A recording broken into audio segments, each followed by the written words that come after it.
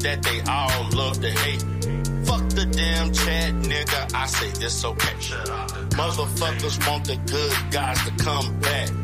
Wanna beef with real niggas cause they channel wax. At the church sector in a motherfucking frenzy. Crazy ass nigga KOM tried to see. 2022 was a bitch. All a nigga wanna do is this.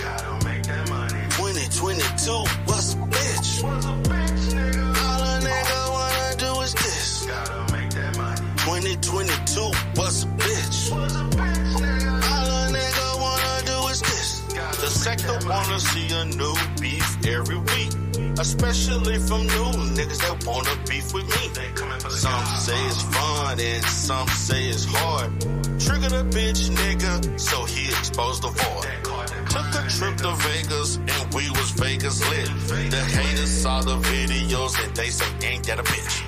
Left the damn sector, said my rivals tried to take my title.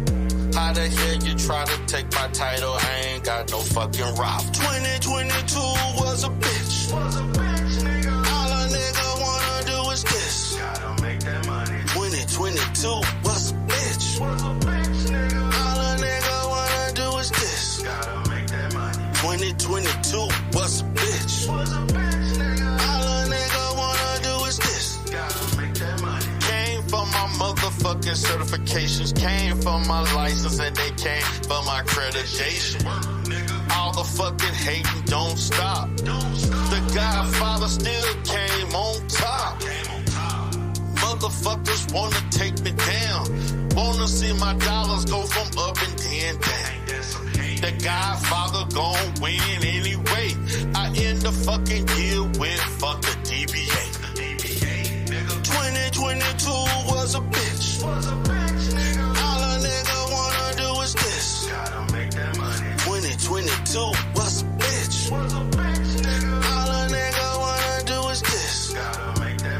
2022 was a bitch. All a nigga wanna do is this.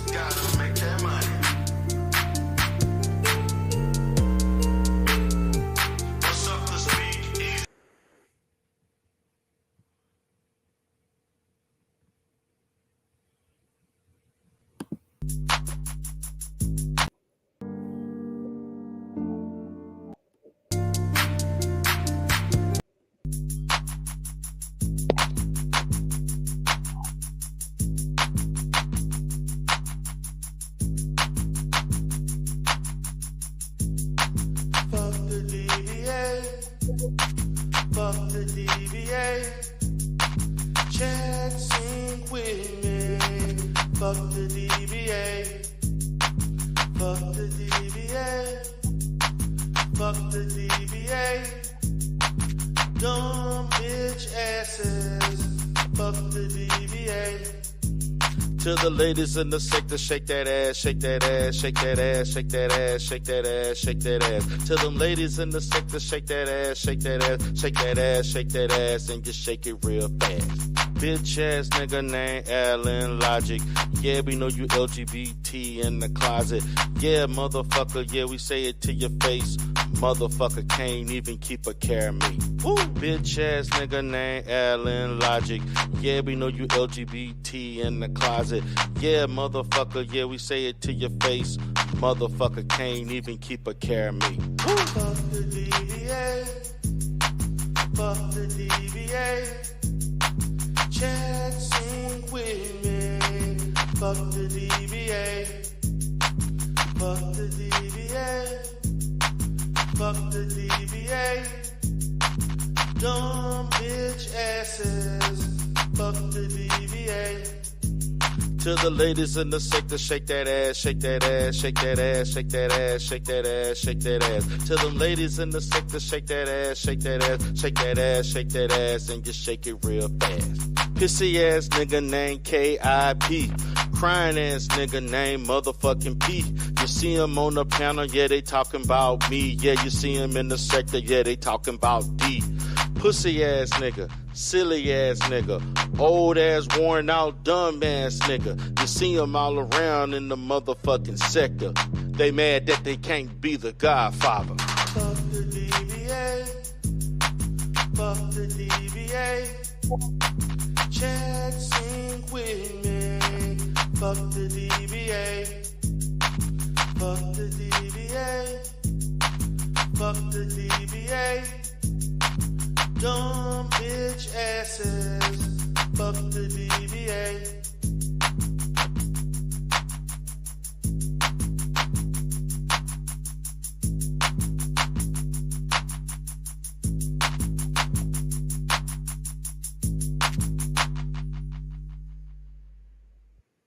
Warrior cannibalistic.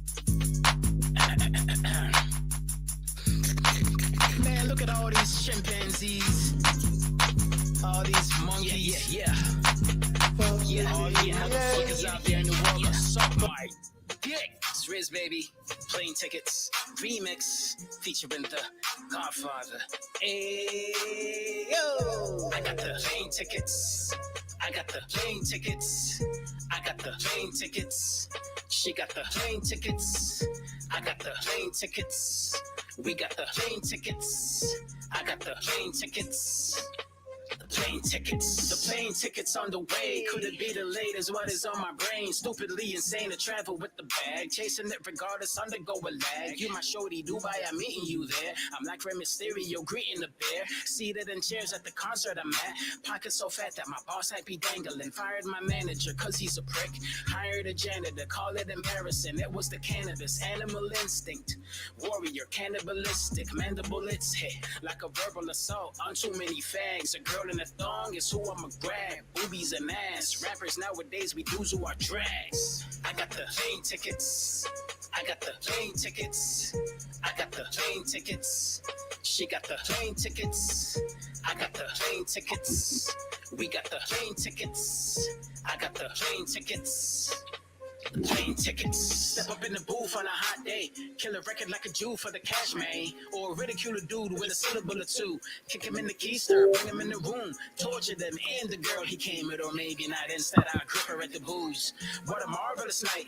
Bark on my bite like a stray dog skinning them a raccoon. Fidgety and mad rude. Smoke a cigarette a day, plus literally fat too. Everybody look away. Matter of fact, look at me. I'm a king, read a book a day. Ass fat, jiggle it. Cash app, $, Viz lyricist. Look at me back in effect. Fuck a foot, got my hands on your neck. I got the plane tickets. I got the plane tickets. I got the plane tickets.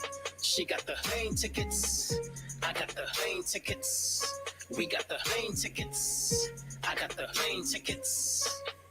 Plane tickets. Hassan Campbell chases after a damn dollar. A multitude of his vids are on Africa Bambada. I jump at you with a fist when I'm smacking a stray dog up. Regain focus, the rock upon him. I stomp his mom in a pair of Timberland boots. Little Wayne is a goblin, I'm a gremlin. Ooh, more like Bishop and Jews, fooling you simpleton fools who like to drool at the booze worn by your mannequin. And let me yo laughing my ass off until your ass is used as a rag doll drag all over the crash course. The tongue of my mouth is made like a dagger and attacked and exposed. Your content pales in comparison. Bunch of hypocrites, my lyrics are the nail in your coffin. Truth unveiled as a gossip queen. insomnia never sleeps. Better be the cause of insomnia. I'm on the stoop climbing way up to Zachary K. Harvard, whose actual gay lovers are called for an uprising, and that's the biggest reason for me to spiritual Abramovich. Vigilant Christian pillage women and children. Typical lyrical demon creeping along in your Cretans videos. What again? In other words, bored to the point that I sit here and snort it. Pouring porridge with dominant torture methods of weapons thrown at your organs that enter the orifice, or is it that you ate? Pockets of the future, I'ma lock him in a school bus. Brass knuckles out, give the sky a cricket tune up. Monopoly money just to go sock it to the preacher. Dick George H.W. Bush up and drop him in the sewer. The Father God forgive me, yes, I'm repenting for mutilating bodies next to maybe 5 others dead. At least I never even think to never try me again. Cold world. Here, let me show you just how grimy it is. Clearly it's me who Airbnb to run up your lights. So even worse, coming a wife or brother polite. You ain't gotta be young to be a dead pharaoh who sounds like a gay beardo and spandex masturbating your earlobes. I'd rather put my foot on the neck of the people claiming I utilize YouTube for the check. My penis, I poke it at you. Spy kitten, white kid, it's only you laughing at it till all of the smoke come at you. Up TV fell for the okie doke. Took a donation from Jake Holy from Pinocchio to never poke the nose of a dog unless you want to get bitten. A poor kid from Boston, but my name isn't Richie. Nature voices his son touches his penis. Ridiculous. Did he did it or did he get the kid to admit it? Tickle Hillary Clinton's nipples a little for giggles. Breaking filaments, ligaments. I'm way far gone. Controversy's evidence blacker than acorns on. Cause I'm the God among the walked upon who also got your mom starring up in the bunch. Give me everything that you got, cause nothing's enough. I got a bogey. Punching the guts, fucking them up. I got a bogey. Punching the guts, fucking them up. Yeah. Cause I'm a ticking time bomb. Yep, everywhere I go, everybody know. Everywhere I go, they'll know. I'm a ticking time bomb. Yep, everywhere I go, everybody know. Everywhere I go, they'll know. I'm a ticking time bomb. Yep, everywhere I go, everybody know. Everywhere I go, they'll know. I'm a ticking time bomb. Yep, everywhere I go, everybody know. Everywhere I go, they'll know. I'm a ticking time bomb. I got the plane tickets. I got the plane tickets. I got the plane tickets. She got the plane tickets. I got the plane tickets. We got the plane tickets. This shit, man. I got the plane tickets. All you motherfucking rappers out there are my sons, yo. I don't give a fuck. All y'all motherfuckers nowadays is garbage. Hot garbage. Don't ever fucking collaborate with me ever in your fucking life.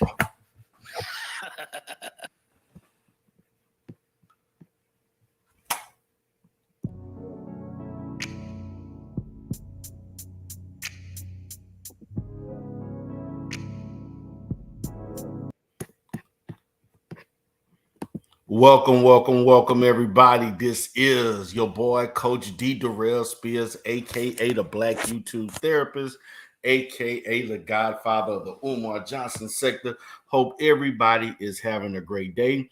We are going to have a hell of a fire live stream today. We're going to talk about, the incels named Fresh and Fit. We're going to talk about the situation going on with them. We're going to talk about everything that has transpired over the previous week with them. Before I get started, I want to thank all 18 of you all that are in the chat. Definitely for those who hadn't gotten the likes up, get the likes up. So before I get started, let me give a shout out. See who all up in here. My boy RZA Lyricist. That's his song. That's his track. He remade my song, Get Them Plane Tickets for those Passport Brothers and SYSBM. They know what that was about. That was a song that triggered a lot of people back in 2020.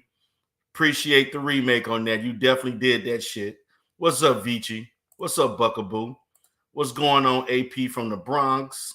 I see My Opinion is in the house. My Opinion was like, I'm supposed to be asleep, but I have been laughing my ass off. Motherfucking ass off. Redbone, what's up, baby? How you doing? I see LV the Showman in here, Conscious Energy up in the house. We got a lot going on up in the sector. I see Miss Queen. I know she definitely got an opinion about this shit. What's up, Mikey? Hey, Carrie Ann, I thought you was live. You still live? Okay. Shit. So AP from the Bronx said, I'm interested in what finally made you to demonetize these clowns. What was the straw that broke the camel's back? And I'm going to get into that because there were several situations that led to it.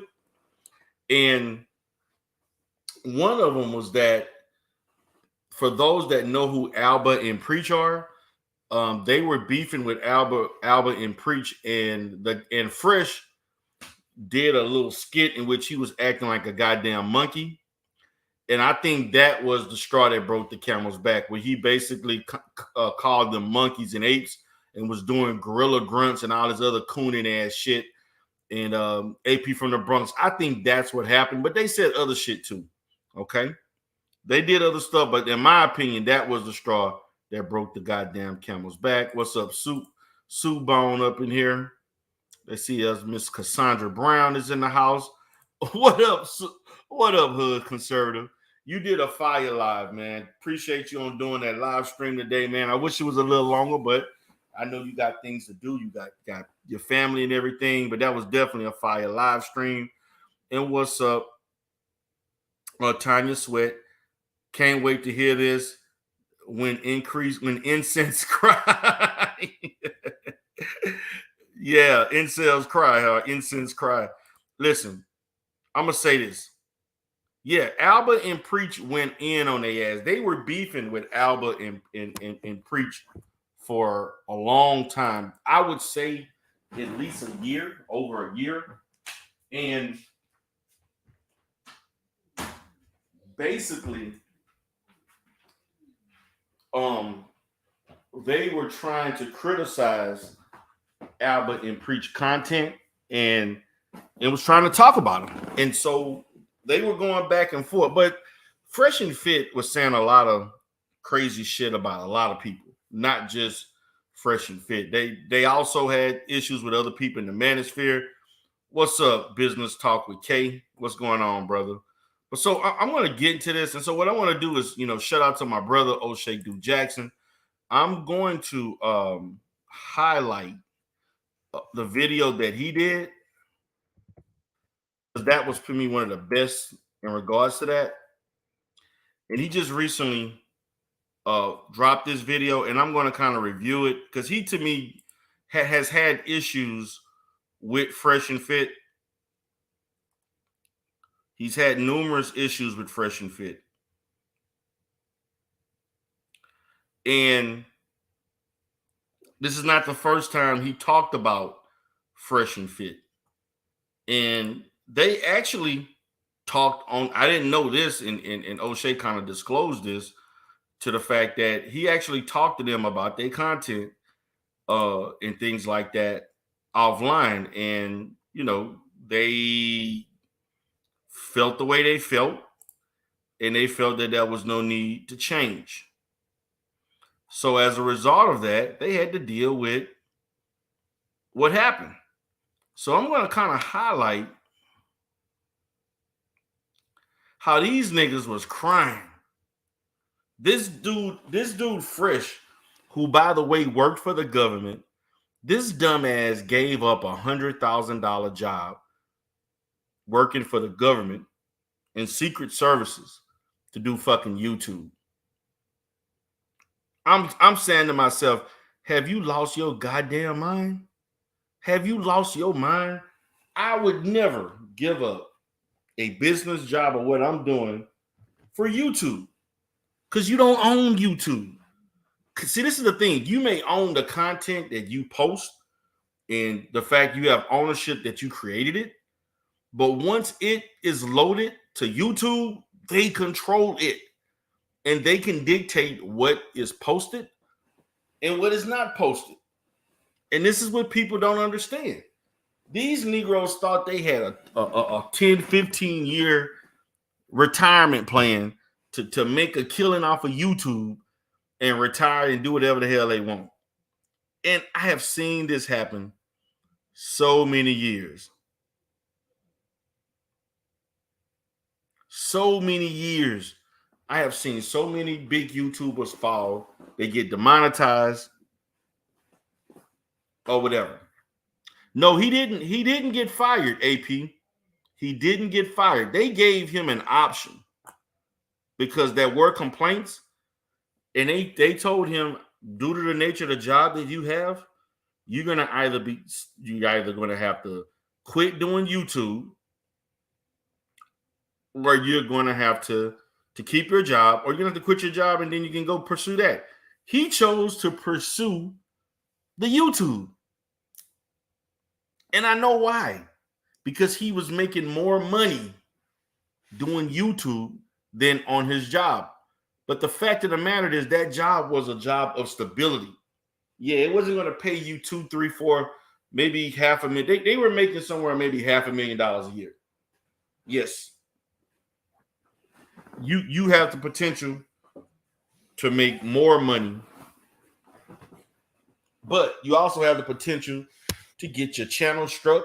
You also have potential to get in all these crazy ass beefs. You also have the potential to lose your ass. You know, it's a bunch of things that you have to worry about when you're a content creator. I could not, if I was doing YouTube full time for a living, I wouldn't be able to sleep, because I know any channel, any show can get clipped, it can go viral. Any show, any 10, 15 minutes can be taken the wrong way. People can flag your channel, people can complain. YouTube can manipulate the goddamn algorithm, and you're done. You're done. You are done. And that's why I would never go all in for YouTube. So what I'm gonna do? Shout out to my little nephew O'Shea. So yeah, I mean, if you want to shoot your Now, before we get started, I do want to preface that O'Shea made a point to use excerpts from Preach and Alba. Shout out to them. Fair use, fair use. I'm gonna put that up in there. Shout out to my brother O'Shea. I need to actually hit him up, see what he up to, because I plan to go to Africa in a year. I got some things I got to take care of first, but I got some other traveling that I got to do before I get there. But I just want you all to see this, and you'll understand the perspective that I'm coming from. credibility, if you want to distort your movement, if you want to make the red pill look like a movement for losers that hate women and also hate minorities and value whiteness for some reason, you know, it's in your dating preferences, it's in your language, it's in the way that you insult people, that's okay. Have your movement. But when people discredit it and laugh at it, you're going to be one of the principal reasons why with your behavior. Instead of holding frame, instead of being stoic the way you present in the red pill and handling your stuff well, you get poked and prodded and all of a sudden you unleash this.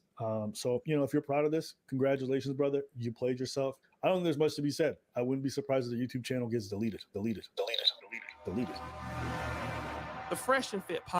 Now, the reason why O'Shea played this is because Alba and Preach predicted that these Negroes that you see on the screen channel was going to get deleted. It was going to be, they predicted that they were going to be demonetized. They predicted this. But let's continue. Podcast duo rose to prominence around early 2021, and they rose after the fame of Kevin Samuels. And both Kevin Samuels and Fresh and Fit were very unique in their content. They brought something to the game nobody has ever seen before. And Fresh and Fit did it very well. A professional studio setup in Miami, and with a lot of people willing to collaborate with them, they created a monstrosity. Shout out to Expose the Manosphere. Over 1 million subscribers, and with a great business acumen, they had no choice but to grow large. But how can you grow large when you have two guys with not that much talent? And that was very adamant. Fresh is a no talent, so is Myron. But together, and putting some girls on the screen. Listen, I'm not here to talk about their talent, because Myron to me is a coon. The other guy, Fresh, whatever, both of them are coons. They're not ADOS. They're not foundational Black Americans. They talk about Black American women, and they talk about our culture as if it is inferior, as if we're uncultured people. Myron comes from a Sudanese background, I think, that has some Arabic aspects to it, I guess. I mean, he's probably from Northern Sudan. I think the other guy, Fresh, is of Nigerian descent, I think. I'm not sure. But O'Shea said he's not talented. I actually think that Myron has some talent, but he can be goofy as hell. And that's my opinion. And having controversial topics as a live stream, they could blow up to the level that none of us believed that they could. And they did. But rewind, Emma. let's go back to that no talent. I want to talk about certain people that do have talent. Let's talk about them right now. There's Tariq Nasheed. There's Corey Holcomb. There's O'Shea Duke Jackson. You see, these are guys who can pretty much build a fan base without ever putting anybody else That was funny. O'Shea used himself as an example. on the screen. And they can do so without causing so much chaos. But that's not what Fresh and Fit did. They rose to prominence literally off controversy, doing things like talking about black women like this. It just tends to not be our preference. But bro, let's keep it 1,000, man. It's like if you're critical of like anything that has to do with like black women, they're gonna always get mad at you and be in their feelings and be like, oh, you're racist or you're a colorist right away. You can't win. So it's like I figured out. But none of these fools want to talk about the women of their own culture. Myron won't talk about East African women. The other guy, Fresh, won't talk about the women from his culture. So you want to shit on other people's women, but you don't want to talk about the bullshit that your women do. That's my issue. No, bro. If you want to go viral, just talk about black women. That's it. Yeah, that's it, bro. You're gonna go viral. Even if you're kidding, like they can't take no kinds of jokes, no nothing, bro. But like when I make fun of Asian girls, no one says shit, bro. When we make fun of white girls, no one says shit. Spanish girls, no one says shit. As soon as we say something about black girls, you know why, you dumbasses? Because you're black, you dumb bastards. That's the reason. The Asian community don't give a shit about black men talking about Asian women. The Hispanic community don't give a shit about black men talking about Hispanic women. White women and white people in general don't give a shit about what black people say about their women. Black people care about what other black people say about their own people. That's the issue, dumbass. That's the reason why I don't go viral. That's a little hot. And also, you in a black space, fool. Oh my God, black Twitter's on our butts. Are even putting Klan hoodies on like this. Fucking sand nigga, but it's okay. white supremacist sand nigga. Shut up. Bro, you're the worst. I want you all to see this. Look to the bottom right. This motherfucker put on a white fucking hood with his headphones on. See, this is the coon shit. He put on a white hood like he a goddamn Klansman. See, when we want to talk about the reasons that their channel got demonetized, this is one of the main reasons, AP from the Bronx. You want to mimic the goddamn Klansman? This is one of the reasons. You eat dogs and you kill people as a black guy. In Asian. Yeah, true. Now he gonna act like a monkey. This is another thing that Myron did. Pause right. This nigga right here is funny. He's funny, this nigga. I don't condone this N-word. Oh. Shut up, you Albanian fat. Keep running the clip, you train.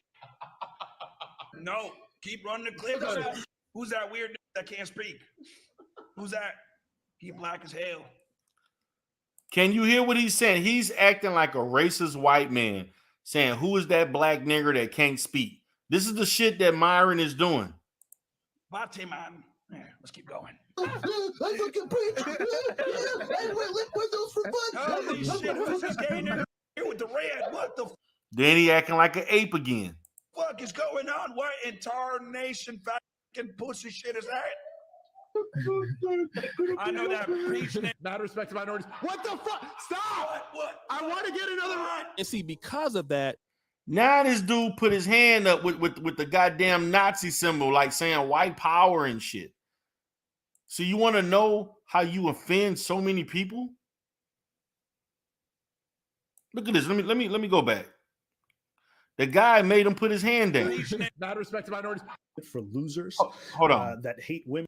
you have these crazy debates, you know. Let me play that again because they put his hand down. I know that preaching. Not respect to my. Had his hand up like a white supremacist. This is a black man doing this shit. thinking it's fucking funny. Now, who you don't think you didn't piss off Jewish people, Germans, other people of other cultures? What the? Look at this. This is the coon shit with a goddamn Klansman hoodie on. Stop! What? I want to get another run. And see, because of that, because of all of that lack of talent that they had to somehow mitigate that with a whole bunch of buffoonery. And they did. The problem with that is when you start a platform built on buffoonery, that's how you have to keep it going.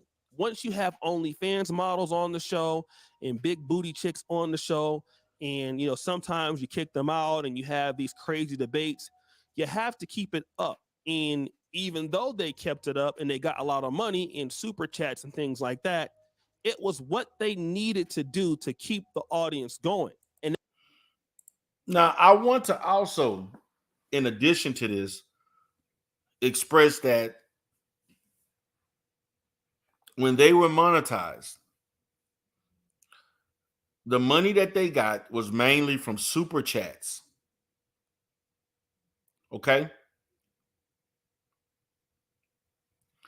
So that means that they were making around $40,000 a month on super chats.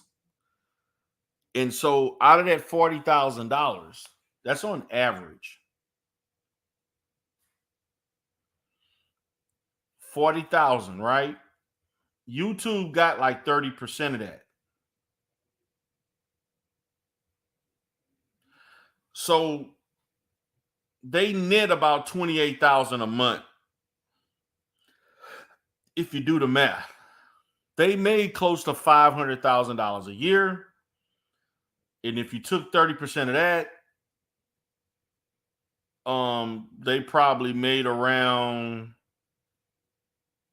I'm just doing the calculations, around 336,000. And that's just on,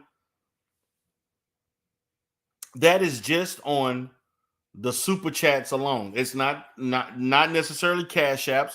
They sold bullshit ass courses that people bought. I don't know who the fuck bought those courses, but they made a ton of money on that and merch, but it all was linked to YouTube channels. They did not build, or they failed to build, or they were not forward thinking enough to look at the fact that they should be trying to build another presence somewhere else just in case this YouTube shit doesn't go well. So they have no one to blame but themselves. But look at this. This is what else happens. And that's exactly what they did. They got rewarded for bad behavior. And it's interesting because these guys got really large by holding women accountable for their mistakes. Single moms, sexually promiscuous chicks. I mean, this is what the whole podcast was about, debating women on their delusion. Yet when Fresh and Fit just got demonetized, they're no longer holding themselves accountable. What's up, Femi from the chat? How you doing, baby? Glad to see you here. Accountable to what happened. If you don't believe me, I want to go to this timestamp where they talked about why did our channel get kicked off. It sucks, guys. It really does suck. I want you all to pay attention to this shit because I'm going to repeat this. I'm going to cut and paste this motherfucker. I am going to repeat and make comments, and I'm going to roast his ass for this shit. So I just want y'all to just brace yourself because this shit is hilarious. Listen to this. Fortunately, we made some moves, etc. And we kind of knew that the type of content that we make, for us to be able to give you this content, we have to. It comes at a cost. It comes at a cost, dude. And it won't be here forever. Yeah. And we know that going Fresh into it. always said this. Enjoy us while you can. Yeah. They thought we was capping, man. Yeah. They thought it was a joke. Nah, nigga, you thought you was capping. Don't come here talking about you thought we thought y'all were capping. No, Negro. Y'all do not look. Look at his ugly ass face. This nigga look like a black leprechaun. This nigga look like, damn, I lost my shit. I got a fucking $200,000 car I can't afford. I'm probably paying $4,000 in a motherfucking bachelor pad in Miami that I can't afford. All that pussy I was tricking and buying, I can't buy that no more. All the shit I was doing, I quit my job too, dumbass. Now I'm fucked up. Do this look like a face of somebody who said, "Oh, y'all thought I was capping"? Look at his face.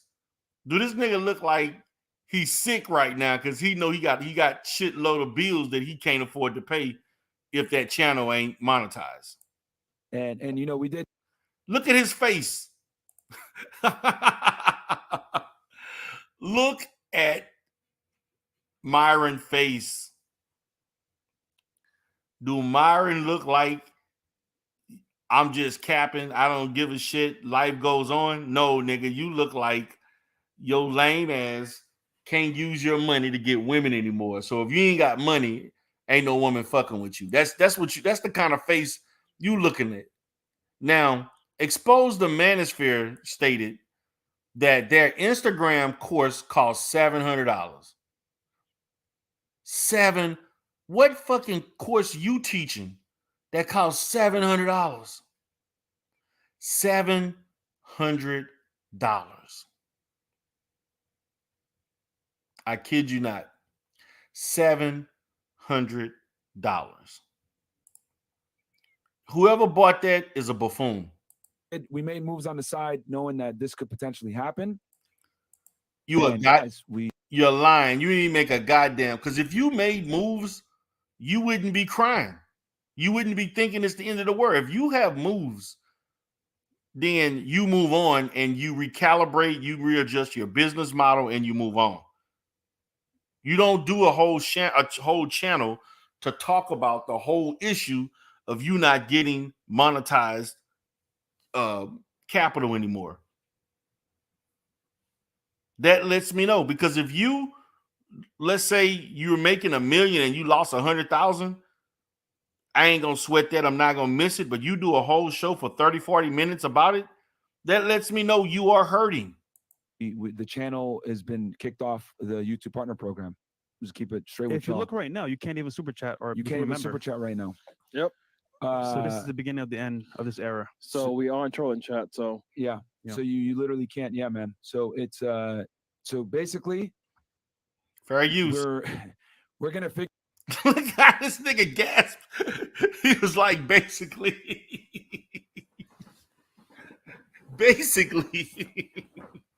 No, there's no basically. The irony is that you talked a lot of shit. Now it came to bite you in the ass. And you're not balling like you think you balling. Because y'all got to split that revenue into two. So really, you making about, I'm gonna say they making about half of, they still doing pretty good. I think they're making about $500,000, and they splitting that in two. And that's not even counting. They had a small staff. Now I don't know what they were paying their staff, but I'm gonna say they cleared maybe 100. I'm gonna say they cleared about $500,000 in profit. And they split that between Myron and Fresh. So I'm gonna say a piece, they probably were making about $200,000 to $250,000 a year, which is nothing. Yes, they had employees. Yes, they had several employees. I'm gonna say they cleared about $500,000 and they split that amongst themselves. And hey, that is nothing to sneeze at. Making $250,000 a year on YouTube, that's about what, $17,000 a month. That is nothing. That's good money. Most people are not making that kind of money. But these Negroes thought it was forever. That's basically $20,000 a year. I mean, a month, making $20K. That's good. That's actually pretty good.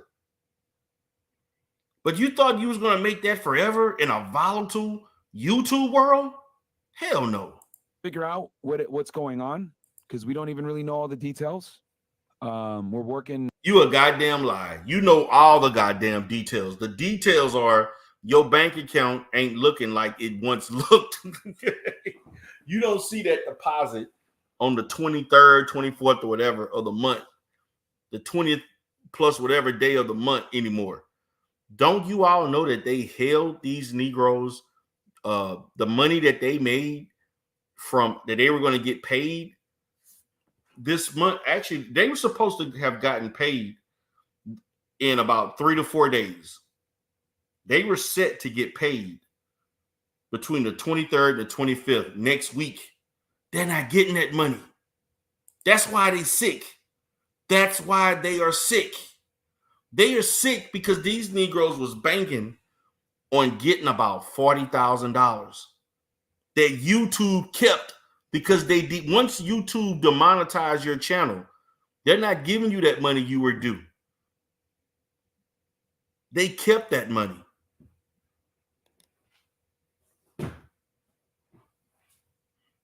Exactly, exposed the manosphere. They blew it in Miami. And I know they did because look at the lifestyle they were living.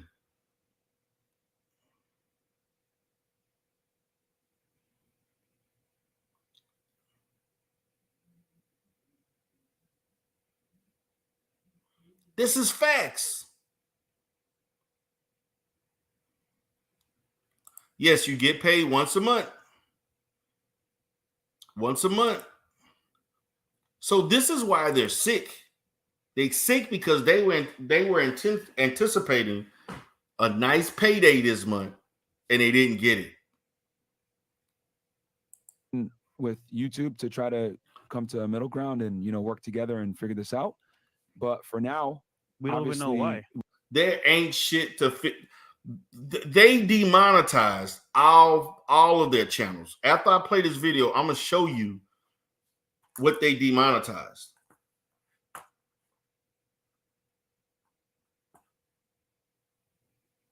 We don't know the specific reason. So you a goddamn lie. You do know the specific reason. Now you want to play dumb.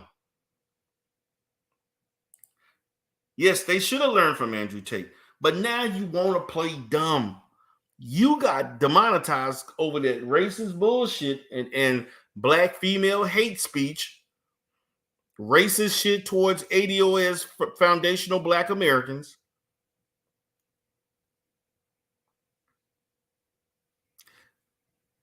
You see, basically, I've never heard of you would think, and to me, what gets me about this country is that this is the only country I know where foreigners come to this country and complain about the people who founded the fucking country. It's almost like it's a reverse xenophobia, per se. Kind of like being xenophobic, you have these issues with a negative thought process about foreigners and saying all kinds of stereotypical things about them. But what do you say about people who are not from here that come here and have issues with foundational black Americans? That should be a term for that. Now these guys are lying. They don't know why. They have no idea why they got kicked off. I mean, doing shows with Nick Fuentes and having ladies say the N. Look at this. Look at this shit, guys. Look how coonish this is. This motherfucker had a person on there with a damn Klansman hat hoodie on. That shit is not funny. This is not funny. Who thinks this is comical?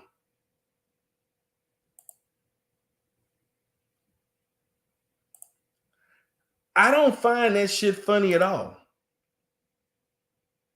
I find it very irresponsible. It's disgusting.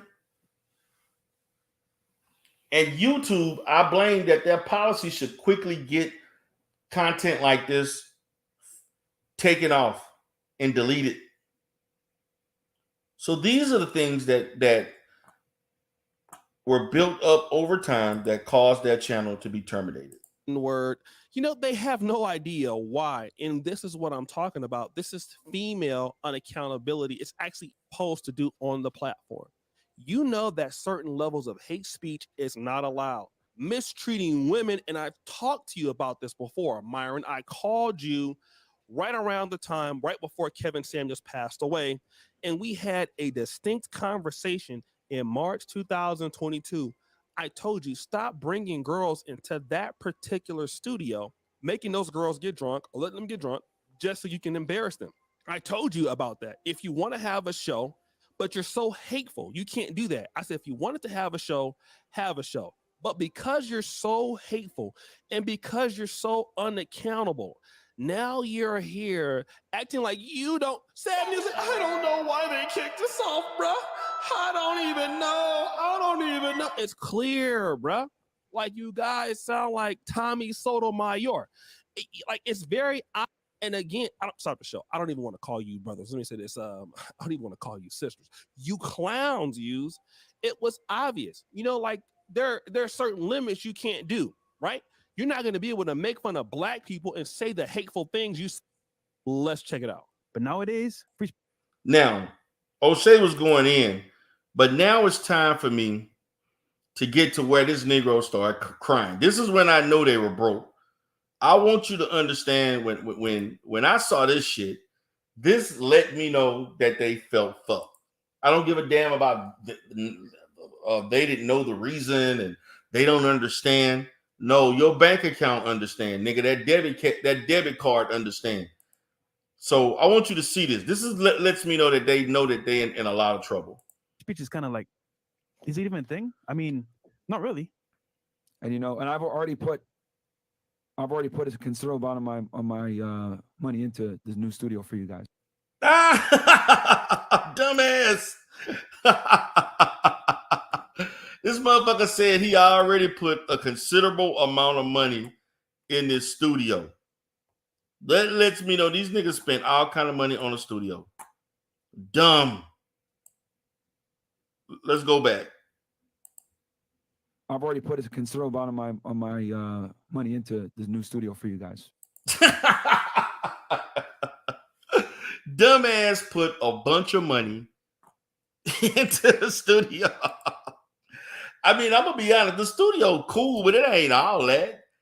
Shit, I could have put listen.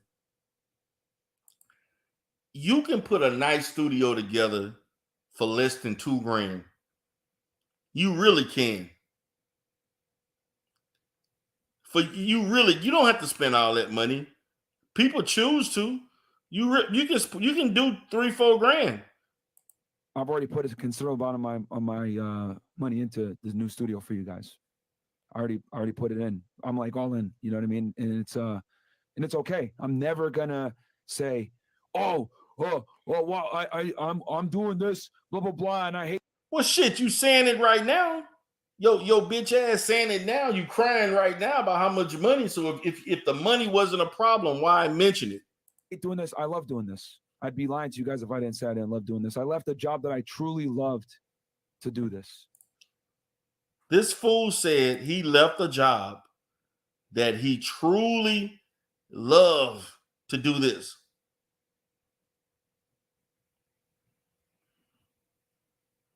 He truly loved. This is what he stated. Not coming from me. This is dumb. Right, because I shouldn't be admitting this, but saving children, right? That was great. But saving you guys is better. Wow. Are you fucking kidding me? You were working for the government Secret Service. You were saving the lives of children that were in all types of crisis-related events, living in the most despicable circumstances, deplorable conditions. And you thought because you was on YouTube, that shit was more fucking important? No, nigga, what you really mean is that you like the money that YouTube is giving you that you won't see again. Miss me with the fake politician I give a damn speech. Look, you about to cry, y'all. This nigga about to cry. I ain't crying. Look at this shit. Oh man, let's do this again. I gotta play it again. I did this for you. I did this for the kids. I hate doing this. I love doing this. I'd be lying to you guys if I didn't say I didn't love doing this. I left a job that I truly loved to do this, right? Because I shouldn't be admitting this, but saving children, right? That was great, but saving you guys is better. Wow. Saving you guys for doing bullshit ass YouTube videos. That's better. You better start crying. Look at this shit. Look. He trying to stop himself. He trying to stop himself from crying over this YouTube bullshit. This is some lame ass shit. Let me go back one more time. One more time. Great, but saving you guys is better.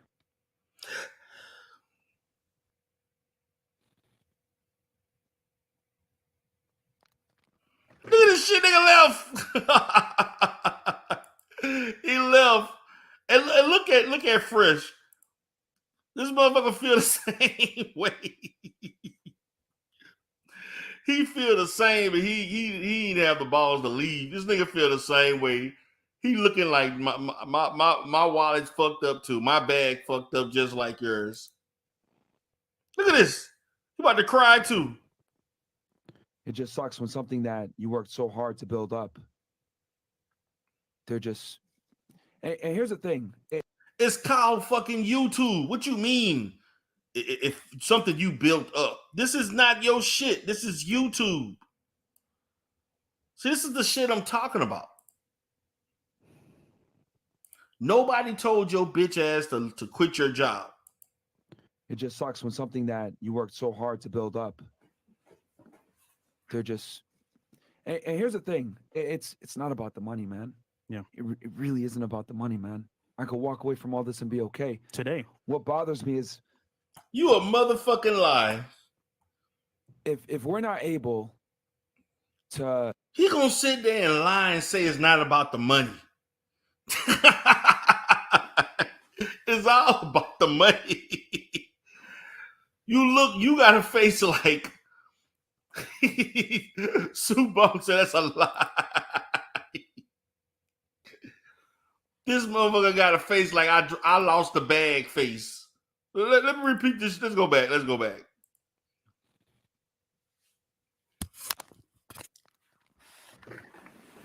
He walked off.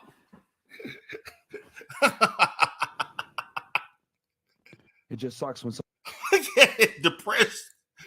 These niggas depressed. And look, man. You listen. Usually, I'm not about teasing black people, the demise of other black people. But nah, nigga, fuck you. All this shit you said about black women, all this shit you said about black people, you putting on motherfucking Klans hats and shit, talking white power and this and shit, and black people ain't shit. No, nigga, fuck both of y'all. 10 times. Something that you worked so hard to build up. You ain't build shit. They're just. And here's the thing. It's not about the money. Motherfucker, if it wasn't about the money, why did you bring up all the money you put in the goddamn studio? Why would you do a video to talk about the fact that you demonetized? What the fuck you mean it ain't about them? It's all about the money. That's why you doing this shit. Man. Yeah. It really isn't about the money, man. I could walk away from all this and be okay. Today. You a goddamn lie. Fuck no, nigga. You lying. Quit lying. You could not walk away from this and be okay. Because if you could walk away from this and be okay, you would have done it. You don't sound like a person who ain't got a worry in the fucking world. Nigga, you sound like you panicking right now. Don't know where the fuck the next, how I'm gonna pay my fucking bills. That expensive ass car, the expensive house, condo, the beach house, all the pussy that you was spending on, all of that, and taking care of family and all this other shit that you probably was doing. It just sucks when something that you worked so hard to build up, they're just. And here's the thing: it's not about the money, man. Yeah, it really isn't about the money, man. I could walk away from all this and be okay today. What bothers Nigga, do it then. You didn't make that much money to be talking about. First of all, you didn't get hot till 21. You've been making money since 21, 22, and 23 for the most part. For about 3 years, 2.5 years, you have not amassed enough wealth to feel like you can just walk away from this shit and you don't have to work another day in your life. Kevin Samuel made way more money than you. Kevin Samuel made over $2 million a year. And he didn't have enough to just walk away from the shit. So how the hell you feel you had enough? Let me continue. bothers me is if we're not able to be on YouTube, we might not be able to reach someone who really needs us. He made a major point right here because, see, they were on Instagram, but they was not making the money. YouTube was their bread and butter. YouTube was where all the money was being made, not on other motherfuckers tried to talk about going on Rumble, but Rumble ain't YouTube. Okay? Rumble is not YouTube. Rumble ain't paying what YouTube is paying. So you can miss me with that too. You hurting. And yes, they are fucked. And they know they fucked. That's why they did the content. If you guys saw the amount of messages I get where they say I was going to end it tomorrow. Yeah. And I saw your video. The question is, who else is going to do it? What? So now you want to claim you stopped so many people from committing suicide? Nigga, stop it. Your channel is not a channel. Now, maybe you may have influenced somebody to laugh or change their mind, but stop. Your channel ain't a self-help. You created an epiphany for someone to realize and spiritual. It's not on that level. Stop with that shit.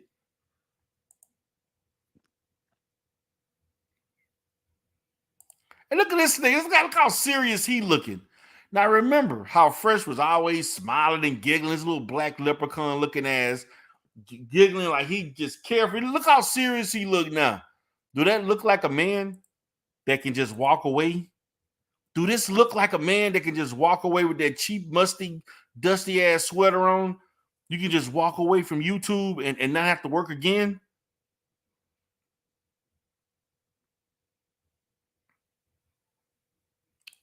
Are you serious? Who? Samuel Dima. Oh, yeah, we came up. O'Shea making fun of the nigga now. I don't want to do all that, but I just wanted to point to this. Look at this. Guys don't like to pay, okay? You're helping yourself. We got to be honest about this, all right? Yes, on YouTube, we're going to be real.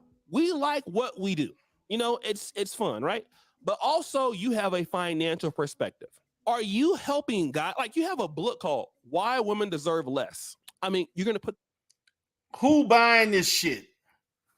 Who is buying a book called Why Women Deserve Less by Myron Gaines? Who is buying this dumbass shit?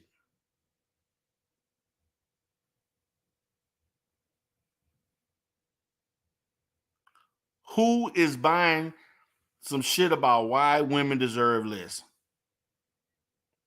Who are the fools who paying $700?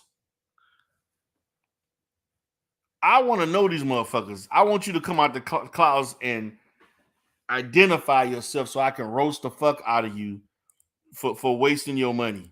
Put that on YouTube, but it's right here. Like, check this out in your comments. Why women deserve less. Okay, you're on a very liberal platform called YouTube. You're going to do that. You're trying to help somebody. You have one-on-one coaching. I don't know why you Negroes are coaching. Coaching what? Who the hell you coaching?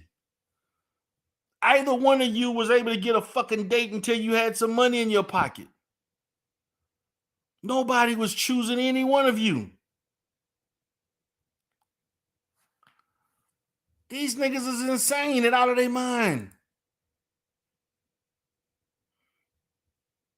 And the fools who pay for this shit. Anybody, you're terrible. You have courses you're selling for thousands of dollars. Selling courses.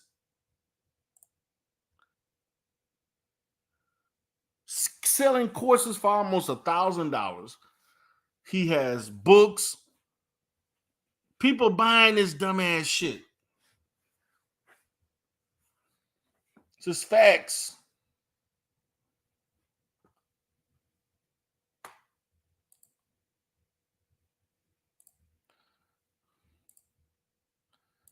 This shit is facts.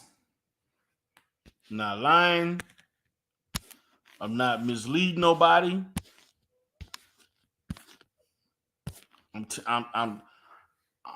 This is the truth. So help me God. I'm gonna go ahead and send this link off for anybody that want the link. This shit is real. Like, I want to know who paying for this shit. Like, y'all niggas got to be the most stupid, the dumbest motherfuckers I ever seen in my life. I would roast you to know that you bought Myron and Fresh convoluted ass products. So I sent the link for anybody that want the link. Like, nobody is going to admit that they bought those dumbass products. Like, who's going to admit to that shit? Who is going to admit that they bought it?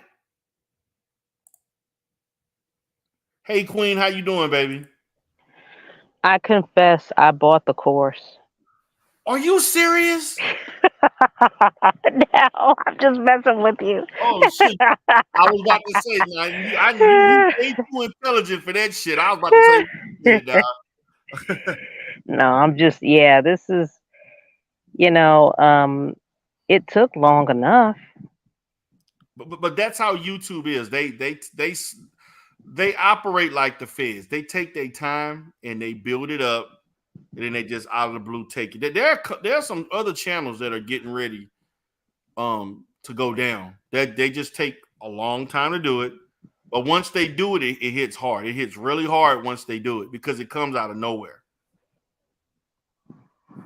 Yeah, I think that one angle that a lot of people are not looking at is people from other countries coming here and then clowning Black people and monetizing it. Yes. And I bet you a lot of the money that he's making, he's sending it to his family back in the Middle East. Yes. Yes. And so this is utterly despicable. And why are Americans not in an uproar? Just like when that dude, that little short dude that got 10 years in prison. I don't know his name because I don't follow his music. He shot that chick. Tory Lanez? Yeah. Uh-huh. You're a foreigner. You're a visitor here. Yes. You're entertaining the people, the citizens in this country, and you're brandishing a gun and you're shooting at our citizens and harming us. Have you lost your ever-loving mind?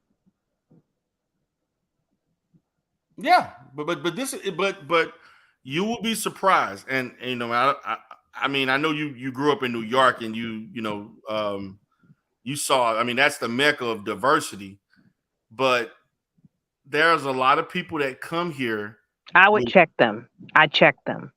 When the minute they started talking shit. Oh, I'm sorry. I didn't mean. I don't know. That's okay. No. The minute they started talking, smack, I would say, we didn't invite you here. Nobody asked you to come here.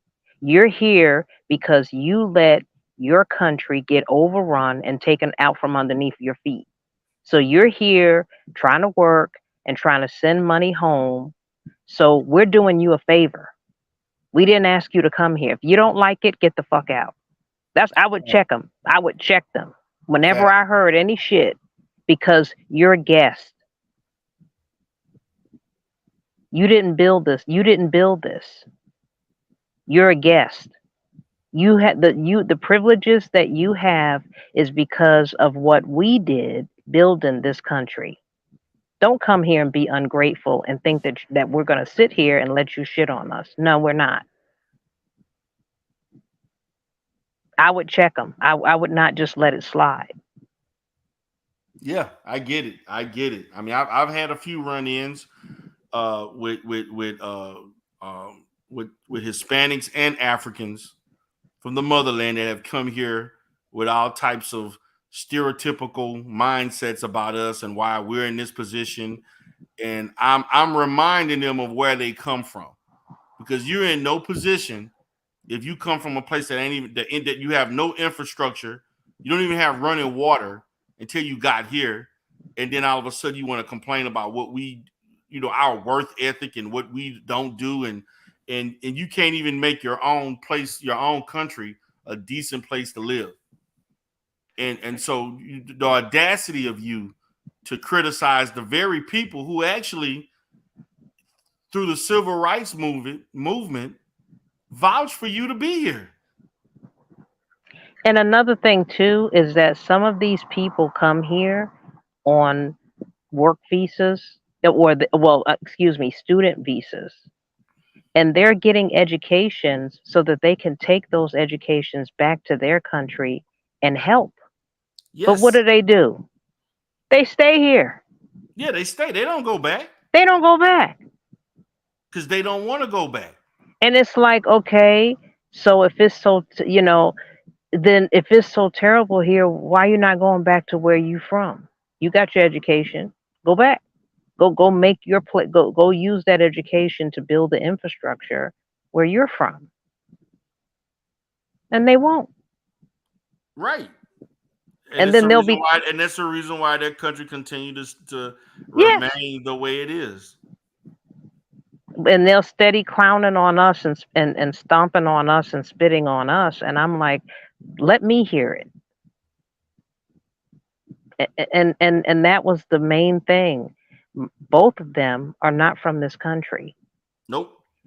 And they were very, very harsh in their assessment about Black women. What if we were to talk about the women of their culture? They would not allow it. Right. But it's okay for them to come here and trash us and just say that we're the scourge of the earth, and everybody's just sitting around thinking it's all fun and games.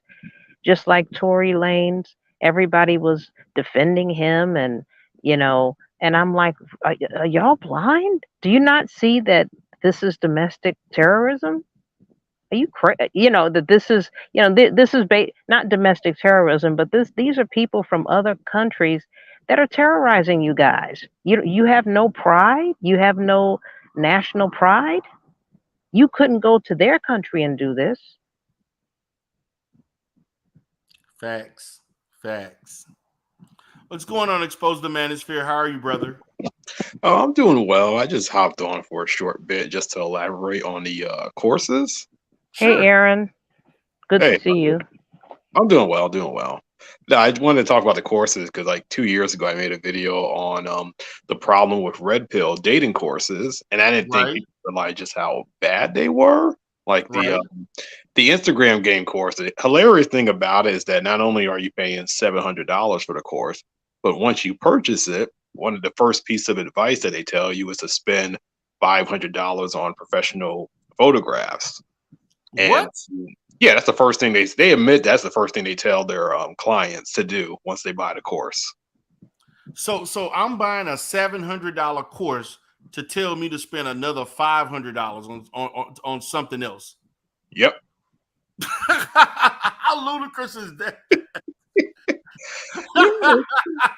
It's bizarre. And what's amazing too is the courses they kind of spread like wildfire. Like you had a lot of these red pill guys who all affiliated with each other, creating the similar isomorphic courses, even with reviews when the course literally just dropped, like names, like just anonymous names, but sometimes just fictional names of people saying this course is amazing. I'm like, well, the course is brand spanking new. How could somebody even have time to review it? Wow. So how Yeah, many yeah, courses? See, I didn't know. This is two things I didn't know about Fresh and Fit. I didn't know they had courses. I knew they were going to be expensive the minute I learned about it. But I didn't know that they also were I guess I didn't know they had other channels. See, they had 4 channels that got demonetized. Oh, yep. And see, I didn't know that these other channels were kind of, I guess, advertising in the courses or whatever, that they were more self-help related. I didn't know they had channels like that. Oh, I didn't know either. I only knew about the FedEx channel where Myron Gaines would talk about his career in the federal government, and then Fresh had a kind of like a vlog, just capturing his life. I don't know what the other channel was, but those were the only other 2 I knew of. But like I said, I don't really watch the content anymore, so I don't know what's been going on lately. Yeah, they all of those channels all got demonetized at the same time. It was no, well, we're only going to look at this channel and not the others. They demonetized everything. Mm. And so that's why you saw the pitiful faces that you saw for men that claim that they could just leave and stop. They don't have a financial worry in the world. You seem quite concerned in that video. But this happens all the time. It's like thinking like Donovan Sharp, how many times he's been deleted. And I don't know what type of financial toll that takes on him, but I'm pretty sure it's a substantial one. Yeah, because he's all in YouTube. He does YouTube full time. Yep. Yeah, I mean, there are tons of guys. This has happened.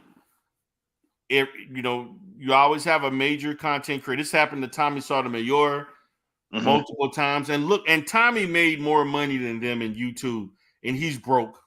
He's flat broke right now. Now, I know people were enamored with seeing him in the so quote unquote mansion or whatever home he claimed he owned. He was flat broke. Oh, that's so interesting. I mean, there's a lot of I know once you peel back the layers on this space, you just see a lot of people who are kind of struggling financially, or people who are doing well, but then it's just like Fresh and Fit, it just kind of hits them out of nowhere. And now I don't know what they're going to do in the future, but yeah, this kind of this is brand breaking news to me. I had no idea this happened. So this has been talked about throughout YouTube for the last 3 or 4 days. This is okay. I was out of town, so okay. So this is the issue. Okay, so Fresh and Fit do not strike me as men who live modestly. No. Okay. They also don't strike me as men who are forward as far as being, and I'm not trying to be stereotypical, but they don't strike me as men who are financially literate. They don't. And I'm not saying they just don't, just from the content. I know Myron may have worked in the federal government, but he doesn't strike me because the fact that you invested the amount of money you invested in that studio leads me to believe that you overextended yourself financially in doing so. Or you wouldn't have brought up the fact that you spent a substantial amount of money on this studio. You wouldn't have brought that up unless it hurt. That's an investment. Okay? Not only that, the money you were spending to have these women there, the money that you were spending to live in Miami, which is one of the most expensive cities to live at in this country. And I've been to Miami. Miami is expensive. To be honest with you, I spent more money in Miami than I did New York when I went to New York a month ago. Oh, wow. I spent more money in Miami. I felt like, to me, the only thing in New York, well, I ain't gonna lie, New York, the pizza was high.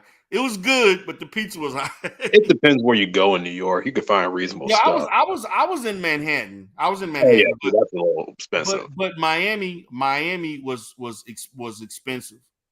And I went, and this was actually 4 years ago that I went to Miami for a week, and I spent more money in Miami than I did in New York. And I've been to some expensive cities. Hawaii. I had a trip to Miami. Not Miami, but Hawaii. I was in Maui 3 weeks ago, 3.5 weeks ago. Before all the fire and everything happened. But that was a very expensive place to vacation. It was very expensive. But they were not living modestly. They were living like they were. I'm gonna say this: they were making about my just very liberal estimation was that they were probably. I think they grossed around maybe 700,000 to 800,000. With the expenses, they may have cleared 500K to split between the both of them. I think they made about 250,000 a year between. Once you take away all the expenses. And so on. And now they may have made a little bit more, with the courses. They may have, maybe give them 50 to maybe 100, another 100K based on the course. I think people bought the courses, but do I think they made $200,000 or $300,000 off the course? No, I think they may have made, maybe 100,000, maybe 80 to 100,000 in courses. I think they may have made that amount, maybe less, to be honest with you. But because their fan base was so big, almost 1 million, I think they may have, reached that threshold. But you're spending money like it's like you're going to make this money every month, every year.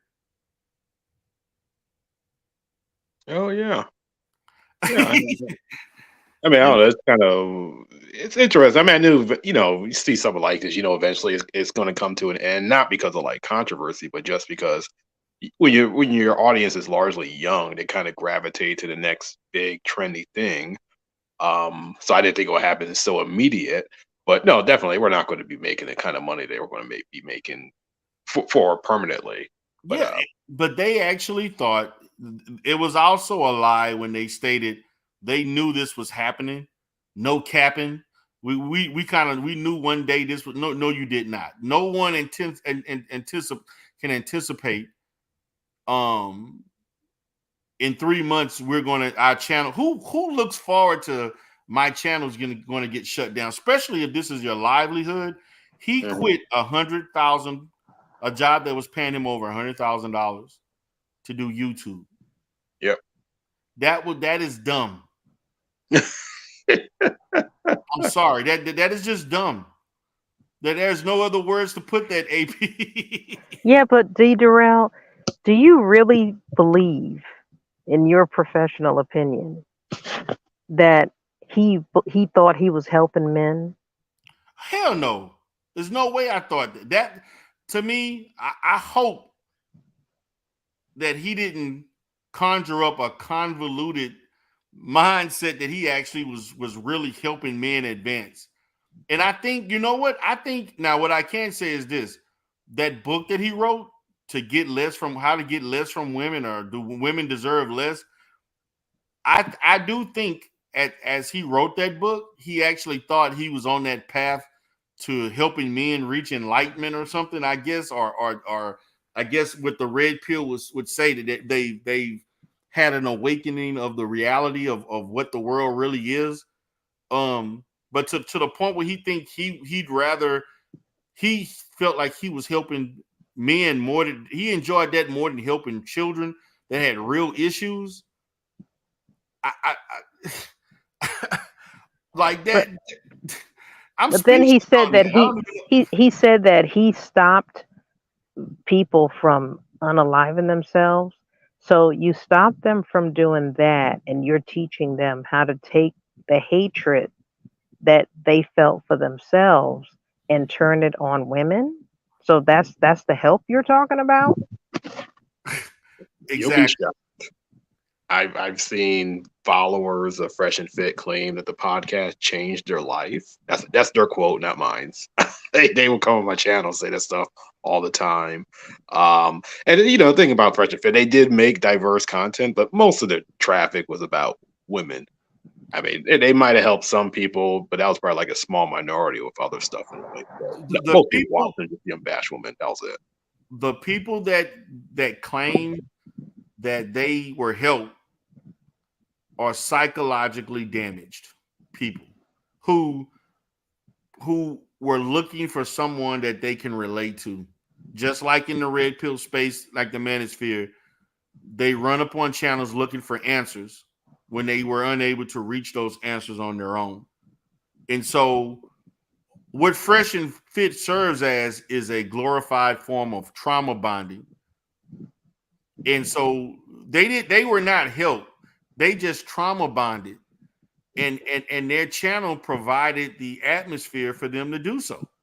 So it's an example. It may be a case where a guy broke up, or let's say he was pursuing a girl for 3 to 6 months, and then he finds out he went to the house and she's having sex with another guy, so he's feeling like he wants to end it all and all these other things, and then he look up something, black woman cheats with this person or something, and then he finds it, and then as he's hearing this person speaks, the guy is actually speaking of his pain that he's experiencing at this present moment. Yeah, to some guys that would prevent them from ending it all because they gravitated to someone that says something that resonates with them. But just because you stop doesn't mean that those thoughts may not come again, and you haven't healed from that. So you haven't done any work to help anybody. It's just so happened that, someone luckily found something that took their mind off of doing something, damaging to themselves. That's not helping someone long term.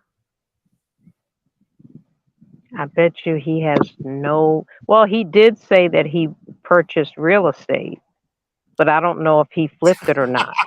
That's everybody. I thought you were going to say something about tech, but since you said real estate. Well, yeah, because there's a young man, a Caucasian young man. Well, he's not young anymore. He started I think he bought his first property when he was like 17, and he's been in the game for a long time. And Fresh was, well, I guess Myron was talking to him saying, I took your advice, I took your course, and I bought my first piece of real estate, blankety, blankety, blankety, blank. Right. So, but I think that in my opinion, I think that they both overextended themselves. They definitely did. Look at their face. Look at the face. Yeah. There was I don't know, do you guys remember the whole cryptocurrency? Yes. Yeah, it was so big in a red pill that once it crashed, they literally deleted a lot of their videos promoting a course that cost like $600-$700 on how to enroll cryptocurrency. Which really all they would have done is just told you to invest in coins that they are already invested in. Facts. So they actually benefited the most from it. Cryptocurrency is a hard. I'm gonna say this: none of those currencies are regulated. Nope. They're very volatile. Listen, if you want to take the risk, you can. That's up to you. But the manosphere does have a habit of gravitating to certain things like that, like crypto, certain things with tech, and or things of that sort. And they encourage people to that without enough knowledge about it. They encourage people to dive into those lanes without understanding the risk. And my position is, he bought a couple of properties that basically probably are not making the amount of money that is going to make up for what they're losing with YouTube. So unless you invested in some franchises or something like that's currently making you money, has a track record of making you money, or other businesses like that, you're done. You didn't invest your money wisely. Because we're talking about 20K, somewhere around 20, 30K a month that you're missing now. And I know that property that he is not yielding him $20,000, $30,000 a month. Well, that Chick-fil-A franchise, I think it's like anywhere from 10 to 30,000. That's it. A Chick-fil-A, I heard that Chick-fil-A franchise you can buy in at like 10 to 30,000. That's what I heard. I don't know if it's true, but no. I'm gonna say this, and the reason why I'm gonna say this is because before I went into opening up my own dollar store, I looked at Chick-fil-A, and it's a little bit more. I think it's about 40,000, and then you have to have another 100,000 in capital for operational costs. But they had that money. Yeah, they did. They had that money. They had money to buy a Dollar Tree, and they, I'm sure that they didn't do that because they were too busy. I think that they went all in with this, nagging women crap course that they have. Yeah. They went all in with it. Not only did they go all in with it, but the reality is that they went all in, but they didn't, they were better off. I'm gonna be honest with you, they could have bought dividend stocks and bonds or something. That to me, if you're going to like have money invested in stocks or something else that could have it's not going to create the monthly income, but at least that capital would be growing. Where if you were investing, let's say that they've invested about $30,000-$40,000 a year, that money probably could have made them an extra $50,000-$60,000 in the right investment. So that would have been smart if they would have invested in some companies that were healthy companies. But I'm sorry. Fresh and Fit was spending money on parties. They were on boats. They spent money on women. They spent money on traveling and everything else. Every other vice that they could have get them. I'm sorry. That's the way they came off. But you know that he also was sending money home to his family. You know that it was a big chunk. And I would say he spent because I think I know Myron's from he's from Sudan. He's Sudanese, yeah. He's Sudanese. Uh-huh. Now the dollar in Sudanese that currency probably is about 3 to 5 times. So he spent thousands of dollars. He gave his family because that's just part of their culture. So that's probably the first thing he did before he did anything else. But he won't have that money to spend anymore on his family. And I bet you they were so proud of him, and I bet you they did not know exactly what he was doing. Oh, I know they didn't. I would bet thousands that they didn't know. I will have to disagree on that. So you telling me you think his family was watching the content he was doing? They don't have to. You bring the money. If they really ask, he would be honest, tell them what he's doing. And let me tell you why. Because with the Sudanese, especially them, there's nothing he really has to hide how he makes his money. Because if it's an Islamic country, as long as you bring money, they're not really invest time and energy saying how you make your money. All they know is you got the money. That's what I just said. Because so they're not gonna sit there. His mom not gonna ask, son, how you making so much money? No, that's what I'm agreeing with you. Okay, good. Yeah. I don't think that they knew that he was, telling men to be disrespectful to women and calling women all. I don't think that his family knew that that's how he was making his money. Mm-hmm. Right. What's up, BMT? Hey. What's up, bro? So I'm looking at everything that's going on. It's good to finally see this narrative of them playing Big Shot come to an end, like every other red pill talking point. It's another one that comes to an end. People say they were millionaires, they had this, they had that, and you see it all flop in less than one month. And you really didn't. You really weren't rich. You really didn't have money like that. So it was just they weren't even disciplined in how they giving financial advice. Yet this shit happens. This also shows that these content creators that they said that they were their friends or that they sit with, or DJ Academics and all these other Rolo Tomasi and all of them, never really have their back. The gambit of having property.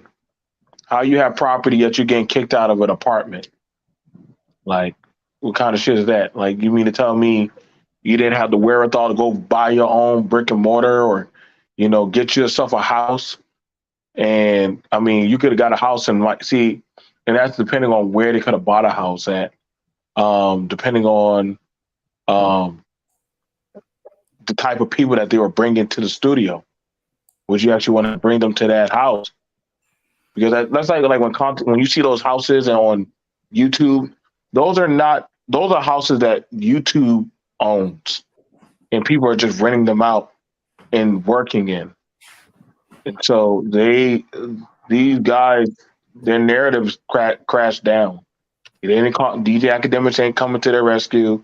No Rolo Tomasi, Coach Greg, any of them goddamn white dudes, all them multi-millionaires that they say that they know. No Andrew Tate. These motherfuckers were stupid. They quit a federal job and a big tech job. Well, they didn't quit. They were fired. Okay. Because there's no way, no job would allow that type of rhetoric of hate speech ever be allowed to be passed through, and you still keeping a job. So them saying, "Oh yeah, they called me in. Yeah, they went and fired you. They called you and fired you. They didn't call you and say, hey, you can stay." Like, no, they let your ass go. Same thing for the big tech. They think you sprouting hate speech about you need to check women and do X, Y, and Z. Nah, they get your ass up out of there, man. Those some of the most. That's the most liberal place of big tech. So they got the chastisement. They didn't learn from it. They thought being on YouTube was a safe space, so they're telling everybody to go to Rumble. Even though that the stock market in Rumble is dropping. Nobody. Rumble is not performing the way they thought it would. Yeah. Well, I would say this for Rumble, because usually they're more, I'm not sure if it's conservative, liberal over there, but usually they're going to probably be more useful once the election starts to go on the way next year.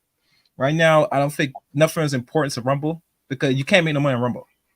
The only thing Rumble you could do is you could probably do the same craziness to grow their numbers, but in time, Rumble's going to be just like YouTube, because once advertisers start to invest into these platforms, they're going to start draw back on what they could say or do. Because once you take money from ad revenue, that you are going to be censored.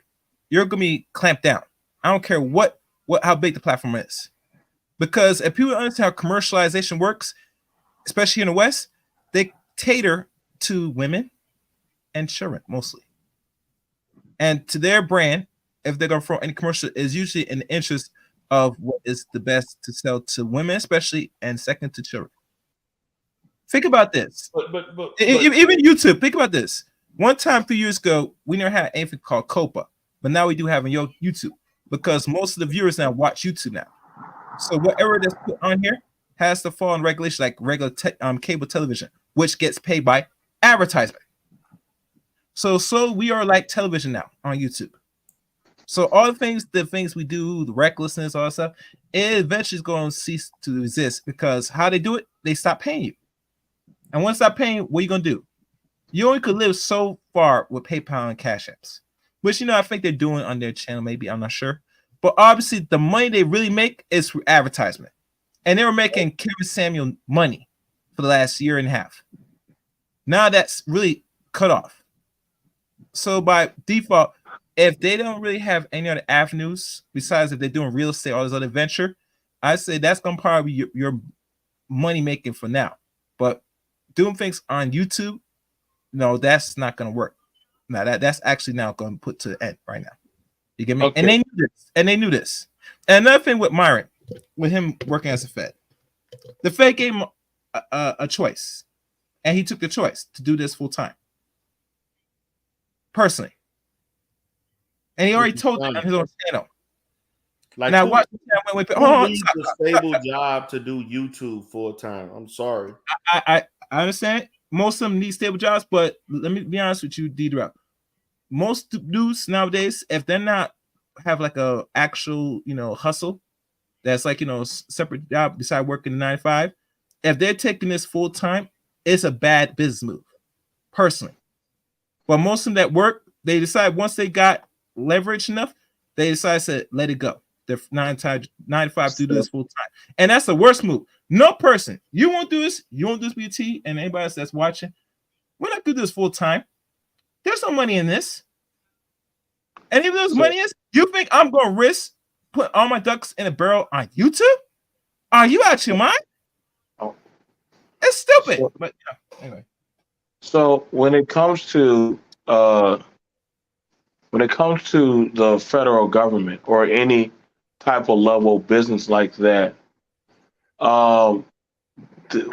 we have a zero tolerance policy to hate speech. AP in the Bronx understands that, right, AP? So sure. Yes, sir. That is true. So could you say, and even Rowe should know that himself, that any kind of government contractor would keep you if you had content like them? They would fire you. Yeah, They would fire you. They didn't give him a choice. They gave him, listen, dude, you chose you doing this content, and you're publicly signing in with us. Like, you can't even get a government. You can't get some government jobs even with your credit. So the fact that you're doing that kind of publicity stunt, no. Like, talking about what you're going to do if I box you in the face or be around certain type of people like that.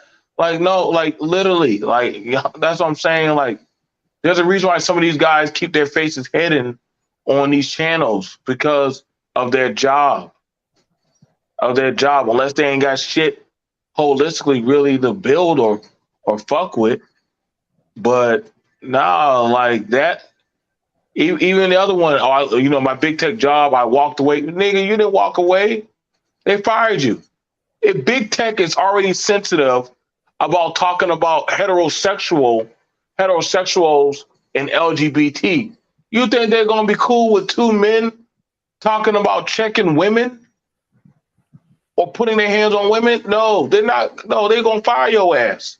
They getting your ass to the upper room.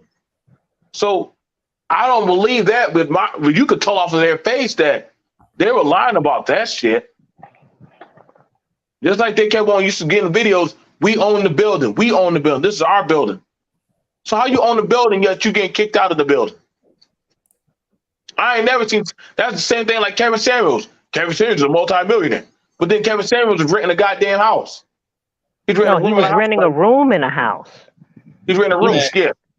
So who makes that kind of money and don't have his own house or something? You mean to tell me you made over $2 million and you don't even have a property?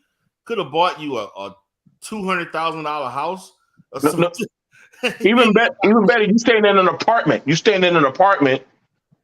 You mean you tell me you can't get no house in Atlanta, which is cheap? You can't get. Come on, bro. You can't get no house in Atlanta. Usually a lot of people can go find the housing market in Atlanta. You can go to Texas. You can go to the Carolinas. You can go to any good places in the South and find you a nice 3-bedroom house. $2 million? You could, come on now. Man, That's he why I could said, have like, gotten a nice house for $400,000 or $500,000 in Atlanta. A beautiful right, house. right. So I'm just saying, same thing. Looking at with Fresh and Fit. Oh, we got all this money. We traveling, doing all this set stuff. But hold on now. Why the females keep on exposing y'all? They don't got it like that. They always tricking. They always doing this. They always doing that. They be paying my bills. Same females you complain about. They keep exposing you about you tricking for them. Which I want to be some kind of whatever value men y'all are. Same, like I said, man, they blew their money. These are immature, irrational men. They said that they have the funds. They have the funds and all that X, Y, and Z stuff, but most likely other people who do business or especially with election and all that stuff, they're not going to be bothered with them. And YouTube is now starting to crack down on copyright as well as doggone hate and slander and defamation. So they definitely had to go. Definitely had to get out of here. It wasn't just a Nick Fuentes thing. It was a whole plethora of stuff from false flagging to the gorilla, the swastika stuff, the conspiracy theories. YouTube had enough, and you don't have to be here. If they had money like that, they could have started an app. They could have gone to radio. Even if city, yeah. Yep. Because look at how famous that guy Joe Rogan is. Look at how much he's worth. He could say whatever. See, that's the thing, BMT. That's Joe Rogan. Every person gonna be Joe Rogan. See, everybody's platform. What I'm trying to say is the nature of their content was kind of like, when you go to war and you burn the ships, because you're like, that's it. And that's how it was with them. They thought that this was going to be it. They burnt the ships behind them. Right.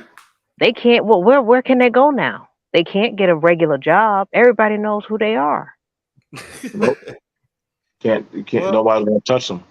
My thing is this: like anywhere, these dudes will figure out like eventually. You get me? One thing is a learning lesson for anybody that's gonna be doing this content, which a lot of future content creators will be doing stuff.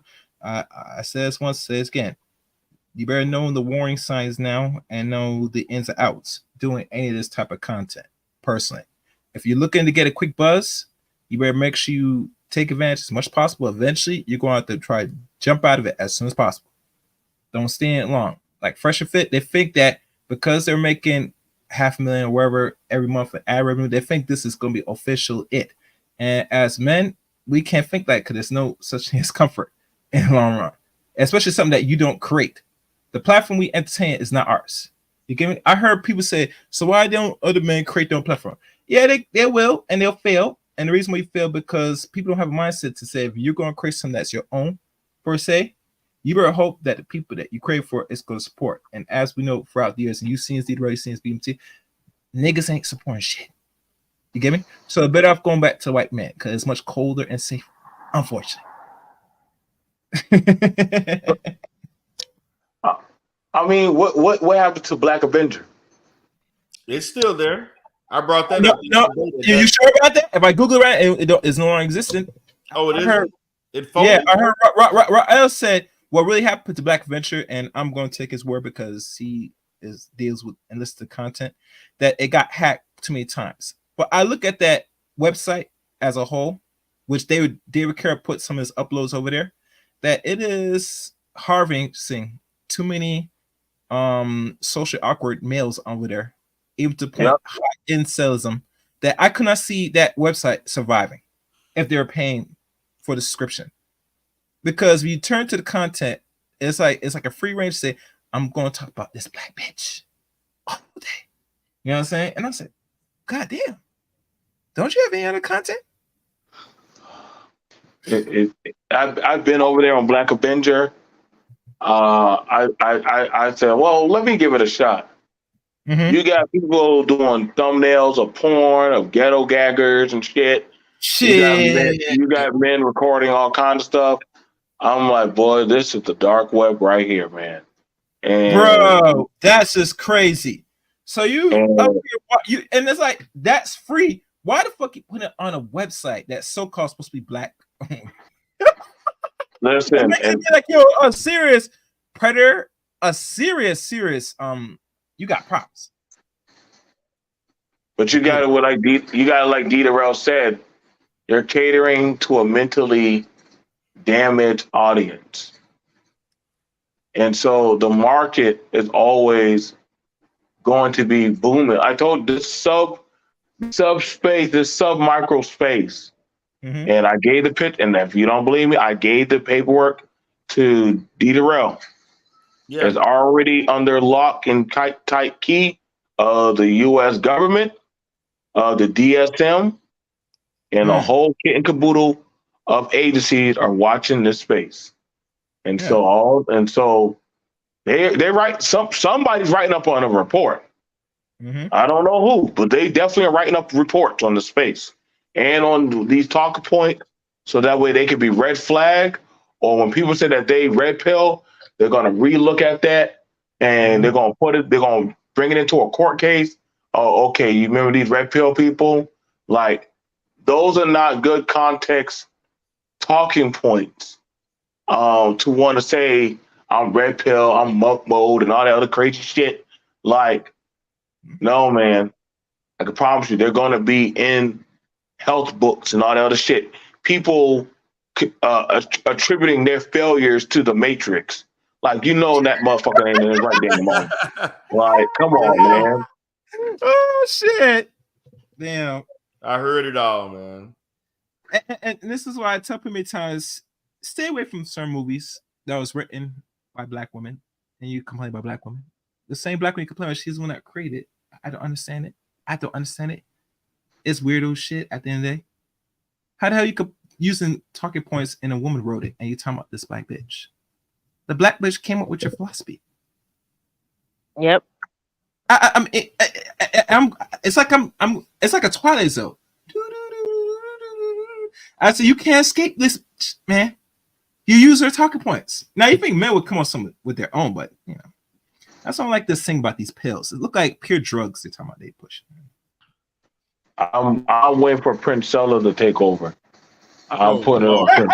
Oh my God. It's the end of the world. You know what's funny?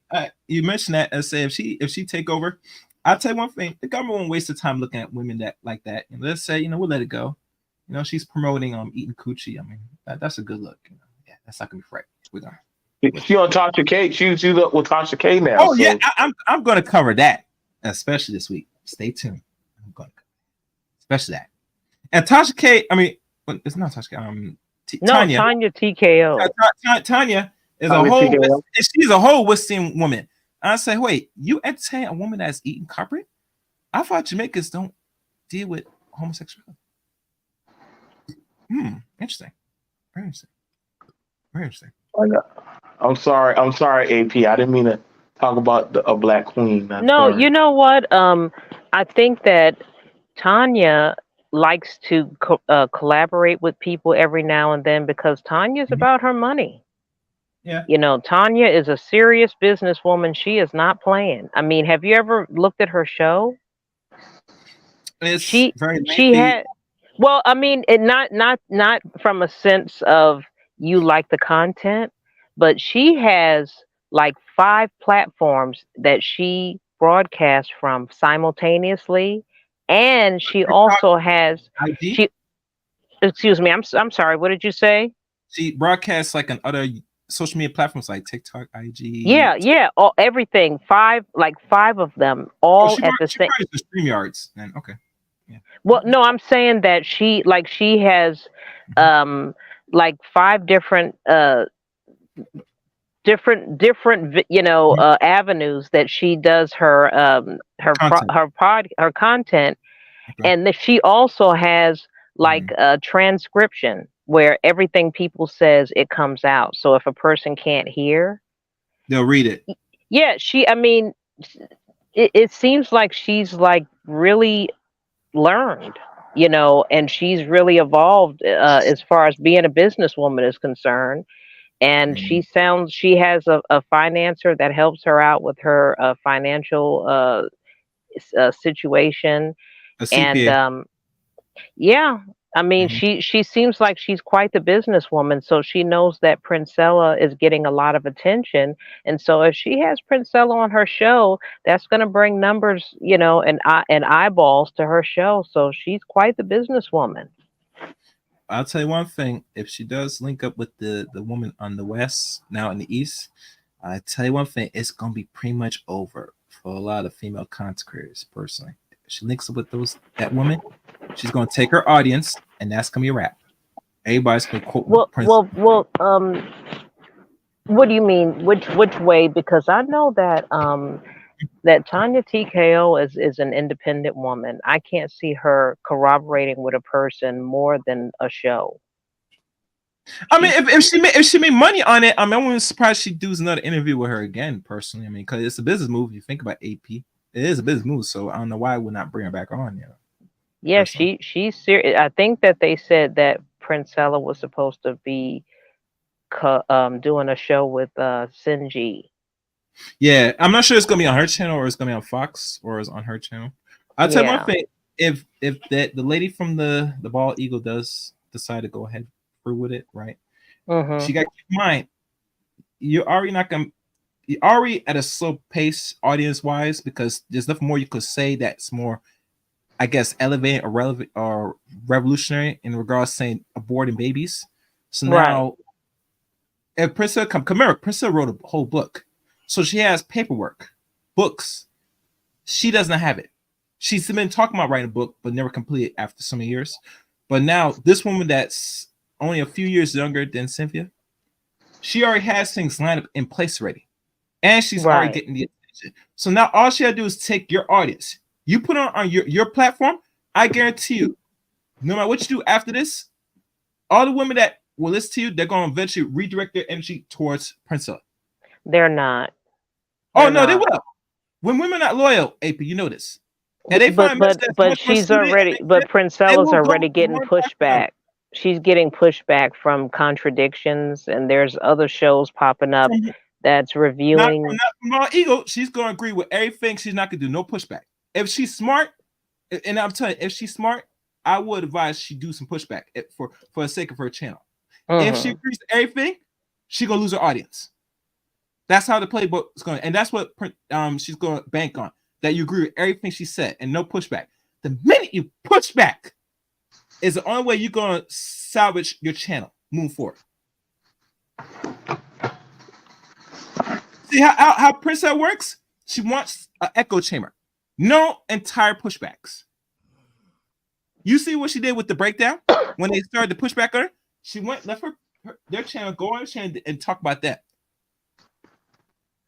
I mean, yeah. I think that Sin doesn't have anything to worry about. She's a veteran. It doesn't matter. She's a veteran. You got Hungry Lion merging in the markets, and people are paying attention. Watch it and say, listen, she jumped from 20, 30 to now over 6 and probably now 70. She go on another bigger platform. That's going to add an additional 10 to 25,000 more subscribers instantly. She is very tactical. She used to be a business in selling cars. She knows how to market herself, and she understands the psychology of not only men but also ladies. Yes. What she's doing now is actually genius. But anyway, how we talk about her now, we're gonna look back and say this is the one woman that actually was the queen killer in the YouTube space in regards to her sector's YouTube. She went from platform to platform, making a presence, make herself know to the world what she is and what she stands for. And she's knocking down one by one. And we just fall trapped to it deliberately. And bigger content creators that's watching this don't know, saying she is using you to fulfill her greatest agenda, to be the head honcho or the head queen in boss in regards to the gender war that's already assuming right here. I mean, that is an interesting take on it. I do not agree with you, but we we're agreeing to disagree. But I just think that they have different lanes, and it's okay for them to corroborate, but they have different lanes. They have a different take. But so I don't see her taking Tanya TKO or Sinji's audience, because those ladies are too different. They have some things in common, but not enough for her to overtake her audience. And the reason why I said she right now where she stands, she does have enough is because think about this. If you hear a lot of ladies and I hear them talk about that watch her content, the one thing that attracts her, because she does dress like a male sometimes and might dress feminine when needed, is she has that allure voice. She has that certain look and that sense of tone that gravitates to a lot of women, from what I'm hearing from other small content creators or people that's listening to certain content.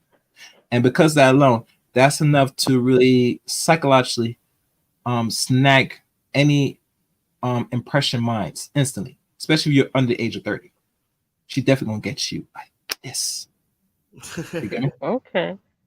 Well, we don't want to take over Mr. Darrell's topic. No, I'm letting y'all rock. I mean, I'm just no, we gotta let rock. Different perspective. It's healthy. And the reason why I had to rock with this because think about it. Because we have Fresh Fit going, you know what I'm saying? They we could say right now they're probably much finished right now as they, but are they gone permanently? No, because like anything, if you already made your bag, you're always gonna revamp and rebrand yourself differently. That's how it works. See, one beautiful thing about YouTube that no one's tell people this is that you could disappear and come back fresh new and grow a new audience just like this. Because people only come and live during the moment.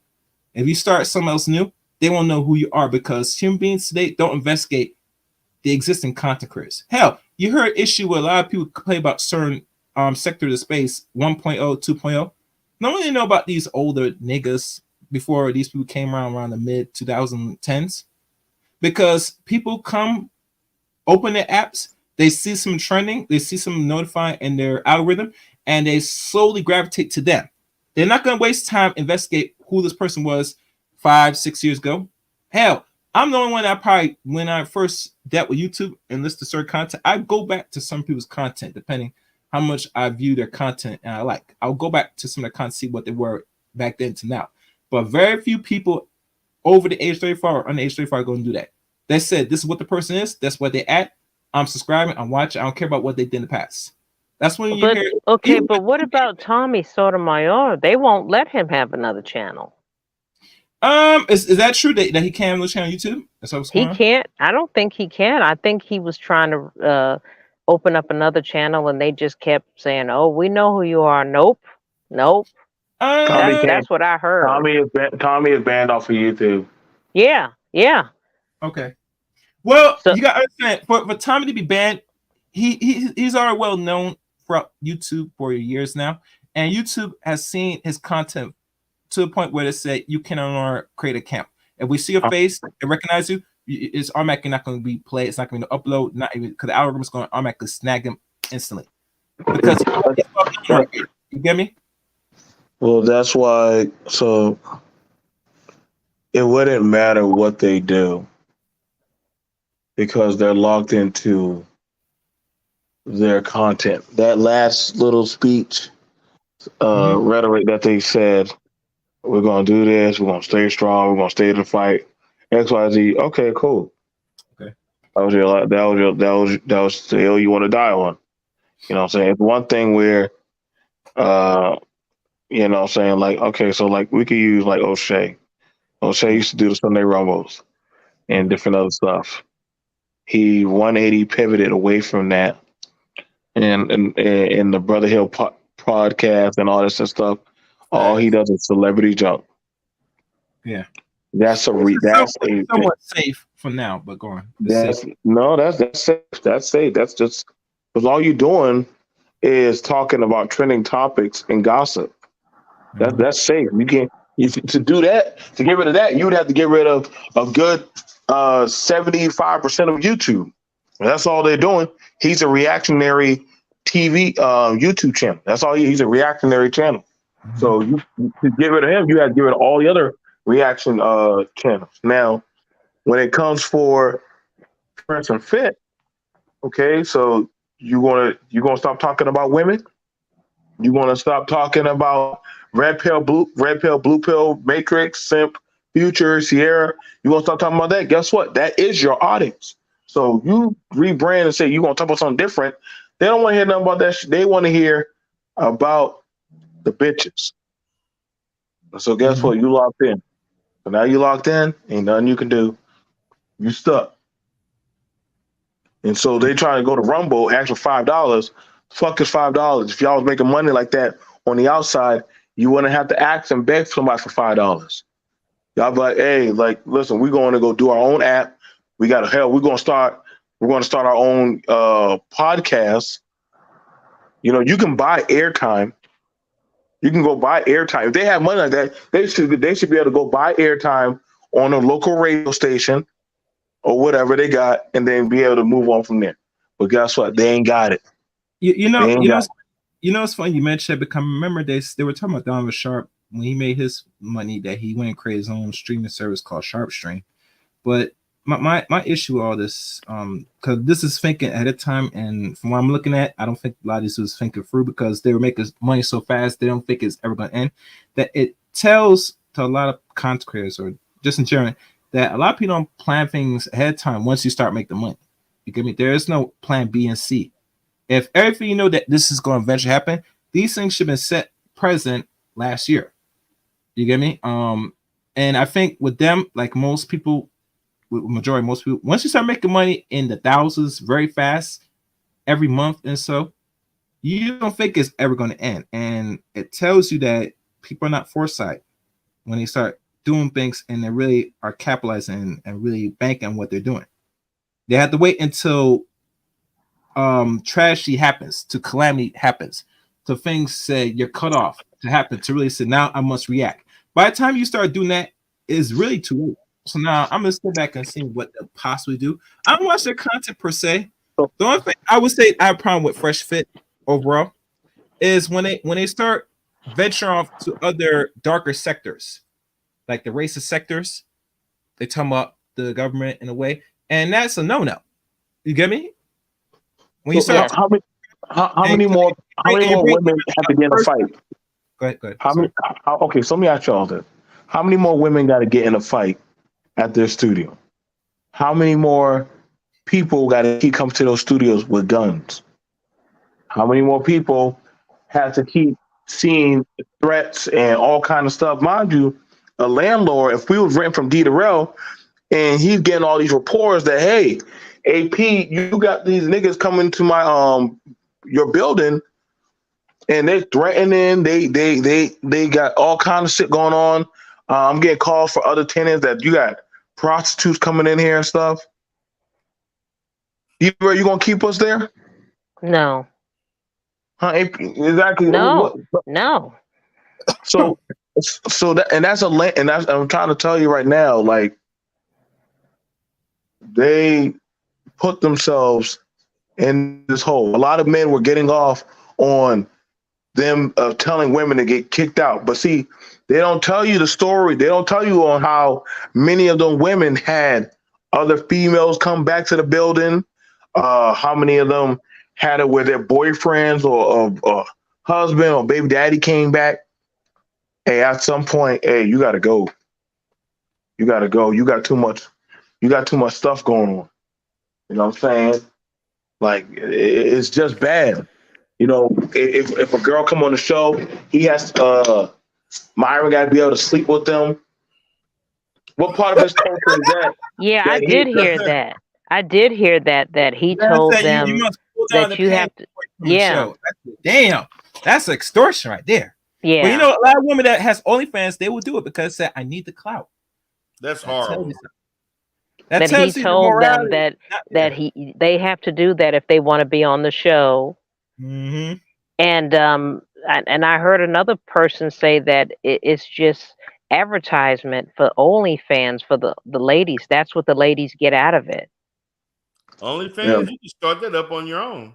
Yeah, but it's advertisement because after they go on the show, because Myron has such a large audience, all those men that watch the show all of a sudden go on their page now.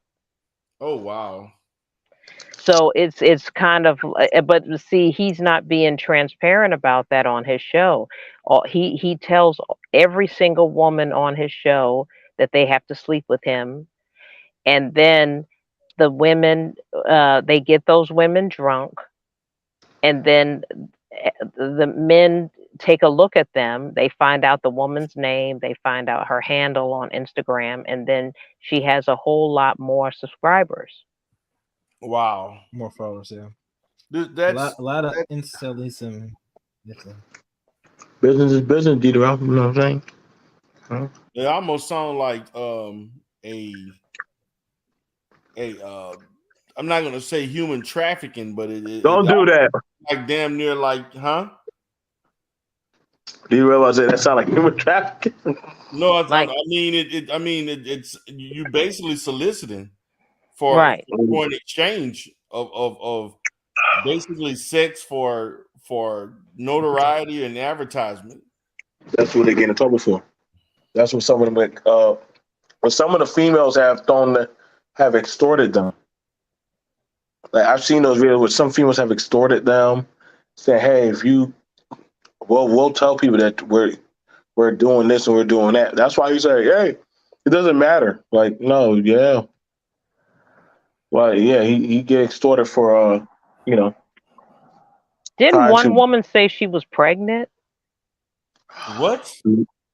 We don't want to talk about the AP. That doesn't matter. Oh, Women okay. lie about pregnancy. Hey, I'm just saying what I heard. Well, yeah, it's kind of bad. like Myron said, if a woman were to get pregnant, that's her fault. She should have kept her legs closed. Kept her legs closed. Yeah. Well, but he's. I mean, the way he set everything up, it's like it's a lose-lose for those. Well, I don't know. Those women, maybe they think that the exposure is worth it, but it's just, the thing about it is, I don't know if the people that watch his show knows that that's what the setup is, because if you're a young impressionable young man, you may think, hey, this guy is awesome, look at all these women on his show. Maybe they don't know the behind the scenes, that this is advertisement for their Instagram station, and that those women are being extorted, and they have to sleep with him in order to get gain in access to the show, or it's just it's just a shit show, really. I'm glad he got shut down, because this was just degeneracy squared. But it lets you know that regardless of degeneracy, that's what people want to watch and see. At the end of the day, that the viewers that's under the age 35, that's where their minds are at overall. When we talk about production, all this stuff, and getting up your money and skills up, that only falls to some people that's mindsets ready.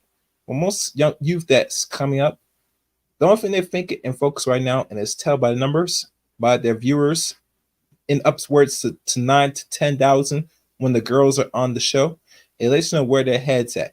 That means they want to get as much access to cooch as possible, and they don't want to sit there get turned down, much as get played. They want instant access, and by listening to these two men, they're hoping that they have the keys for them to get easy access without doing very little.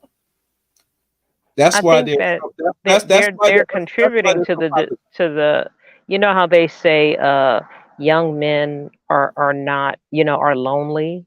Mm-hmm. I think that what he's teaching with that duo is teaching young men is going to make them even lonelier, because those women that are on that show are Instagram models, and they're in my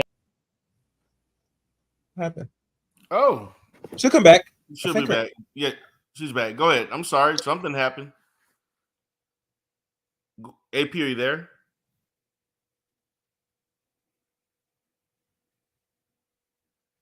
I should get a mic ready. Hold on, let me. And if somebody call you, you go have to jump off the studio. No, you have to leave the studio completely. Because if somebody call you on your phone, the man is iPhone, Android, you're not gonna hear us. We're not gonna hear you because it's gonna interrupt the StreamYard link between you and the phone. The phone call interrupts all that. You have to exit the studio complete and come back in. Hit the link again. Okay. We can hear you. You good now? Yeah, but exit because it's going to act up now. Because if somebody call you, it happens on my phone. Sometimes I can't hear nobody much because it dims the volume of a lot of people's mics on the studio. Okay. Where's BMT? He left. Come back. Oh, okay. Yeah. Yes. I was not aware they had, all these other different things going on and to get people on the show and stuff. I know like on my dating channel that I got, I mean, I do know you do have to deal with a lot to get interviews and the dating time, and then some people want to get paid a certain amount of money. I know that can be a headache to get people to come on your show. But I had no idea they were, doing all of that, and the thing about it is when you're talking about the you were referencing the statistics about men being lonely and all this stuff, and they'd be even more lonely, right, by listening to this kind of content. Yes. But see, that's not the issue. The issue is the fact that you're going to still be unsuccessful in meeting women or whatever. That it's not going to improve your probability of being a wanted commodity in the dating environment. You're still going to remain stagnant. Well, you know what, D. Darrell? This is very weird because don't you remember back in the day when you went to school, they had dances where Yes. boys and girls would dress up and they would have a dance or they had socials and stuff like that. Right. They don't have that. And I hear a lot of young men saying that, oh, she friend zoned you. Like being a woman's friend is the worst thing that could ever happen in life. Well, How are y'all going to get to know each other if you have no friends? That's how people mingle and they what, do you understand what I'm saying? yeah, I get that. Now, from a male perspective, we don't look at it that way. Mm-hmm. And men have more of a difficult time being a friend to a woman without the thought of potential sexual activity. And for women, you all operate from a different concept of friendship. Mm-hmm. But most men have a difficult time being friends with a woman that they find somewhat attractive. You just be average to attractive, whatever in their mind, as far as how they perceive you physically. If you are a decent looking woman, men have a hard time looking at you as merely being a friend without the possibility of, if it presented itself, of being more than that or being sexual per se. A lot of men have an issue. They're going to imagine that multiple times. But that's not the issue. The issue is the fact that if you kind of alluded to the thing about being friends, you have to, start off by getting to know the person, right? Yes. The issue is that for a lot of women, if you just let them know your intentions from the beginning, then let them make a decision whether or not they want to move forward or not. Mm-hmm. I mean, don't be. It's a matter of lack of confidence and lack of self-esteem by not being secure enough in yourself to let a person know what you're wanting. And Well, that's what I'm saying. What I guess I didn't really phrase it because it's kind of late at night. okay, but I get it. but it's like there was a venue where you could approach people, like you know what Right. I'm saying, like a dance or a roller skating rink, Right. or so even if you were shy, you had that face to face. thing, or you would have like a part-time job or something like that, or y'all Right. would go to the movies together. It seems like, and plus too, I think that you even talked about it, about how people used to have a phone and Yes. you couldn't just text a person and just talk to them whenever you felt like, with the instant gratification. I think Right. that there's something that's lost. Yeah. What is lost is that we have Communication. created Interaction. we have created a social network that does not allow direct contact, direct communication. And Yes. the reason why a lot of these guys are lonely, if the statistic measured exactly, I mean the way it's stating, is because they are involved in devices and in technology that does not reinforce direct contact. Yep.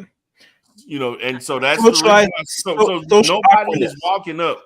And I'm gonna say this because I know a lot of women. They don't like the cat calling and things of that sort. That's something of the past. I don't know why there are people claiming a lot of that's something of the past, because these kids now are not cold approaching girls. Yep. They're texting.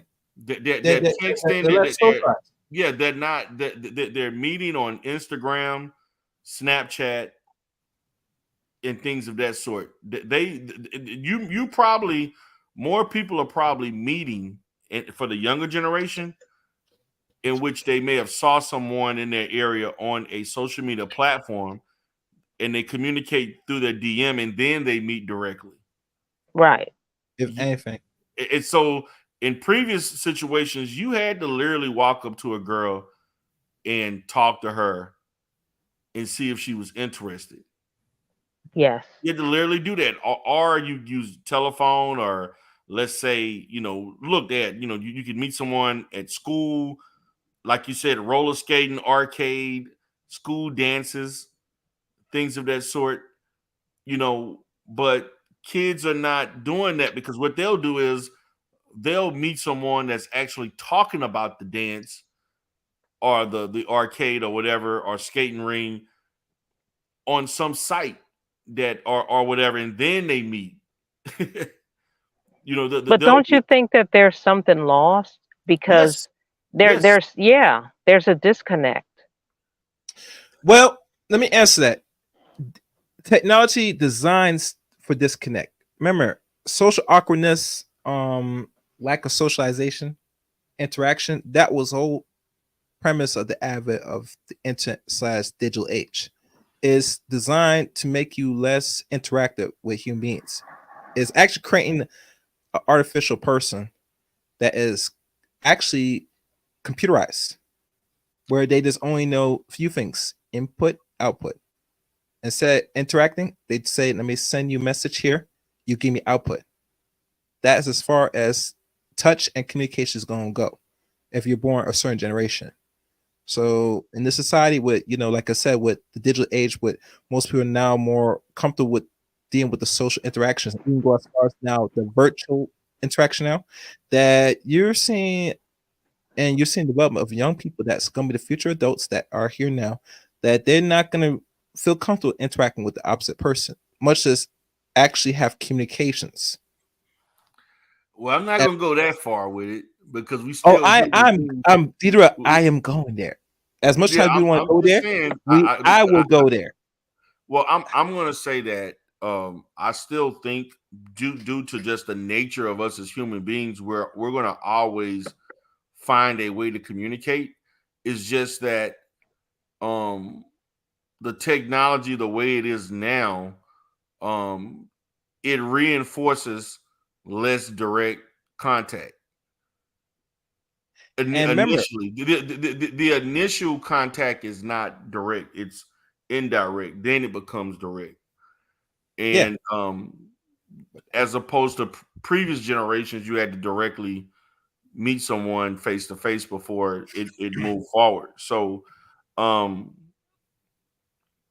I think that that's just a trend now. It could evolve into something different in future generations. I don't know. depending on what other technology comes as things evolve. Other generations may look at certain technologies differently. Mm-hmm. Other forms of technology will be created that are going to be advanced, and it's going to create other solutions, and then it's going to create other problems. So at one time the telephone was not looked at as being direct. It was more of a direct indirect way of communicating. Now it's more direct. It's seen as being more direct because people don't, typically they're more prone to text more than talk on the phone. Yeah, but even like family life, like people would say, "No, we're having dinner. Take the phone. We're not answering the phone. We're not talking." You know what I'm saying? I think that the quality of friendships or the quality of spending quality time with people is just not there. It seems like it's a microwave world, Right. and I think that that's contributing to the crisis of men. Right. Well, the microwave world, that was the whole intention, because let's be honest, you control side people by letting them be less interactive. And when they're less interactive, they don't really have to be involved what really goes behind closed doors in regards to their environment, because everything is set up for them. Actually, the microwave reality say this. makes I'm it gonna be easier honest with you. for people that run society. Looking at this just professionally speaking with men who do have problems meeting women, I don't see it that extreme for the men who are teenagers. And when I do see this is a problem, this is more of a problem that's not necessarily that prevalent in our community. Maybe other communities, white and Asian community is more. This may be more of an issue. I don't see this being a social issue in the black community. But you got to remember, Leader, if we're living in but I'm just saying, I go into schools. I don't see young black kids complaining about boys complaining, or even in college or high school. They're not complaining about meeting girls face to face and stuff like that. Yeah, but they have nothing to compare it to. They're too young. But what I do see, hold on, listen to me. Just hear me out. But what I have experienced is young white men between the ages of 20 and 25. They have a whole lot of issues meeting women. Okay. I agree with that. And so and some of these issues to me is our self-esteem linked, lack of confidence. And then also there's some things about themselves as far as just basic upkeep of themselves that's being ignored as a reason why someone's not. I'm just gonna be honest. I'm just being honest. But that to me, D. Darrell, that ties into what I'm saying, because like if you have bad hygiene, you get and you walk up to women and they're not feeling you. It's you figure it out. Right. But when you're looking behind a screen or you're texting people, there's like nuances that are being missed, and that are you're not getting that brain feedback of, hey, maybe I need to not wear this shirt, or maybe I smell, or you know what I'm saying? This is missing. Exactly what you're saying. I know exactly what you're saying because I've had to teach men to have to be more keen into and self-awareness of what they need to do to improve and things, because you have to understand that they're looking at things internally as far as the lens and how they see themselves, as opposed to not being cognizant of how you're presenting to other people. Right. And so that but it goes back to that something has to be taught at the home, because if we're talking about the hygiene, and let's know, say if you're a person aged and you don't know proper ways to hygiene yourself, it lets you know your parents failed you. No, I won't say the parents. Your parents. I said parents. No, I said parents. No, Two people mostly. No, if you're a guy sitting at home and you're working remote, and you don't leave the house, which is this is actually a reality now where Yep. people are working from home and they don't leave and they're working 40, 50 hours a week, and you working with the same shirt and pants for the Yep. and you don't basically So you're on the these people don't computer, go then out you're front, it's gaming. You don't leave the house because you got what is it called Uber Eats or something like that. Yes. And you just looking disheveled. That may be an issue.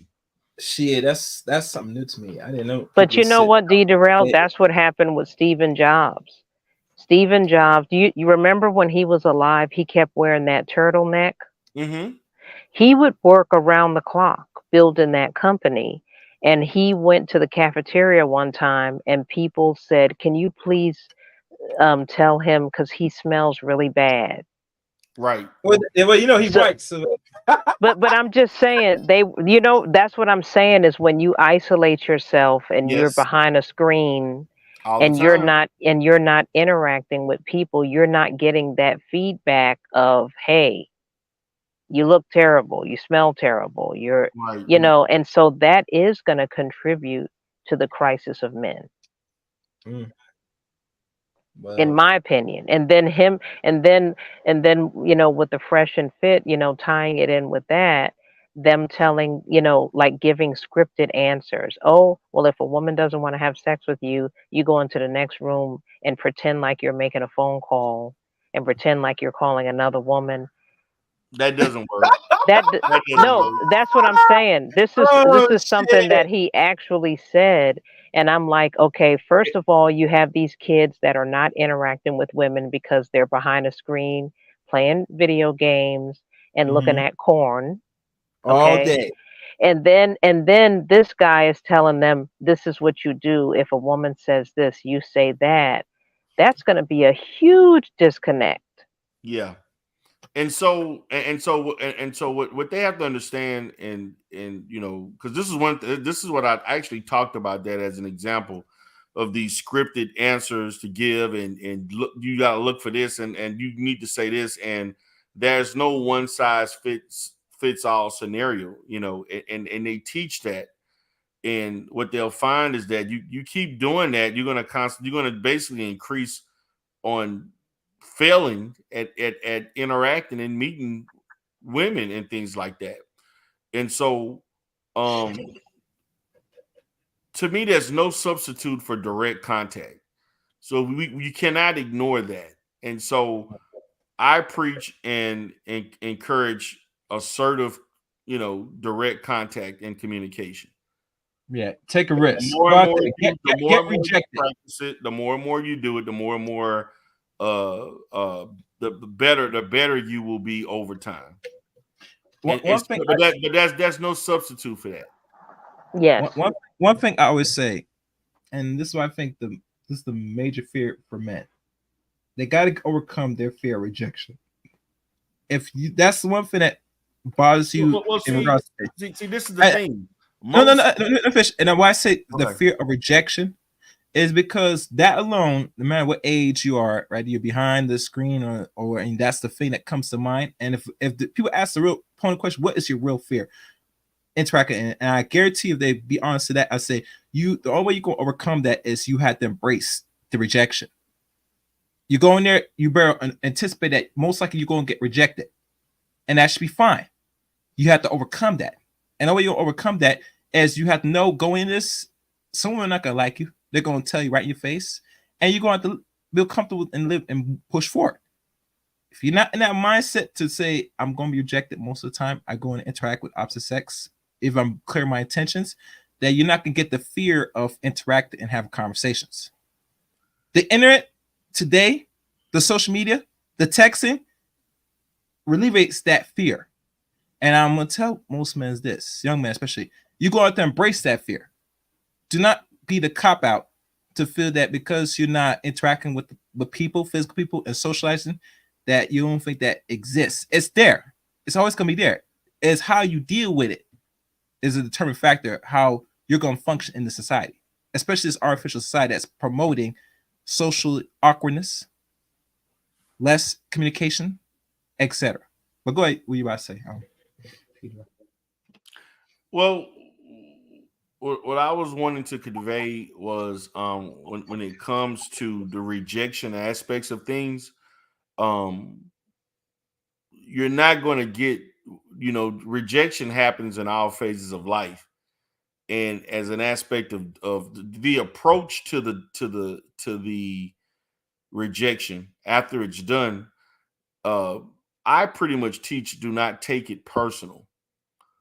And when you personalize those rejections, they become more internal, and you start to try to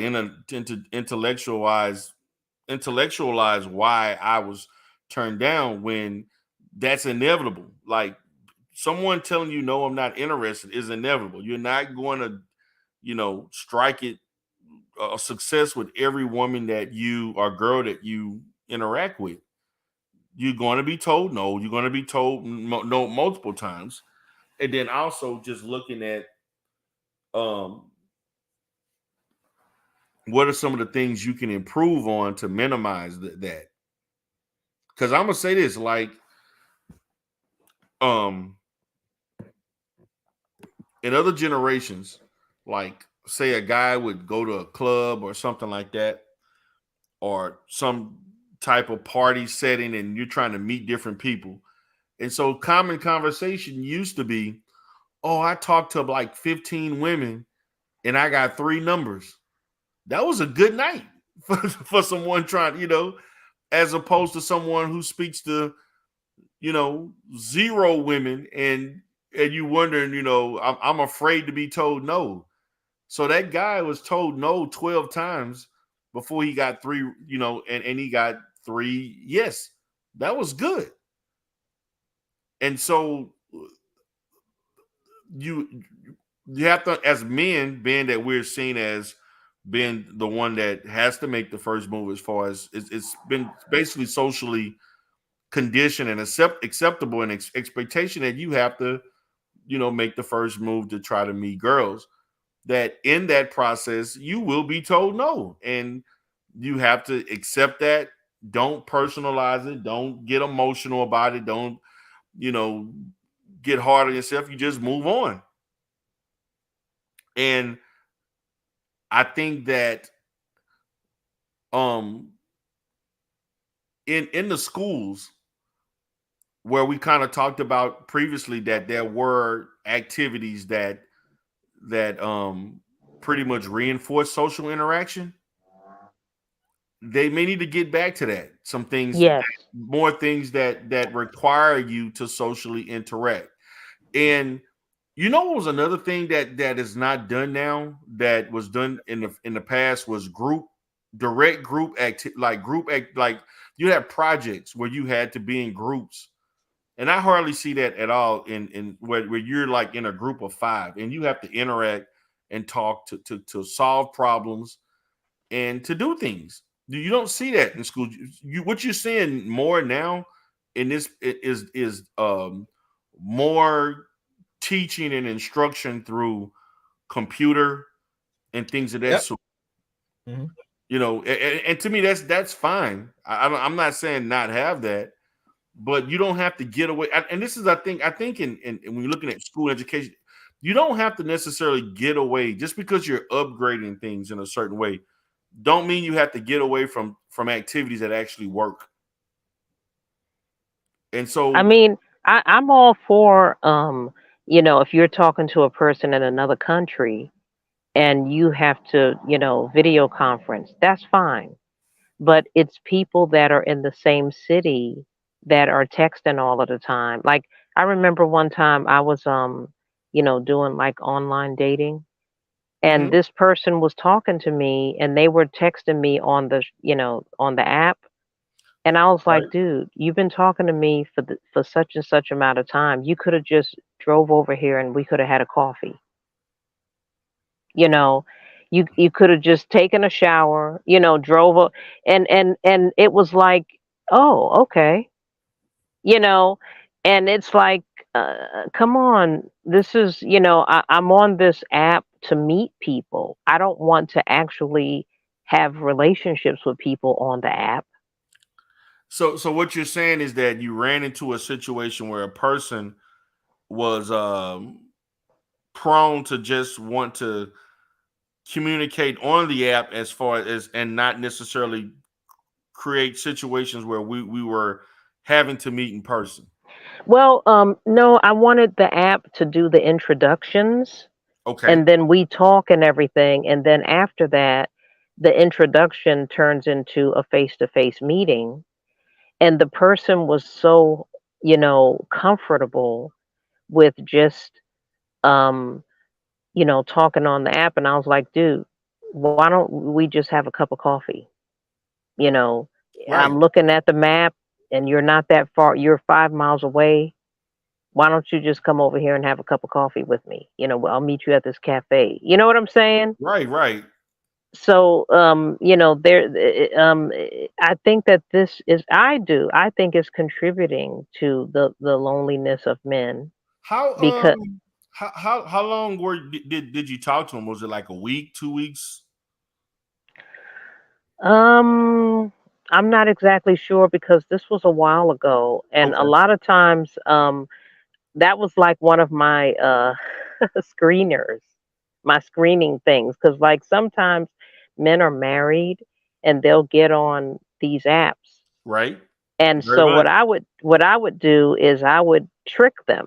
Like I'd be talking to them, shooting the breeze with them, and then I would ask them to meet me at a cafe or something during a time where I know that if this man is married and all of a sudden he takes a shower and he starts getting dressed, his wife's gonna say, "Where the hell are you going?" 8 o'clock, So 9 o'clock at night. 10 yeah, like 7:30, 7 o'clock at night. Hey, yeah, I'm looking at the map and it says you're not that far away. Why don't you meet me at this restaurant here or this cafe here? We'll have a cup of coffee or we'll have. And so that's now he's willing to talk to you, texting and everything, through the app because he's at home. But as far as taking a shower and getting up and going to the cafe, he can't do it because his Right. wife is going to say, "Where are you going?" Right. So it was helpful. It was something that I kind of came up with, but it was very helpful. It did screen out the ones that were married. Right. And my thing is, I have, when I first entered into the field of counseling, the online dating thing was Mhm. was was was this was in early 2000s, 2005, 2006. It was more of an experimental thing, a lot of anxiety towards Mhm. using it. And then all of a sudden it evolved into people prefer to use multiple types of programs and apps Mhm. where people are like, I'm using 5 different apps to meet somebody, or they'll say things like, a lot of women would say, oh, when I meet this guy, I may have another person with me. They may not know that the person is with me. We'll meet at this neutral place. And there was a lot of things about safety as it relates to women. And then for um, the men were very assertive about not spending too much time and wanting to meet quickly, and get the kind of the meet and greet introductory phase out of the way. And so Mhm. now it's kind of evolving to where people are just, they're not pushing for that direct contact, initially. And it's like men are being less assertive to that interaction per se. Well, another thing too, D. Darrell, it was kind of difficult because, like, here I am. I'm at home and I'm doing housework or I'm just reading or something like that, and this person is interrupting me. Deling, deling. You know what I'm saying? And I'm like, okay, it would just be easier if you just, met me at a restaurant or met me at a cafe or something, because it's not like I can't do anything because every 5 minutes, the it was like I'd rather spend the quality time just getting to know you, getting a feel for you as an individual, as a person, seeing if we click, see if there's any sparks or anything like that. And the texting, you could be texting five different people at the same time, Right. so I was like, no, if I want to see, I want to make sure that you're not married, and I want to see, is there and I want your undivided attention. You could be texting five women all at the same time, saying the same, so it was the face to face was something that was kind of important to me. Right, right, and it should be. I mean, because you don't want to waste your time, because Yeah. the direct contact face to face is a lot more. It gives you it paints a better picture, a more genuine picture, as opposed to someone hiding behind an Yeah. avatar or whatever else. So it kind of, and you don't want to waste your time talking to someone that you probably really are not vibing with, a natural vibe with, seeing face to face. So I can get that. You don't want to waste your time. You don't want to be on, Right. talking to someone for a month, then you meet and realize, no, it's not going to work. You just wasted a month of just, interacting, and it doesn't really lead to anything. So I can get that. Hey, Samba Queen, how you doing, baby? Oh, doing good, doing good. I was just listening to the conversation so far as getting to know people when you're dating and how difficult that can be. Hey, Um, lady. hey, how are you?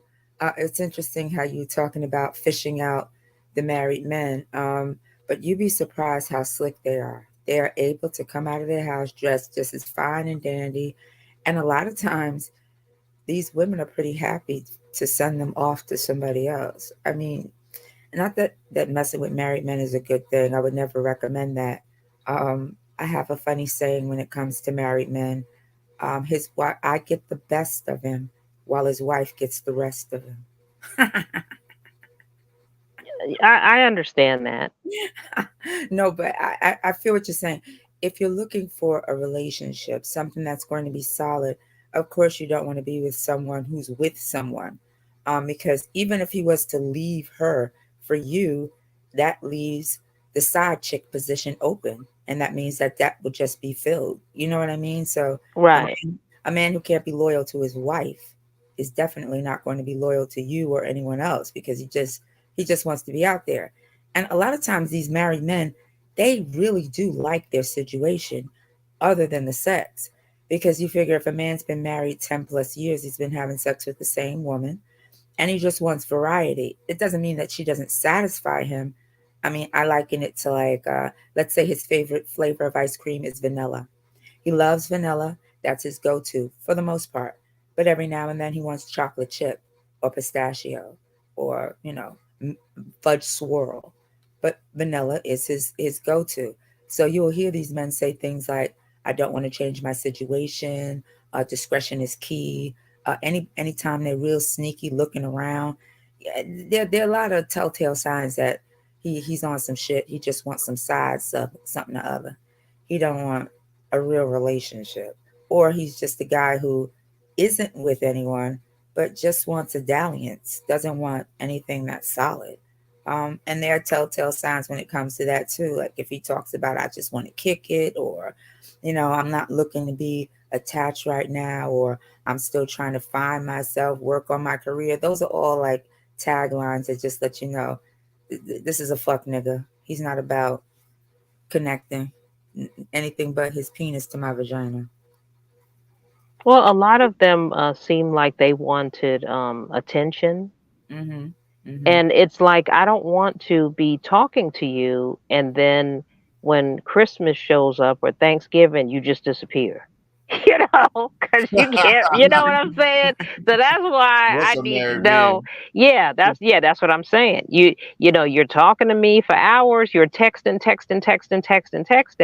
and then when Christmas and all the big holidays, Thanksgiving, Valentine's Day, you New Year's, you disappear. And see, that's why I would just kind of hit them with that, just to, because some people are not going to tell the truth.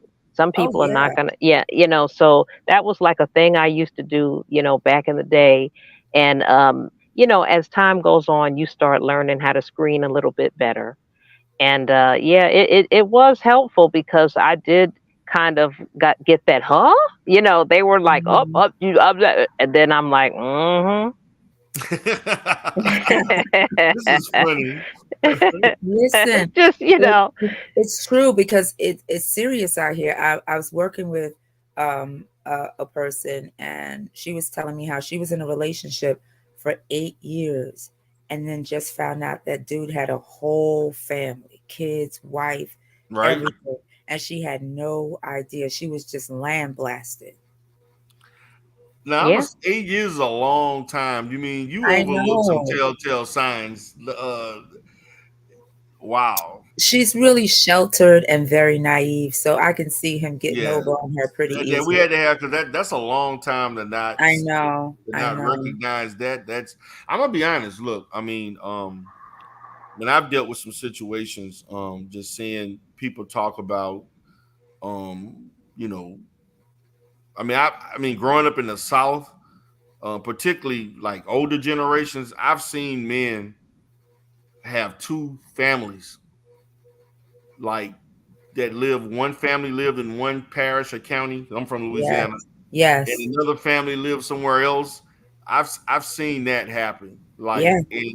and the women, and the thing about it is, I had an aunt um that knew that her husband had another family, and she was Yeah. okay with it. I know. That was like my great grandmother. She knew my great Yes. grandfather had two kids with another woman. And she dealt with it. I mean, he had a lot of money, owned his own business, and this was way back in the day when black folk didn't own their own businesses. So I Right.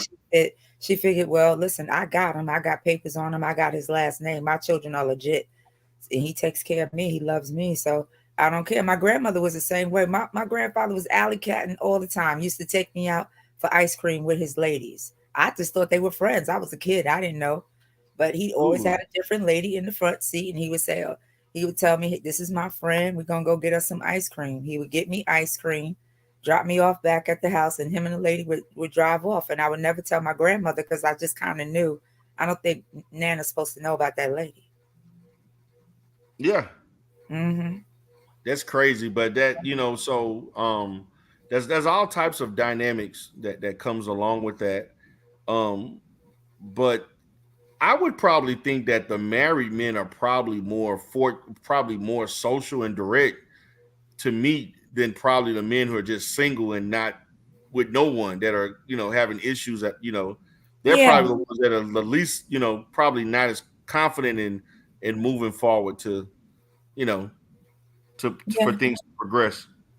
And it's funny because most married men, who are just kind of looking for something to do, they will let you know that I don't want any drama. I don't want any strings.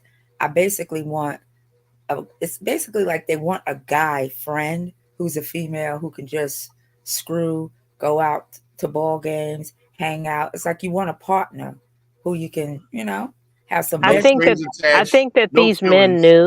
these Yeah. men knew that if you're married, I'm not interested. See, yeah, They and knew. if So they so so know, that's why they would try to just keep it going. okay, And what they were trying to do was they were trying to keep it going and get me to have feelings for them, and then they were going to drop the bomb. Mm. yeah, see, because Be- that's what they'll do. They'll wait until there's an attachment, and then you're like, okay, well, I know he's married, but I'm really into yeah. him. Yeah, they figured they dropped the bomb too quickly, and that's not what you're looking for. You're But just yeah, and that's why I yeah. was like, no, I don't want that to happen. I Mhm. want to know what's going on because I don't want you ghosting me for Thanksgiving. And I don't want to be bragging about you to my coworkers and saying I met this really great guy, and then Thanksgiving comes and you ghost me, and you're making up excuses and stories. I want to know where I'm at or what's going on. Yeah, no facts. I mean, that's only fair because you're right. You will get ghosted around those holidays because he's spending them with his wife and his Yeah. kids. Yeah. Yeah. And that's what would happen with this young lady.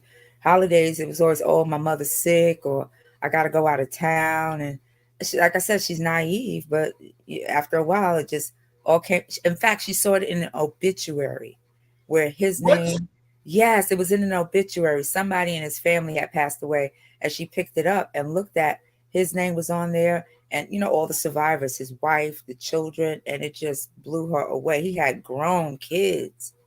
Grown kids. Damn.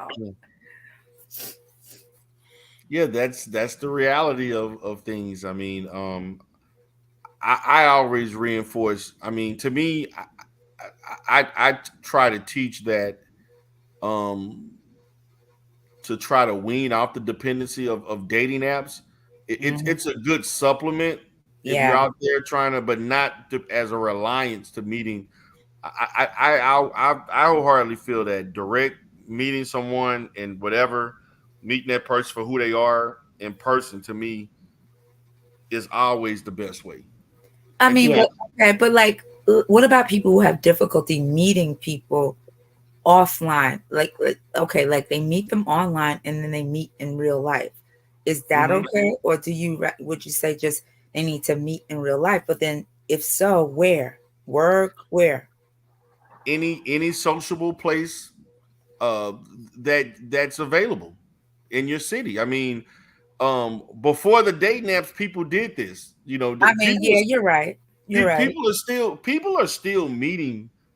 I'm gonna say this: people who are sociable don't have problems meeting people. True. Well, what about people who aren't? Again, that's what I'm saying. The people who are not sociable still have to learn to be more sociable. You still got to learn. You still got to be sociable. You see, no, you do. We're trying. We're attempting to mask an issue, an underlying issue. Whether you're dating or not, you still should want to be functionally sociable. No, you're right. Yes. Of course. So, like, even when you listen to the red pill spaces or other spaces, even on YouTube, to be period, attracts people who are not very sociable for the most part. And so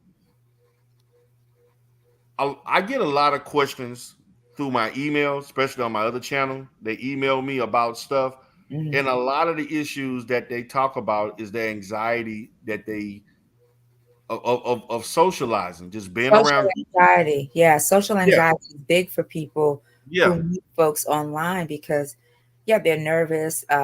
It's a lot of self-esteem and self-worth building has to occur. Yeah.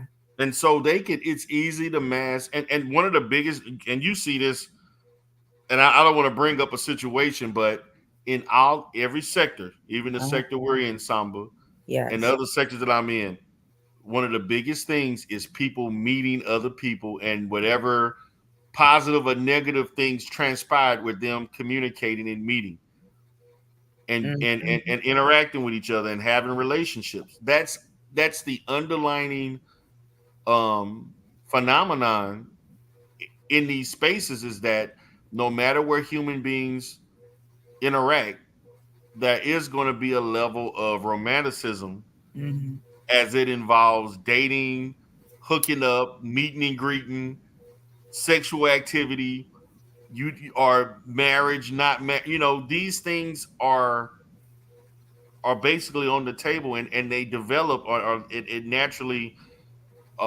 formulates in some manner, good or bad. These things are going to happen. Yeah. And a lot of it starts, and I think, and you may, just get your opinion, but I think some people don't have that intention. Like, I'm not on YouTube to to date and find someone, but they'll naturally be attracted or interact or gravitate to somebody, and then it grows into maybe a in the chat discussion to I'm gonna hit you up on your email.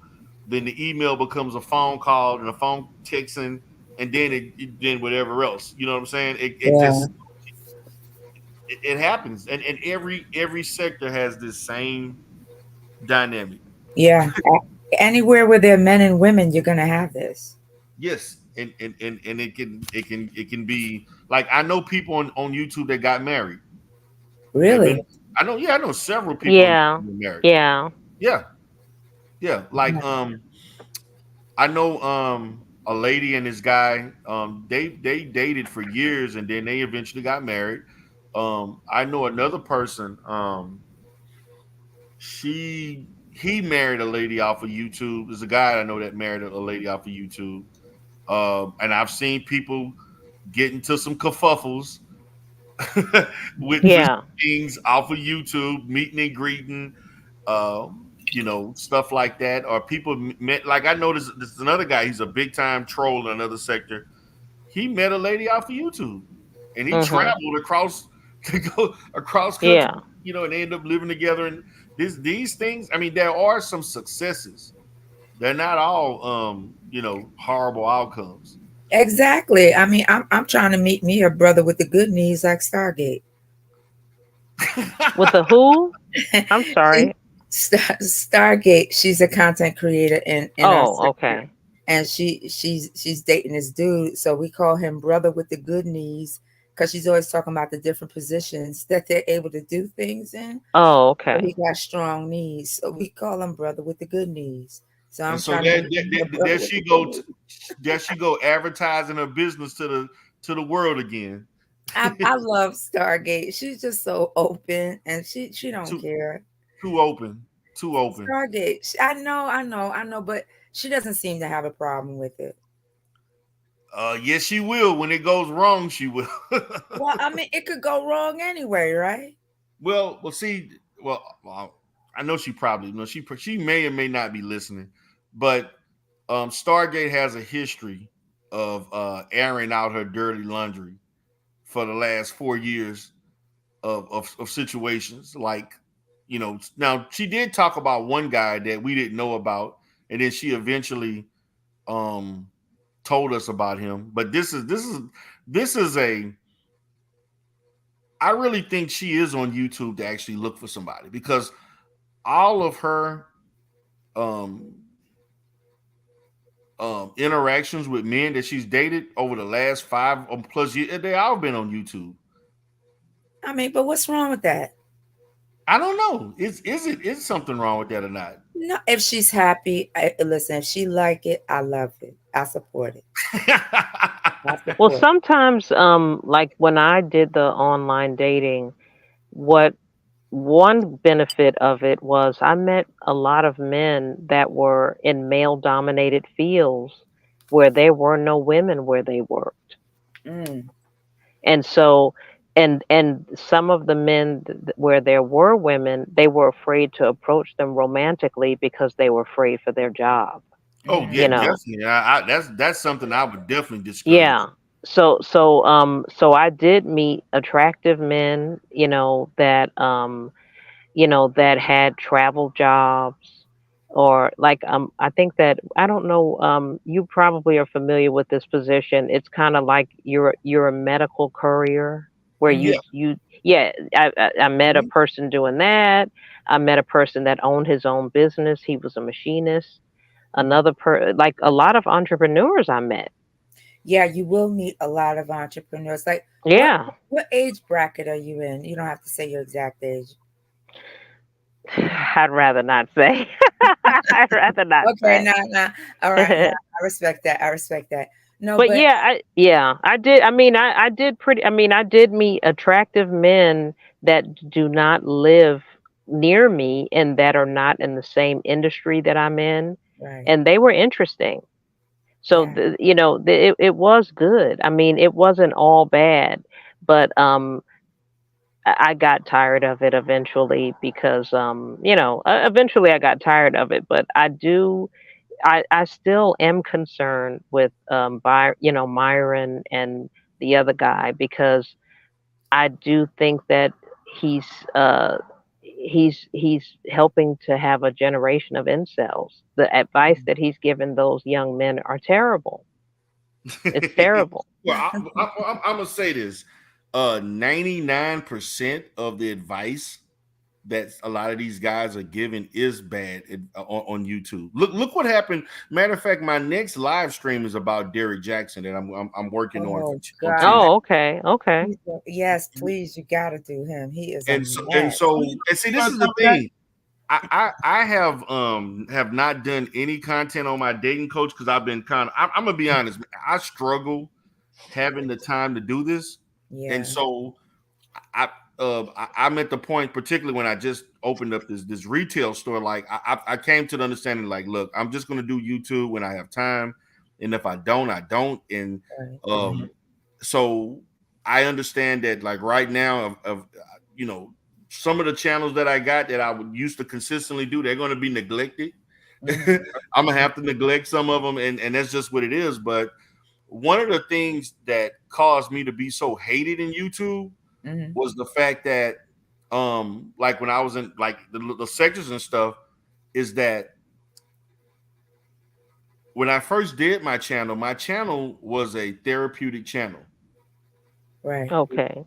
And I had a chance. I did a video, my first video that really hit really hard. I did a video on I want to say, I think it was on social anxiety disorder. And I was in my car and I did like a 20-minute video, and it had like over 30,000 views on it. And what happened was that when I started getting into sectors, these little sectors in the manosphere and stuff like that, this was before I even really, I was just doing, my content was about my practice. Strictly about stuff that I did in my nothing else. It was strictly about business practice stuff. I didn't do any sector. I was just strictly about the day-to-day stuff that I was dealing with, because I was dealing with a lot of different things, just business-wise, just different type of stuff. I was talking about just all types of illnesses. I was talking about demographics of people, what they were doing. I focused on a lot of things to try to make. I provided a lot of psychoeducation to help the Black community become more educated and comfortable with seeking therapy. That was really my overall goal. Gotcha. And it evolved into other stuff. And so what ended up happening, people reverted back to stuff that I stated in those videos that was not consistent with what they were teaching or trying to teach on YouTube. And so there were people that didn't like me for that. And so me being me, just being, I have a level of arrogance and so forth, which is just who I am. And you admit that, Darrell, that you can be arrogant? Yeah, I'm arrogant. I can be very arrogant, especially when I know I'm right. But see, the thing about it, I tried to help them understand. Listen, when I put out information about within I don't bullshit about that. I take it very serious. And I understand you may confuse the YouTube character with the professional and stuff like that. I see, because at first I used to let people say all kinds of stuff to me, and I responded very professional, very polite. But then it got to a point where I'm like, oh hell no, this gonna have to stop. And so when that happened, then it's like, oh, and you're, oh well, because you're this, they think because you're a therapist, you're supposed to accept abuse, verbal abuse for some reason. Oh yeah. And so I had to basically let them know that, I wasn't a therapist all my life, and this is not how I don't allow people to talk to me like this in real life. I'm not gonna let you do this on YouTube.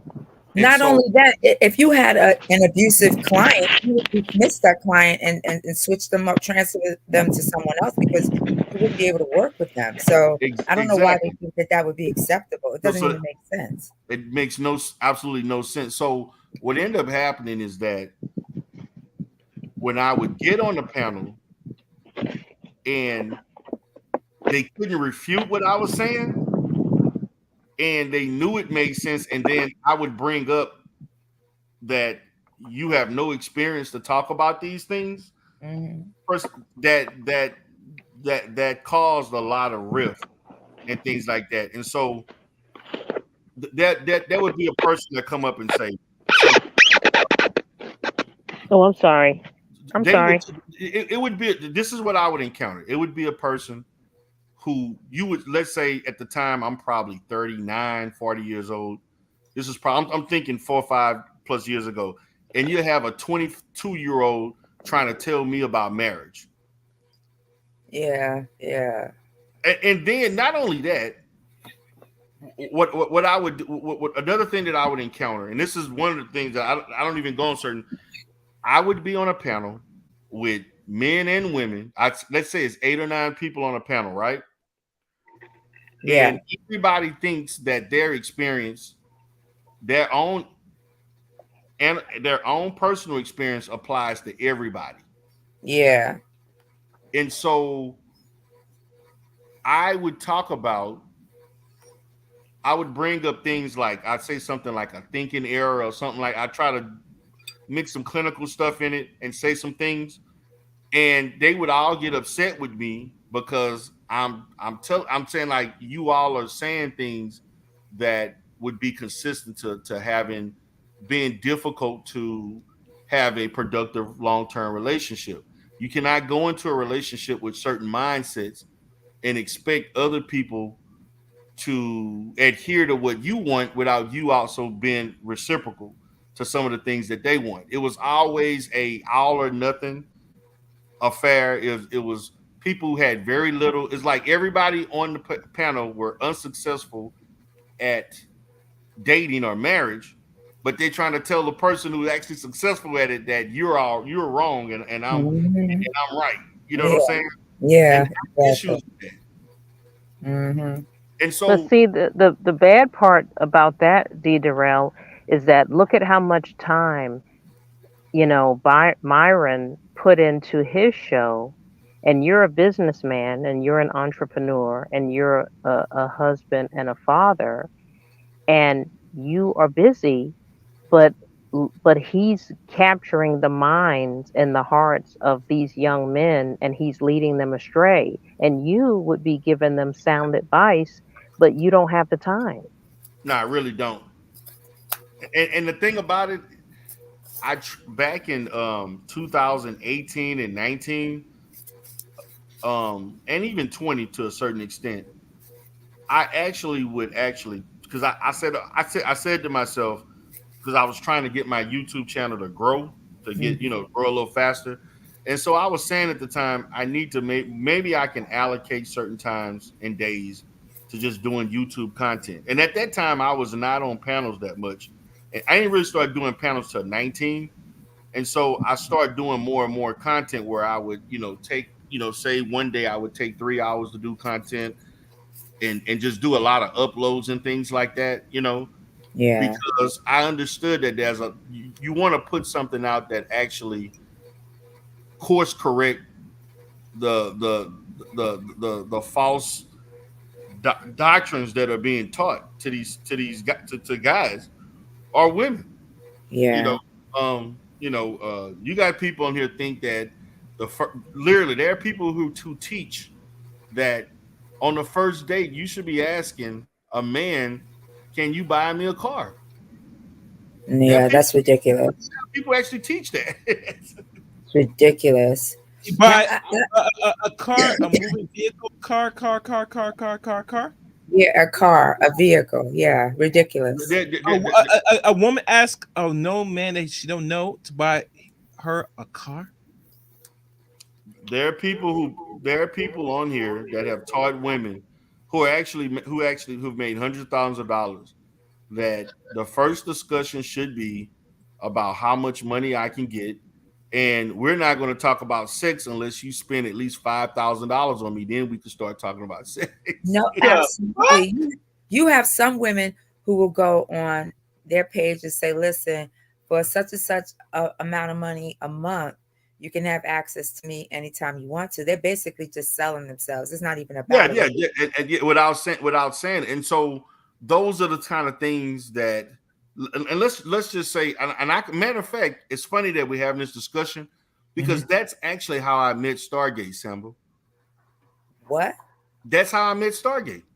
Wait, you're gonna have to expound on that.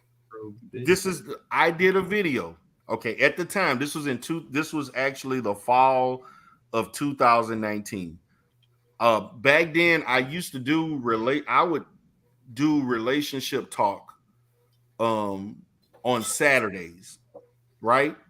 Yeah. And it would be about just stuff that we dealt with uniquely in the Black community. Just, dealing with stuff like, say, like infidelity in marriages. We talk about stuff about women who were,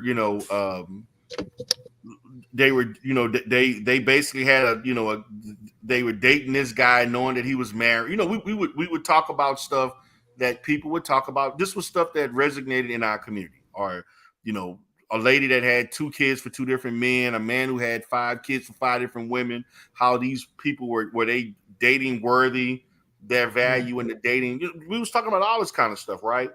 And so one Saturday, it was Saturday night. I remember this. I had a lady that was on there named Diddy. And she was she was kind of almost like a co-host per se. We had a very popular little situation. Had another guy that was, and we was doing the pro Umar stuff, and we was doing that type of content too. And so we were actually talking about relationships in the Black community and why the marriage rate is so low. And we were talking about things that prevent Black people from getting married and why they're not staying married.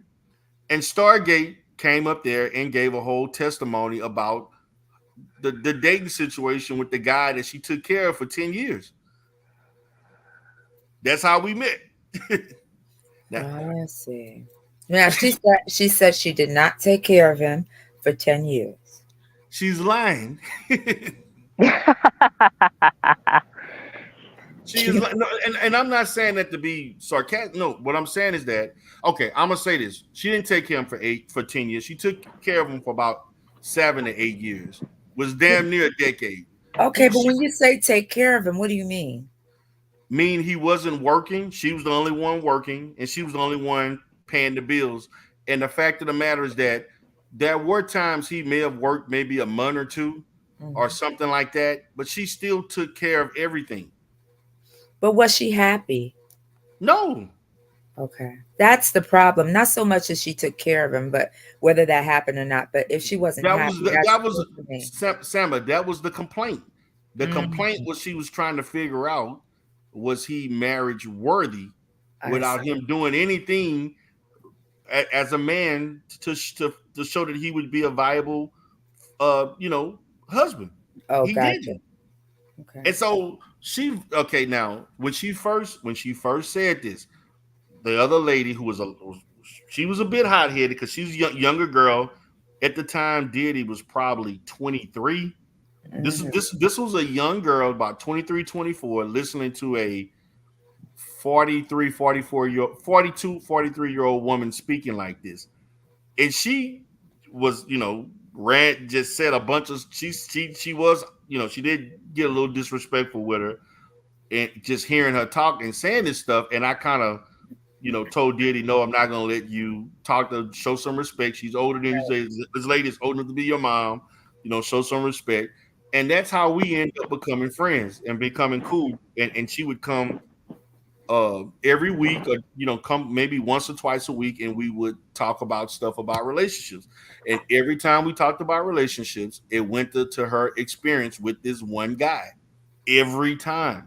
And every time she disclosed more and more shit about what happened in their relationship. And at first, I was looking at it. Okay, this is just a black woman who, hey, she got kids. She's just trying to. She means well. She just wants to find the right guy, and to just have. And then after she started explaining stuff, I'm like, wait a minute, your maturity level for 40, you're doing stuff that 21, 20. The more and more she starts saying things, the more and more I start looking. I'm not saying that he was not without blame, but some of these things were self-inflicted on her own. She had to take some accountability for the decisions that you made. This is not merely all his fault, but and then it kind of evolved into something else as far as her talking about things. But that's actually how I met Stargate, talking about relationships. What was Stargate, my friend? And you ain't gonna talk about her like that. No, she talked about herself. It wasn't me talking. Leave my friend alone. No, I'm not trying to talk about her. What I'm saying is that's what she wanted to talk about. I didn't probe or anything. All I did was like, hey, these are the problems. I was literally looking at it from the fact that, look, I see about, at the time, this was back in 2019, I probably saw about 5 to 8 black couples a month. Mm-hmm. And I just started talking about some of the things that I'm seeing back, as opposed to when I first began doing couples therapy back in 2008 or 9. I just started looking at some of the things that I'm seeing with different couples. And, and I mean, I had some crazy, like, to me, couple therapy is to me one of the most difficult things to do. I love it. I love it. I like it. I like it too. But to me, dealing the emotionality that can come out with somebody learning something that can end the relationship. Like, I had situations where people about to kill each other. I had to restrain people in couples therapy several times. Oh yes, I had to literally restrain people several times. Wow. I'm talking about. I had a one situation where the guy learned for the first time that his wife was having sex with his cousin. And he learned that in therapy for the first time. Damn, he gonna take his hands and wrap around her throat, lead her out. You're in dangerous territory. I've had it both. I had it both situations. Now, to me, my opinion, women, I'm not gonna say they take it better than men to learn, because I do think they that do. Women, they do. They take it women are not as not. I'm trying to figure out the right. Yeah, no. I'm gonna tell you what it is, Darrell. Deep down inside, every woman, that's her greatest fear, but it's also an expectation almost. We're always told, girl, you're gonna cheat. All men cheat. So when it happens, yes, it's a shock, but it's not a shock. And also for a woman, we may question like, oh, maybe I'm not doing this good enough. Maybe I'm too heavy. Maybe I'm too old. But we never really question his love. Like we know he's attached to us. He's staying with the kids. Like we don't really feel like we'll lose him, but we feel like we lost that part of him, right? Now, for a man knows that a woman attaches to a man emotionally. And if she's also having sex with him, if the emotional attachment is not there initially, it will grow. Once a woman becomes emotionally and physically attached to a man, you're going to lose her.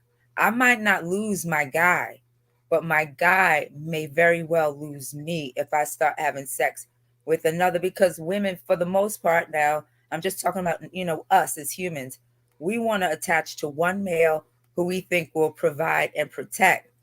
Now, a male will want to have his bottom bitch, the one that he knows he can depend on, take care of the kids, will be there for him forever. He wants to have the main chick. But men, they crave variety. And it makes sense because you can impregnate 10 women at once. I can only have one child at a time. So biologically, you're going to crave variety simply because you're a male and it's your job to penetrate and to impregnate. Yeah, right. What do you think? What do you think, Darrell? Yeah, I agree with that.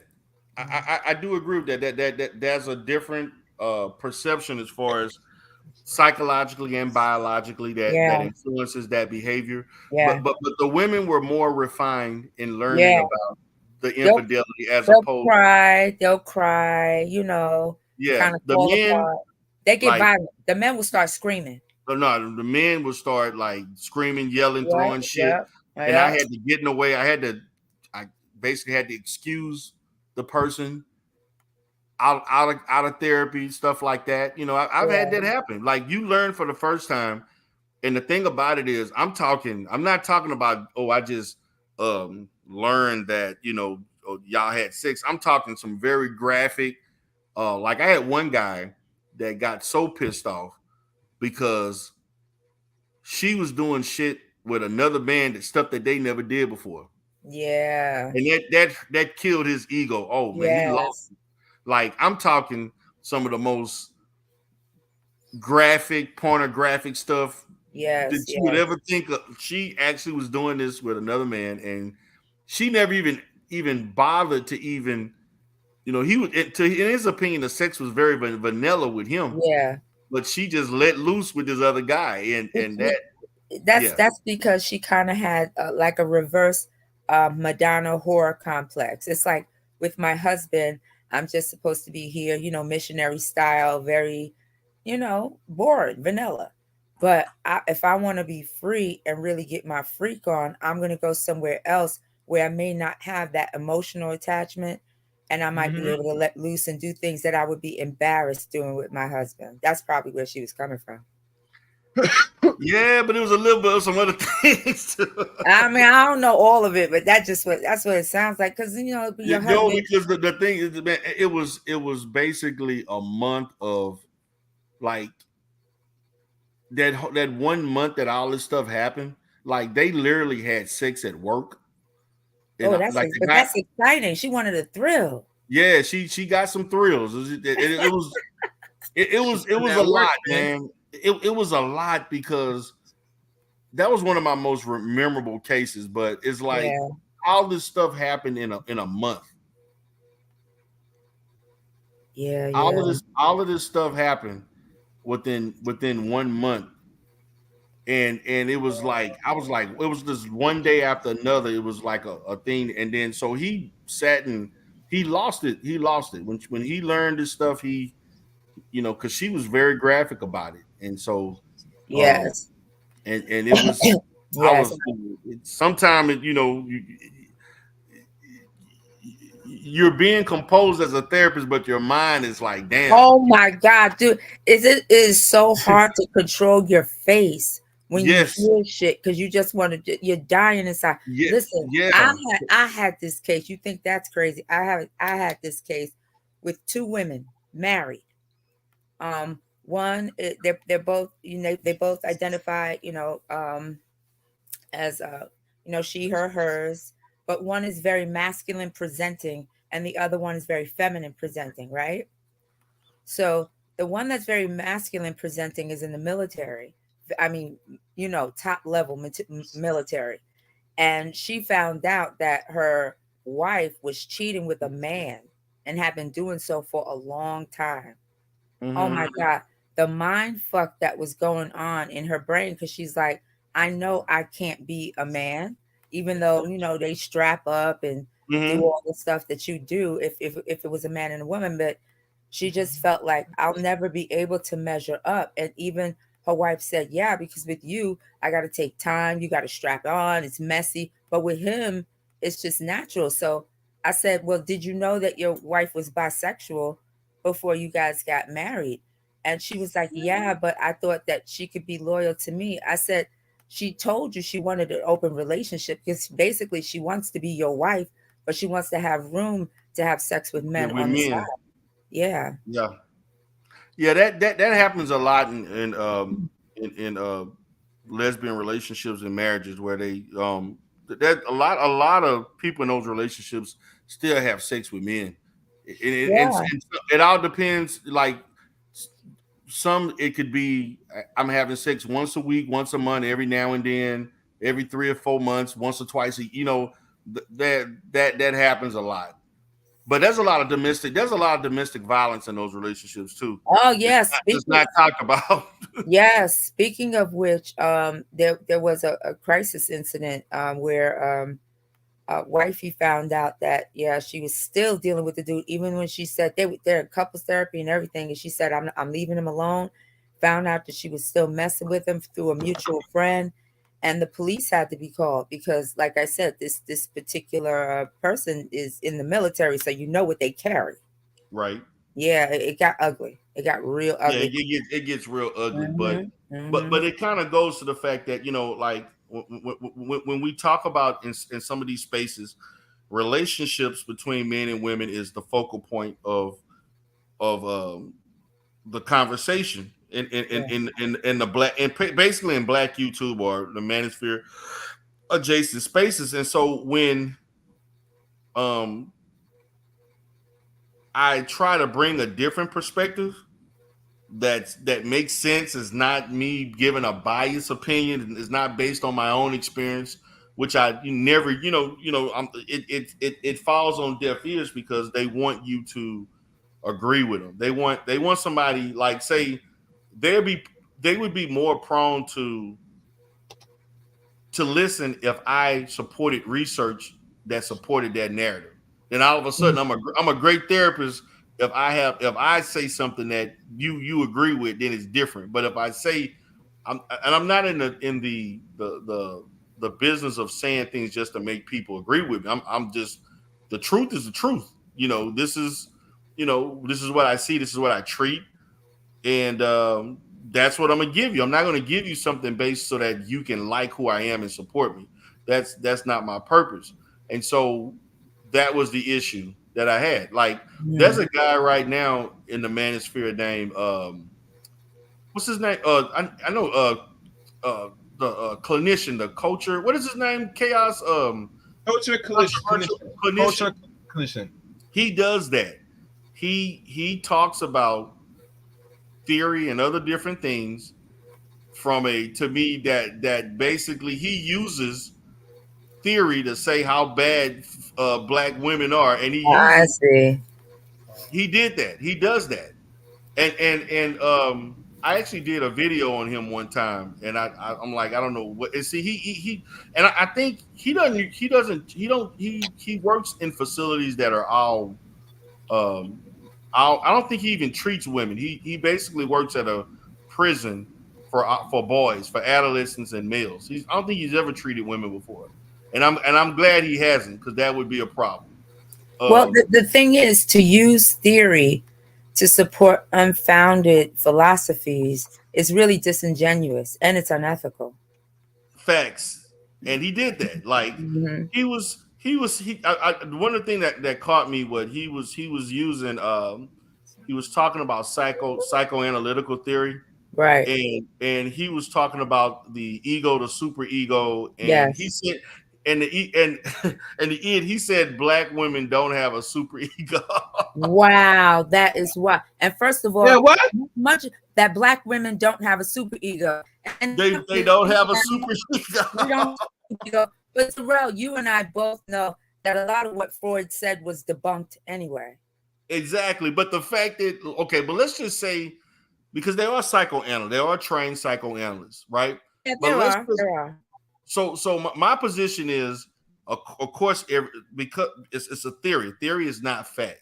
Number one, it's just a perspective based on your evaluation of information and your professional clinical experience seeing clients, and you came up with this particular theory to propose why certain things occur. That's all a theory is. Exactly. But if we're going to look at it genuinely speaking, when Freud created psychoanalysis, it was not gender related. It was basically on dealing with people who had traumatic events, neurosis, and things of that sort. It was not based on, because you're a female, you have this, and a male, you have that. Even though we can look at things such as an Oedipus complex and those things are associated. But you're right. It's about the study of the subconscious mind and how it directs conscious thought, exactly, activity, and so forth and so on. So yes, when we talk about psychosexual development, yes, we can talk about the Electra complex and the Oedipus complex and penis envy and things like of that nature. So yes, there was definitely, I mean, there are things that we still use in psychoanalytic analytic theory today. I mean, we've added to it, like we got people like Jung who took on from Freud and so forth and so on. Yeah. So yeah, we still use those theories today. I mean, you and I both know we've all heard of the term Freudian slip. Like when you say Right. something you didn't mean to say, but it's really in your mind. So these things do exist, but no, they're not gender specific in that women don't have a super ego. You're basically saying women have no conscience. The super ego is your view of God, society, the rules Moral. that are set up. Yeah, The moral, basically he was meaning they have no morals. ego. And yeah, so we're all id. We're all id and ego is basically what he's saying, and that's ridiculous. Exactly. Nobody's all id and ego, or you'd kill yourself because you'd have nothing to hold you in place to say, okay, this is wrong, and there will be ramifications for this behavior. That's why we have the super ego, because it kind of acts policeman in your mind, telling you, yeah, if you go and slap the hell out of your boss, you're gonna get fired, and everyone's gonna look badly at you. You're gonna feel badly. That's what the super ego is telling you, while the id is telling you, slap that hoe, slap that bitch, and then you in the middle have to decide between the two. Right. And so he literally said those that's kind of the rhetoric that he spewed to. And I'm like, that's bullshit. Come on, man. I'm like, I said, you got to be kidding me. I said, you really are doing this. You're really going to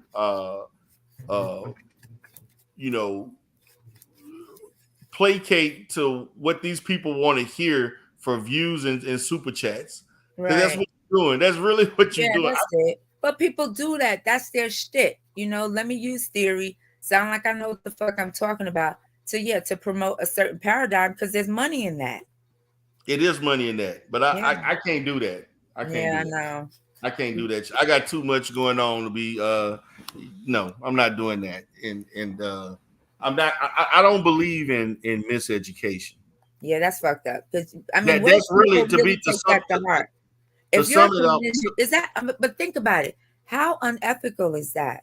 If I'm teaching something that basically espouses just hatred for women. I mean, I don't even want to call it, I just want to just say hatred for women or a disdain for women. And this person having this shit in his mind that he thinks is clinically sound. Does he say I'm just playing, or does he make it sound? No, he has a disclaimer. Okay. Which claims that he's giving a clinical something. Whatever way, he has a disclaimer that explains, and then he also does non diagnostic consultations or something. He has the way he had it. He has a disclaimer that kind of explains what he's doing, but regardless of the disclaimer, you still miseducating. Yes, people are not going to look at the disclaimer. They're going to listen to what you're saying. Yeah, so that's my position on that. So that's why, like, I talked about him before. It was comical because he was interviewing another lady that she basically says she's a Muslim lady, and she I mean, the way she'll talk about black women, you wouldn't even think she, I'm like, do you realize you are a black woman, right? But I guess that gets, it's thrown out the window per se. I mean, yeah, but you hear many black women that sound like they just wish they weren't black, and that's the part that comes out. Yeah. So he says things, at that kind of relative to that, and he's built a decent little platform and stuff, but that's actually what they wanted me to do, and I refused to do it. And I told him, "You're losing your goddamn mind. You think I'm going to put my profession at risk just to make y'all happy?" But Darrell, is it true what Smoke was basically saying? Like, there's kind of forces behind the scenes as you start to gain some prominence in YouTube that kind of push you into doing things that you might not feel comfortable. Yeah, that is true. That's true. Okay. That is true. When you become, I've experienced this. when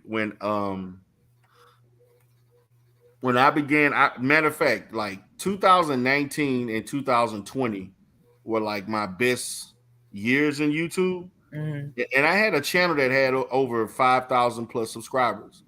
In the Yes, channel, I was a part of that when I first came across you when you would start popping on panels. I think the first time I came across you, Darrell, was I think you were in a panel with certain people in the Manosphere. Yeah, I was in the Manosphere. I don't know if it was Teapot. I can't remember which one was it. Yeah, I was debating them on counseling and psychology and stuff. I was debating people about marriage counseling. I was debating people about red pill being an issue, not being something that would be productive in real life. And I talked about the psychological effects of red pill that could be detrimental to black men. And so they basically were telling me that I should incorporate red pill ideology into my practice. And so I cursed them out for saying that, for saying such dumb shit. Yeah, I really, I really had to basically you have to function like that, because if you don't, they'll say all kinds of shit and you'll just get lost, drowned out. So I had to take a more aggressive approach to getting my point across, because if I didn't, they'll just drown you out. So I had to basically fight fire with fire. So, but they wanted me to do that. They actually, when I want to say probably the middle end of I'm gonna say around the fall of 2019, early 2020, there were people that wanted me to do certain content. Literally. Mm-hmm.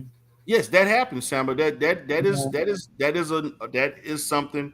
What happened is this, and this is how it kind of happened. Now, Smoke had a very unique situation, because Smoke was basically, he came into the Umar Johnson sector, kind of like an unknown person per se. Right.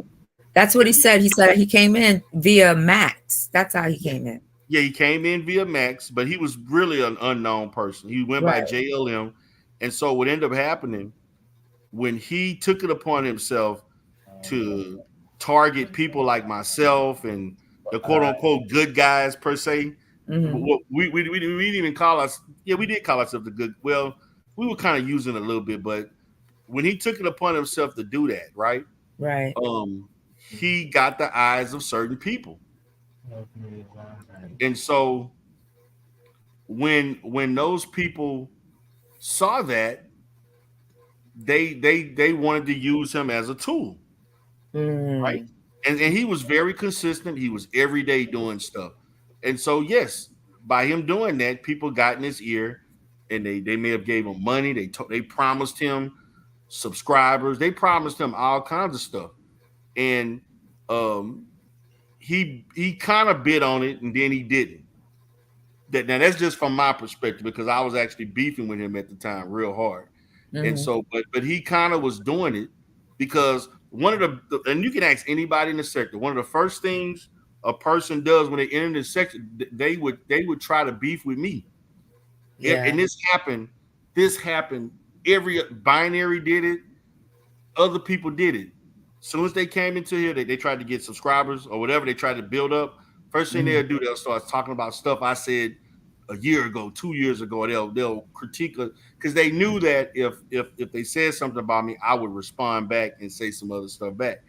And just like with Knockoff and that other lady from New York, when they came, they were paid to say stuff and beef with me. Taz Exclusive was paid to do hit pieces on me and stuff. You know, they're paid to do that. So that's true. People do that. That is a real thing. Okay, wait. Now you said they're paid to do. Who's paying them? Who you think paying them? Use your imagination. Other sectors of YouTube, the ones that just hate. No. Not other sectors. There's one particular lady from California. Oh, come on, Darrell. Yeah, that's the truth. But she ain't got. Where's all this money coming from? They admitted and said it. They said this, and then she said it too. But she'll say like somebody needed something maybe for a grant that she was helping them out, not necessarily that she was paying them to do. No, she paid them to do that. Knockoff Media admitted it. Other people, matter of fact, Smoke admitted it. Smoke was going to get money and get paid to do things. Lynn and Honor admitted it. The reason why they fell off is because Lynn and Honor was getting $300 to $400 from Andrew from her and Gerald. They were paying him a month to do Umar content. He admitted it. That's how they fell off. Hey, Darrell. What's up? Hey, what's up with you, bro? I want to tap in with you for a second. You know, me and you done had our issues, my nigga. But when shit became about your wife or whatever, I never touched that shit. I made it clear on my community posts. People was hitting me up, sending me shit. I'm not indulging in that. Because at the end of the day, whatever goes on in your household, my nigga, regardless of our misunderstandings or whatever, that between your household. And I'm not gonna try to make light of something I don't even fucking know. You know what I'm saying? Right. So right. That's just the respect I even had for you. By email? Point blank. You know what I'm saying? Like I don't do shit like that, bro. Like I don't indulge in situations like that, bro. That shit delicate. Don't nobody know what happened between you and your wife or whatever situation. I didn't go make no live streams about it. Right. I didn't say nothing, but you got a skinny ass nigga in Detroit that's starving right now. He couldn't wait. Oh man. Yeah, I hear you. Well, there was a lot of people that couldn't wait. That said what they said. Man, exactly. I'm just saying though, like certain people move a certain way in the YouTube streets. See, we can roast each other. We can roast each other. It's all good, bro. But when family start getting involved, I can't touch it. Right. And I always been like that. Right. Some stuff that the sector. Look, man. Look, I know people think that I paid people to do stuff, which I didn't.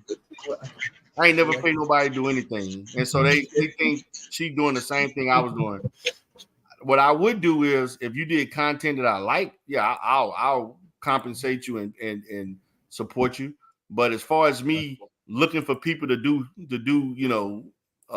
content on people and pay you to say this and that, the beef, man, I'm not spending my money on that. Matter of fact, I'm not even invested in this stuff to do that. Like that, it's not that important, you know. It's really not. But yeah, Samba, those things happen. I don't know when did you come into the sector? What year you came in here? 2020. You came in 2020? Yeah. Okay. 2020 was a bitch. I remember that. But listen, I'm gonna say this. I'm gonna say this. Like the person who made the money was really Lynn and Honor that they paid. You know, the other people like Smoke had an offer. I mean, it wasn't like a consistent monthly thing, but Knockoff and Breaking made money for doing certain things. They got paid. They admitted to getting paid a few $100s here and there. I mean, she didn't give them a whole lot of money, like it was a job or nothing, but she paid them. No, she wasn't giving no money like the Rev been giving. But she ain't got it to give. That's the difference. Well, exactly. You make my okay. But I'm not, man. Look, I'm gonna say this, and I wholeheartedly believe this, man. Look, man, I'm not interested. I don't want nobody losing their job. I don't want nobody losing their license, their job. Family and exposing people and all this other kind of stuff, they personal life. I have no interest in that. Darrell, I want to know what happened with that infamous booty pic. Who started that? The booty pic of who? Supposedly, allegedly, Lynn and Honor. Oh, want to know? Oh, I can tell you exactly what happened to that. What? Look at you. back in 2020, because that's why I asked you when you came in the sector, because I could kind of give you. And Remix was there. Remix actually made jokes about this shit. But what ended up happening, I'm gonna say this, I kid you not. Now, this was on the side that I was on. There was a picture that circulated, and that pic was shown to people, saying that this was with the Stefan Gaetano, and this was right after the Flacco interview, right? Mm-hmm. They had a picture. I don't know if there was Lennon. The picture wasn't clear enough to be honest with you.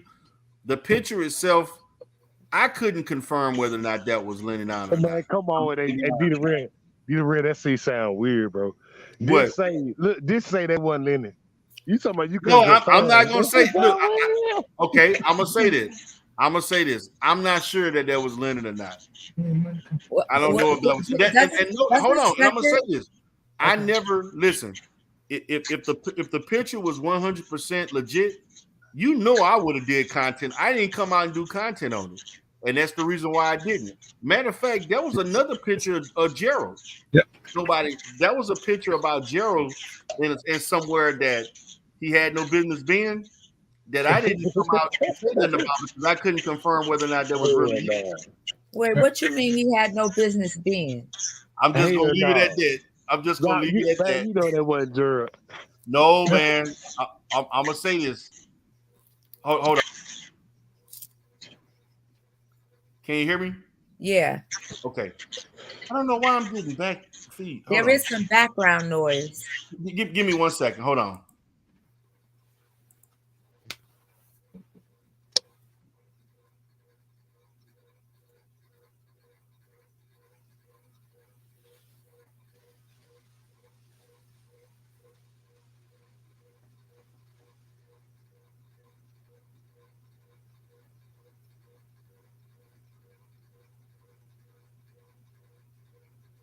Can you hear me? Yeah. Okay. That was a picture of Reverend Gerald Palmer somewhere lurking in the background in a place he had no business being. And the reason why I never talked about that or showed that because the picture wasn't clear enough. Mm-hmm. Yeah. So it more than likely it wasn't him. I don't know. I'm not gonna say that. It's a 50-50. It could be not. I'm we don't know what these people do on their off time. I mean, but look at the picture we recently. No, come on, Darrell. Look at why would I give Gerald any benefit of any doubt? I know. I understand your bias. I'm just saying. It ain't a bias. It's just the truth. You know why? You know why, D the real? Because at the end of the day, bro, how you conduct yourself doing the knockout media shit, bro, I really gotta commend you, bro. Because if a nigga did that shit to me, I would have been wishing his ass got, you know what I'm saying? Oh my Like, God. for real, I wish he would have met the afterlife. But how you handle that shit, bro, that was some real commendable shit, bro. Like, that's some shit I can look at and be like, damn, I need to probably take that approach too to some people. That's just some real shit, bro. Remix. What's up? You know, I used to be so scared of you because you were so mean. You would say some shit that had me scared. Man, come on now. You know, hell nah. You know, hey, look, to be honest, I'm a fun-loving person. It's just this is a YouTube persona. Okay. I carry on. You know what I'm saying? It ain't really that deep. You know what I'm saying? I'm saying, yeah, you can't be like that. You right to the west of me in Chattanooga, Tennessee. I drive to Chattanooga. See, why you doxing? Now you doxing and shit. Why you keep doxing? That's where you said you from. You said it. I was just playing. See, y'all can't even take when I be like, I can't even joke with y'all. Y'all be thinking I be so serious about everything. Because you do. You come off with that sound. I swear you sound like it's the way I talk. You sound like you got like a gold grill and you walk down the street with brass knuckles. That's how I picture you. Damn, oh shit. See, you racial profiling me. Come on, do the real school her, man. She can't judge a brother like this. From the way he talk. Come on, man. Damn. But I'm gonna say this, man. The people who pay people you know, they know who they are. I mean, that's just what it is. Like, um, these people done a lot of crazy shit. You know, you got, man, I got fucking, you know, you calling boards, you doing all this stuff, you taking shit too serious. You wanna try to bait somebody into saying some crazy shit. You want people to lose their job.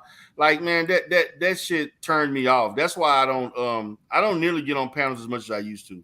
But the stuff with Knockoff, like he was paid to do that remix. I mean, I heard that he received some money or whatever, but yeah, I was just saying for the fact that, like, how this man was trying to show up at your job and shit and trying to film, and like he was doing a lot of shit. That's why I feel like, man, karma is a motherfucker. You know what I'm saying? Right. If this didn't teach this man to stop threatening people and acting like he's so tough, I don't know what would teach him after this. Like, you almost lost your life to your family member. Like, your family member was finna take you out. That's deep, bro. And then he started coming in here talking shit to the sector about we slow, we this. I'm like, man, okay, whatever. It is what it is. But you wish the best for him, though, bro. Yeah, I did. I did wish the best. Exactly. That's what I'm saying. I wouldn't have did that. and you know what, Remix? I still wish the best for him. How? Because you coming from you deal with people, so you got to be understanding. See, I get it now. I get it now. I wish the brother a speedy recovery. Just don't go nowhere fucking around with me in the city. We ain't got no problems. I don't think that's karma when he was trying to start something with you, though. You don't think what? Think that's really karma? Like, the man tried to show up at your job to fight you, but then his brother pop his ass at his house and he started crying and shit. Don't you think that's karma? It probably is karma, man. He got what because you didn't seek after him. I didn't never see you pull up to where he stayed. Nah, never pulled up. Matter of fact, where he stayed was very rough. You wouldn't see me in that. Yeah, I seen them apartments. I seen them. Yeah, that nigga was in a like, and that part of town is kind of rough too. But you know, that's. I'm not excusing his behavior or anything. You know, the way he's dealt with you, Darrell, or other people in the sector. But I just know his background from what he said, and I know that it's not coming from a place like it might be in other people. He's got a lot going on, you know? Yeah, he do. Yeah, well, yeah, he got a lot of mental illness going on. No, we can't keep. I ain't even gonna lie to you. I ain't saying that's an excuse. I ain't using that as an excuse. The black community is using this mental health shit as an excuse for everything now. Like, you be like, oh shit, he did this to a child. It's just mental health. He did this to an old woman. You can't use mental health will not be used as an excuse in a court of law. I know because I've testified in them to know. Well, he broken the law coming to your job and trying to threaten you and fight you. Yeah, he did. So he in his right mind, right? So why he wasn't in his right mind when he got popped? I don't know whether or not he was in his right mind or not, but he still did the act. But see the white folks ain't gonna have pity for. See, that's why I love about white folks. White folks don't have pity for niggas. Yeah, you go to them courtrooms and shit. You thinking all this, you crying about, oh, I ain't got no money and I'm broke. And they ain't trying to hear none of that. Like, they ain't trying to hear no problems, no excuses. It just. No, I hear what you're saying. I mean, Remix is right. When we come in with mental health issues, and that's what promoted whatever crime we commit, they don't give a fuck about that. But yeah, white people are given that license to say, oh, it was anxiety or depression, psychosis or whatever. That's what I'm saying, though. But see, you don't get that. Look, I'm type of person, though. This me. I don't like people that play tough and then be sheeps. You know what I'm saying? Like, you can't be a wolf and a sheep to me. Like, you can't be tough 1 minute and then fall victim to some shit and you want to cry. Like, I don't believe it, and I'm not going to condone it. But Remix, I think a lot of times people are pretending to be a lion, but they're really a sheep inside. That's why you see a mixture of aggression and then passivity. They got both things going on at once. Yeah, I feel like you can't be both. But you it's can though, like, remix. You can. You can. but no, I'm saying though, you can't be hard and then soft. I feel like you just gotta be, you can be grounded. Like sometimes, like it be a situation that I had to walk away from. Yeah. You know what I'm saying? Like sometimes you gotta be grounded. It Yeah. ain't all about being tough all the time and trying to prove a point. Cause proving a point can cost you a lot of motherfucking money and a Yeah. lot of heartache. You know what I'm saying? So No, you're right. it's sometimes you can walk away from shit. Like it's easy. Exactly. Like that nigga went up there live. I was on a live. I'm coming over. I want to interview. All this crazy shit. He was out of his fucking mind. But see, you just said that he was out of his fucking mind. No. I'm saying that not meaning literally out of his mind, but to make that was a unintelligent decision to make. Is what I'm saying. Yeah. That was not a smart thing to do. Whether he truly not, I don't know whether he was or not, but that was a bad decision that he made. But people don't even talk about this in the sector. What if Dita Red would have, if that nigga would have showed up at Dita Red's job like he did, and Dita Red would have popped his ass and killed him, it would have been justified. And all this shit would have been documented on YouTube. Cause guess what? When you delete some shit, the feds, they can go in there and find the deleted video. Right. So like all them threats he was making, that's what I'm saying. Like I just don't condone niggas playing tough on the internet. Then when some shit happen to them, niggas got to turn the other cheek and be wishing he got a speedy recovery. Come on, Dita. Well, I'm gonna say this, man. I get what you're saying, and you know, even though he acted damn fool, and I actually tried to be friendly to him and tried to give him some empathy or whatever, he still acted jackass. But at the end of the day, man, as long as we don't see each other, I ain't got no problems with him. Like, you know, he can say all the crazy shit he won't do on YouTube. As long as he don't try to pull that shit he did last summer, 2 summers ago, I'm good.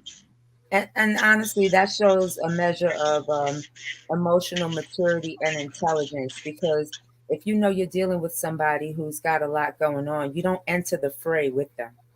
Right. And the thing about it, now this is the issue in regards to him. There were a lot of people in the sector who were overlooking what he was doing and actually, you know, kind of cheering him on to do crazy shit. Mm-hmm. Because when that happened, they had people tried to make me look like the bad guy. Literally told me, we told you to quit. We said quit engaging with him, and I was not engaging with him. No, he would pop up on your panels. He would pop up in your chat. I remember I was there. Yeah, like this guy was popping up and saying stuff, and I remember one time I didn't do content. I think I probably had an audit or something like that, and I didn't do content for like 2 to 3 weeks because I was so busy because I was trying to get some audits and things taken care of, paperwork, all this administrative shit. And this dude did about maybe 6 or 7 videos about me. When I finished the audit, I dropped a video about him. And when I dropped the video, oh, you see, you engaging. I'm like, man, are y'all crazy? You forgot about the previous weeks of him doing all this content. Y'all ain't say nothing. But now you're gonna get on me talking about I'm triggering him when I do this one video. Right, like, that's why I be dismissing a lot of shit these people be saying. They'll say any fucking thing just to say something. It don't make no sense, but they'll just say shit. So I'm like, come on. I think they also, like, you know, once you come on as a therapist, they expect you to, you know, you always got to be above and always got to, you know, ain't above shit. I know, but I think that's where that expectation comes from. Hey, but no, ain't above shit. I'm done with being above anything.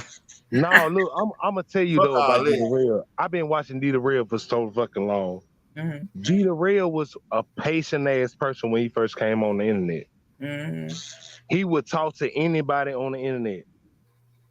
That was his persona. Like he would try to mend the fences, right? But it became a breaking point with Dita Real, and that's just real shit. Like I've been observing this, so like he been sitting back, he been patient. Like Dita Real wasn't the persona that we see now. Now it's nowhere The near Godfather, what I all was. that, like all that shit was just it became what it was because of how he felt. People was attacking him. No, I, You know I what get I'm saying? that. I get that because I tried to be nice and let's come on, everybody, let's be friends. And people was like, shut the fuck up, Simon. We don't want to hear that shit. So I'm like, all right, I'll give you what you want. That's how it is. That's why I don't say nothing, but I just let people say whatever. I'm not, my comments gonna stay to myself unless it's something I just feel like I have to say. But people come from all kind of angles, so you just I'm not gonna allow people just to be saying crazy shit to me, and I just sit there with a smile like, okay, I get it, nah. Yeah, I mean, but I became the attacker. yeah, nah, I feel you. I know I have officially arrived because I have a troll named Dead Lesbian. You have a what?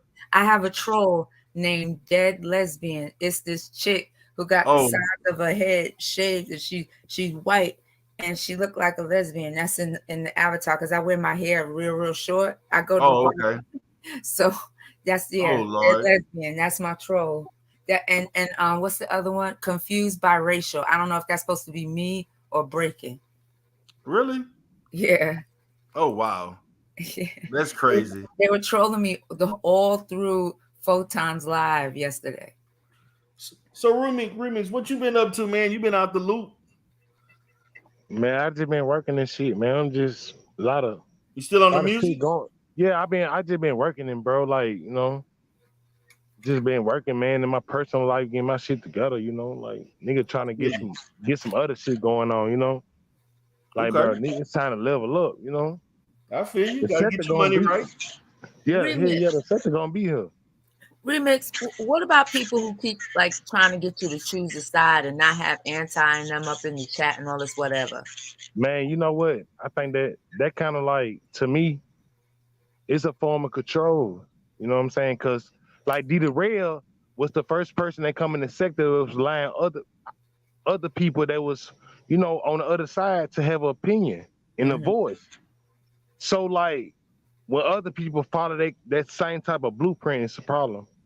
And I always gave Dita Rail his props. That was the first live stream I ever been on. Like when you know what I'm saying? I tapped into Dita Rail because, you know what I'm saying? Like Dita Rail let you come on he might kick your ass off and cuss you out. But like, yeah, you know what I'm saying? I got kicked out plenty of times, but just the mere fact of the brother just giving me an opportunity to have a voice, it hit different for me. For real. It did. Nah, I feel that. And honestly, I mean, Darrell, I know how you feel about anti and Rev, but to me, they're a very important part of the sector because there's always kind of like a Batman, Robin, and then the Joker, and you got all these players.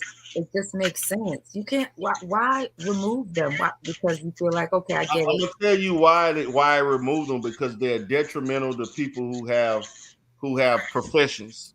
And when you start taking stuff, listen, if they if they kept shit on YouTube, I wouldn't have no problem. But Dita Rail, if you saying that, why Shakim here? Same thing for Shakim. If he was doing some shit like that, but see, hold on, I'm gonna say this. Fucking with people's families. Yeah, I get that. I'm gonna say this. I'm just saying though. If you hold on, Remix. Look, I'm not trying to excuse the shit that Shakim did, because he did a lot of wrong shit. But the shit that Shakim did ain't nowhere near the stuff that I'm been doing this shit way longer than Shakim. I ain't saying look, listen. Shakim did a lot of crazy shit. I'm not gonna sit there and try to pretend he didn't do a lot of stuff he shouldn't have did. I actually told him not to do some of the stuff he was doing when he was with us. When he was on our team. I stopped him from doing stuff. So I ain't trying to excuse him for nothing. But the shit she's been doing this shit for almost 8-9 years worth of shit. You up there literally, you got motherfuckers going to my Psychology Today page thinking that I was in an LGBT group and shit. You didn't cut, paste, and doctored my website and did all kind of shit. Man, all kind of uncalled for ass shit. If listen, man, when I first see, a lot of people don't know, man. People wonder why me and Rev G fell off. me and Rev G fell off is because I tried to be cool with Rev G at the beginning, back in 18 and 19. Rev G one flipped and started. He got mad at me because of the LGBT shit with the Bible and how to interpret the Bible and the Bible said this and that. And matter of fact, the dude in here right now, Israel Bound, right here. They had a debate, man. Rev G was wanting to beat people ass, threatening for me to go to Kansas. Man, Rev G was saying all kind of off the wall shit, threatening Israel Bound, threatening me, want to fight.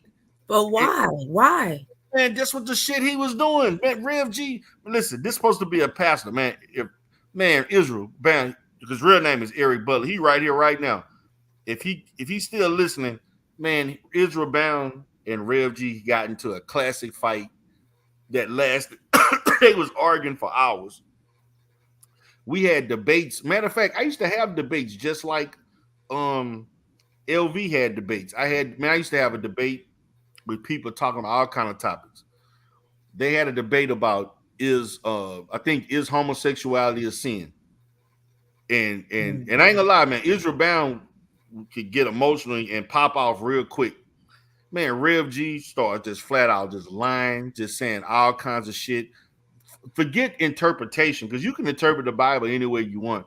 Man, Rev G started saying all kind of off the wall shit that had nothing to do with the Bible. He started lying about all kind of stuff, and Rev G started threatening people, and then he flagged the video and shit. That's the kind of bullshit he was doing. And to be honest with you, when that happened, everything just went south. Because I used to let Rev come on my panel all the time. We was cordial with each other. Right. I wasn't hating, man. I wouldn't. Now the thing with his wife, he claimed that I never said one bad thing about Rev G wife. All I just said was his wife was more. He got mad at me for saying his wife was more successful than him. Well, she is. That's the truth. That ain't a lie. I mean, I'm not lying. He know that to be. All I ever did was taunted him for the fact that his wife is licensed and he not, and she make more money than you. And you over there helping her practice instead of getting your license and y'all can have a practice together. That makes more sense. It makes more. But maybe he didn't want to be a clinical. I'm gonna tell you why Rev G didn't want to do clinical, because Rev G has issues of himself that he think he probably wasn't going to be adequate enough for the job. Which to me, now listen, I know he has said that he has bipolar disorder, but yes, that doesn't mean he couldn't be a good therapist.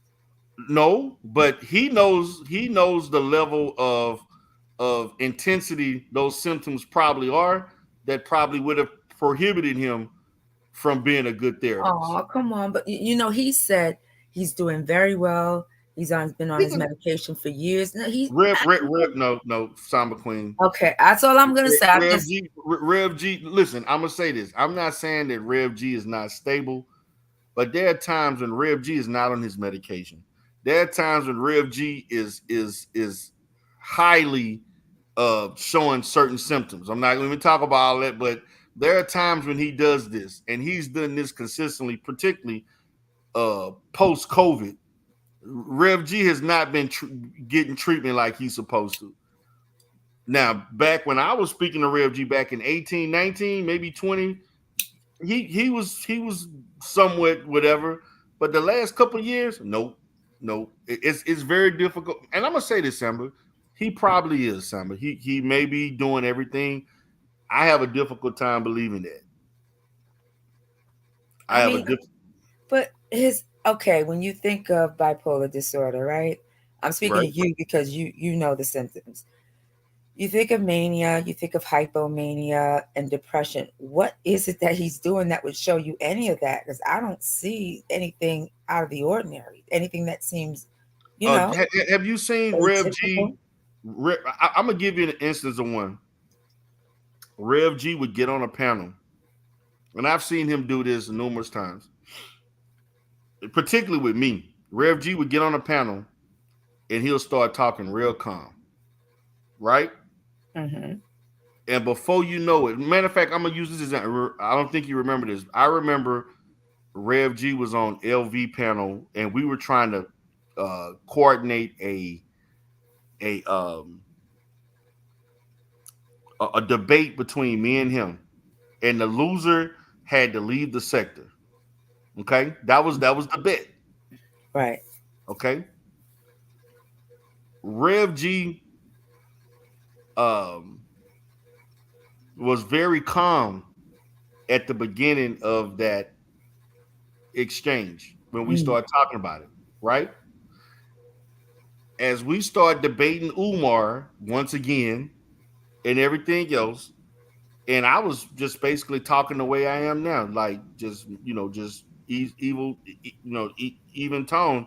Rev G, Rev G, speech became pressured.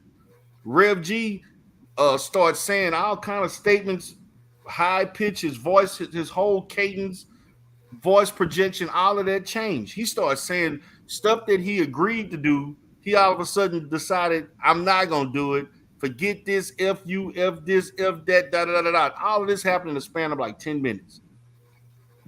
And then he wouldn't stop. And then of course, you know me, I started cursing his ass out and stuff back, instead. And I was just like this. And this is what Rev G did. The next thing you know, he go after that and do a live stream and do all kind of other shit on other people's panels. I mean, but come on, but Darrell, be honest, isn't that like 3/4 of the sector that start off? No. We're talking about we talk. It's a difference between you saying things. I'm looking at the fact that you calmly agreed to do some things and said some things, and then when we ask you questions, then you start saying stuff in contradiction of what you just talked about 10 minutes ago. And then you start going off on stuff that was irrelevant to anything that we talked about. You start saying all kinds of stuff that didn't make no goddamn sense. Your whole mood changed within the span of 10, 15 minutes.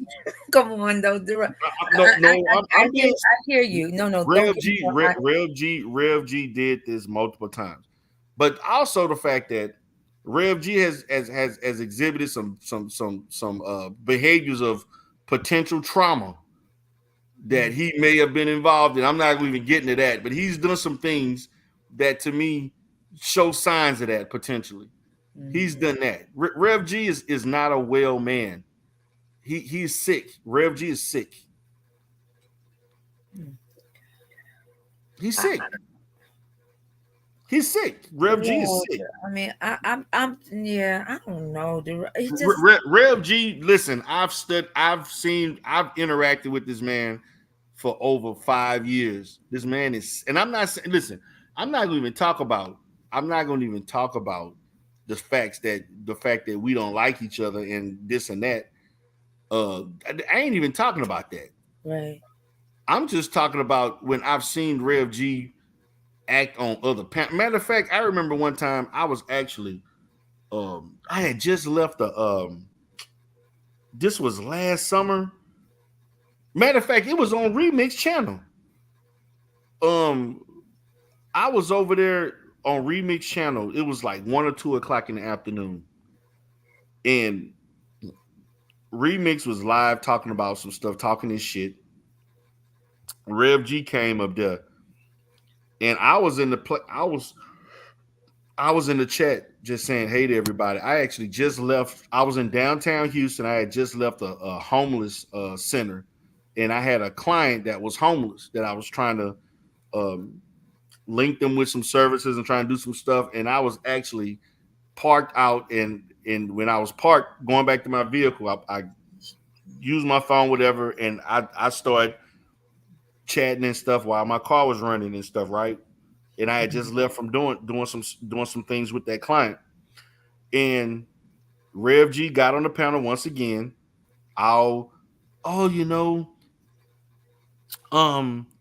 Everybody attacking me and I'm poor me, this and stuff like that. I'm such a good person, and we're doing this, and I was just in there just laughing at him. I wasn't trying to agitate him, but I'm just listening to Rev G talk. It went from all of that to fuck D Darrell, come up here and address me like a fucking man, and you this and that, just did all this aggressive shit and this and that, and he got mad at me for not coming up, and I said, Rev, take your medicine, and I turned him a little bit because I'm like, he went from one thing to the total opposite in a matter of 10 to 15 minutes once again. And then I end up going up there too, actually, towards the end. And I addressed him for like maybe 5 minutes or so. We was going back at it. His whole mood changed once again. His perception is fucking totally off on shit that never happened. He claimed that happened. That just lying, just saying all kinds of stuff. Man, the brother is sick. And I listen, you can show optimism or you can show whatever you want to feel otherwise. Rev G has and many times done things that you scratching your head like, what the hell wrong with Rev G today?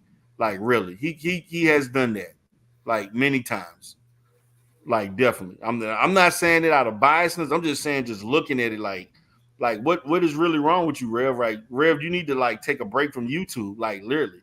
And actually, Samba Queen, he actually admitted that he needed to take a break, and he took breaks. Well, I mean, we all need to take breaks from time to time when we're. He took a mental health break.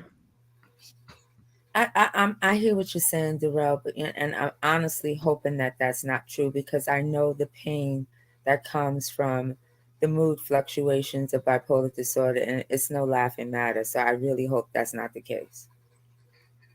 I'm going to say I'm confident that it is the case. And I even told Rev, you need to get off of YouTube. This is not for you. You should not be on YouTube, behaving in such this manner. I know you struggling. I can, I know you, and I told him that. Kiss my ass, D Darrell, and shit like that. You know, that's the response you get back from Gerald. And I tried to tell you, D Darrell, and I tried, you keep doing this, and you keep like, Rev, I'm not attacking you, Rev. When have I ever attacked? I've never attacked Rev G. You attacked my wife and you said all this stuff. No, I didn't. I never attacked your wife. All I did was told you that your wife is more successful than you, and you need to level up. That's all I told you. You got mad at me for saying the truth. What about leaving the? I don't know who did it. Left like bad reviews. Is that what he's talking about? So far as the attack on his wife? I had no part of that. That did happen. That was true. But I laughed at it because what I look like showing sympathy for you, and when your stupid ass contacted my board about this, let me tell you what this fool did, Samba. This fool contacted my board and made a complaint about me supporting Umar Johnson.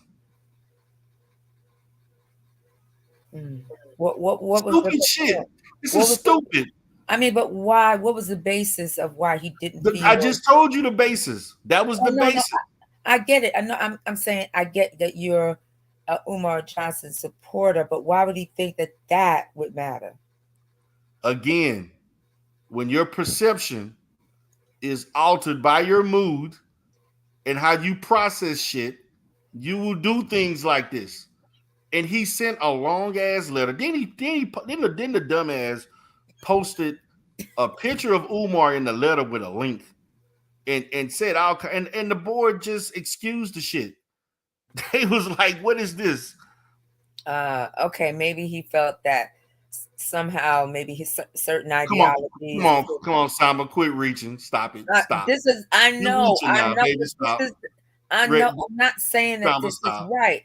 Darrell, listen. This is what you're reaching right now. No, but I know I'm reaching. Okay, hold on. Reaching on purpose. Samba, stop. I'm reaching on purpose, Darrell. Samba, what is unethical about having an opinion about whether or not somebody is appropriate for opening up a school or not? Oh, that is impervious to how I operate as a therapist.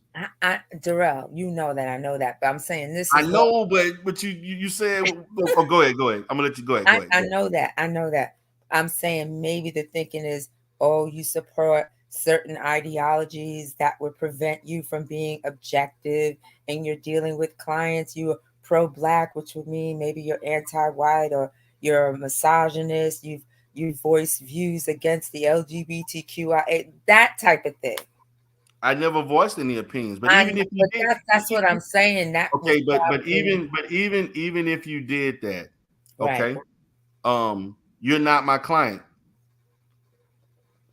True. You're not you can observe me, and this is the thing. This is what people got to understand, and this is what he failed to understand. Like, you do know the purpose of having a board is to maintain the credibility of that field, and as far as how you practice, and to protect the people you are treating. Okay, treating. Let me put the key words into treating client, Right. or in a professional environment. This is not a professional environment. So let me ask you, I want to ask you a question about the board. Were they like, well, this doesn't pertain to your professional environment, so we don't care? Like, why did they dismiss it? They dismissed it because it was unfounded. It had nothing to do with my ethics. This was based on you having an opinion of.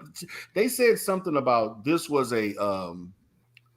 something that was not related to. They reviewed something about how you function as far as online behavior or something, and they said this has nothing to do in regards to something about me operating,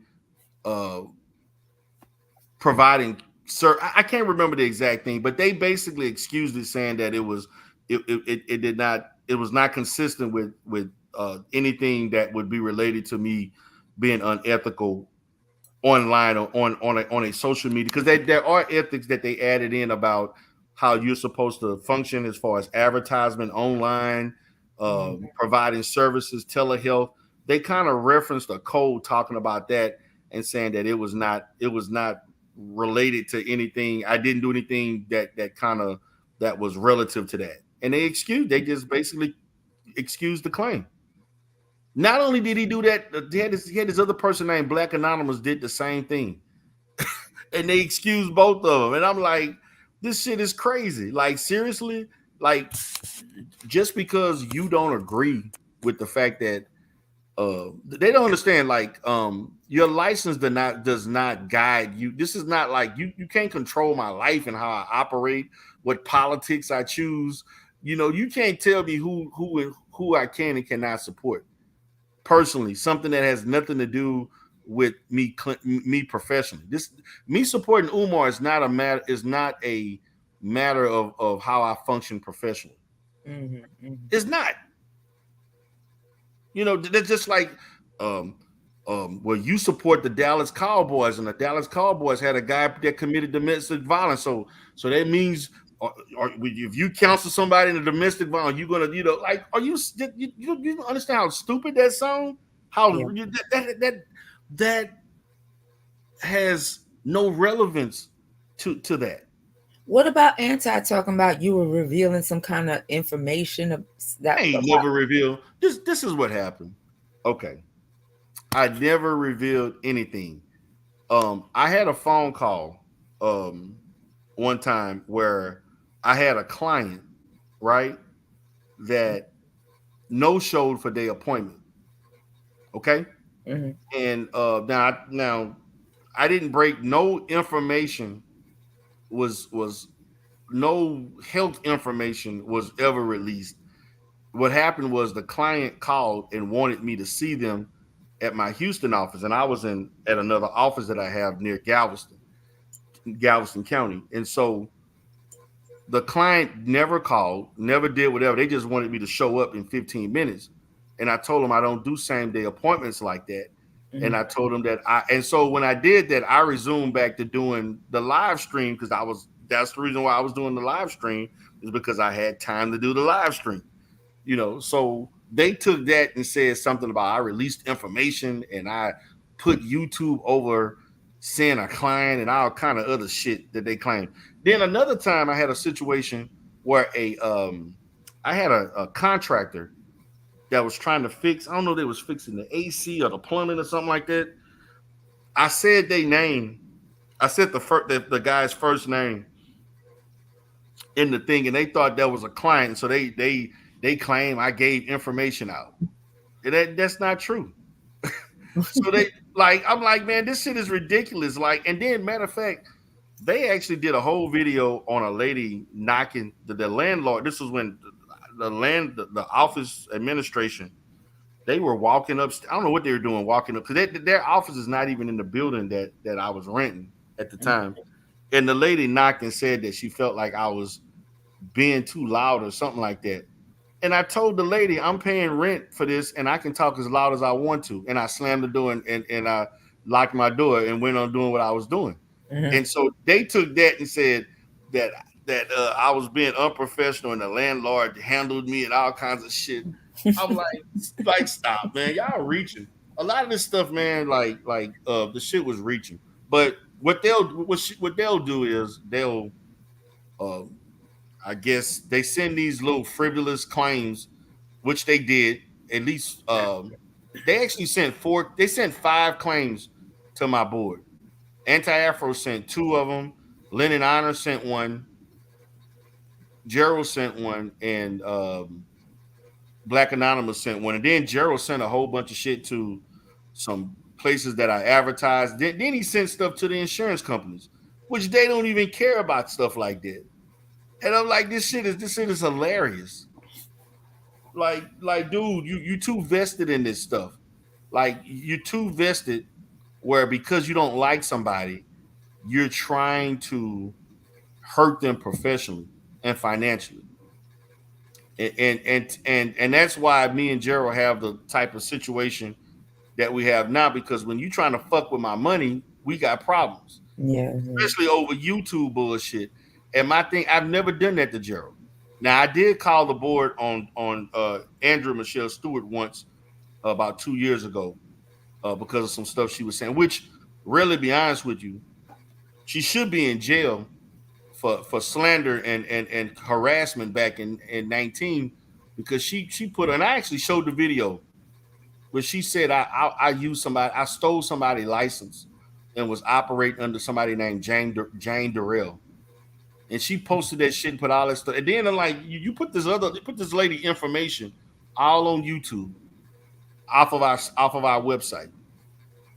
She did fucking shit like that. And so that's why I have the views that I have about them, because this is the kind of evil shit that they do. And they've not only did this to me, they've done this to several other people. They've done it to Nikki. They've done it to they looked up other people. They're trying to dox Carrie Ann. Anybody they think of any they done it to Umar, of course. They tried to do stuff to probably Tiffany Griffin. I think they may have tried to do stuff to her too. Like, this is what they do. They've done it to some other people in the sector, but I'm not gonna put their name out like that. But they did a couple other people that I'm not gonna disclose the name, where they contacting FBI, they contacting the government agency that they work for, trying to get people fired. This is shit that they habitually engage in. And so that's why I say the sector is better off without them, because we don't need people like that trying to hurt people financially and professionally. Like, people have families, they got kids. People worked hard to get their credentials. Just because you didn't capitalize on your credentials and you broke with an LMFT, that's not my fault. That's your fault. Maybe if you spent more time doing honing your skills instead of worrying about YouTube, you'd be able to make more money and be a more valuable therapist. Like what therapists hide their address where they practice? You posting and hide. You doing all kind of nefarious ass shit that basically hinders your ability to practice. Like, who does this? How would you want to become a therapist and not make yourself available to people to find you so that you can treat them? And there's all kinds of issues, especially in California. Man, that's a hotbed for all kinds of marital and family issues. You know, you should never be out of work. Yeah, but that's the thing, though. It's like I think that's part of her allure is that she's so mysterious that we really don't know what she looks like. You know, I've seen Now so we many know what she people. looked like now. Yeah, but that's what y'all all say every No, time. no, y'all not say, no, no, no, no, no, no, no, ah, no, no. Let me tell. Let me explain that, Samba. Remember, I never put out pictures. Those pictures that they said the first time, I been had those pictures. I had those pictures for years. I didn't put them out because I was not sure. Now, those pictures when those pictures got out, I bid on one on the second one because I thought that probably was it, and then because I had got some information and found out that didn't work. That was a mistake on my part. Now this other situation, she, I don't see her backing out of that. And now I found out there's some other shit going on that I'm not going to talk about. So I'm gonna just leave it at that. But if the oh, come second on. See, y'all always do that. There's some other stuff going on, but I ain't going to talk about Samba, it's because it is as crazy as it sounds. That's the listen. I get it. It's weird as fuck.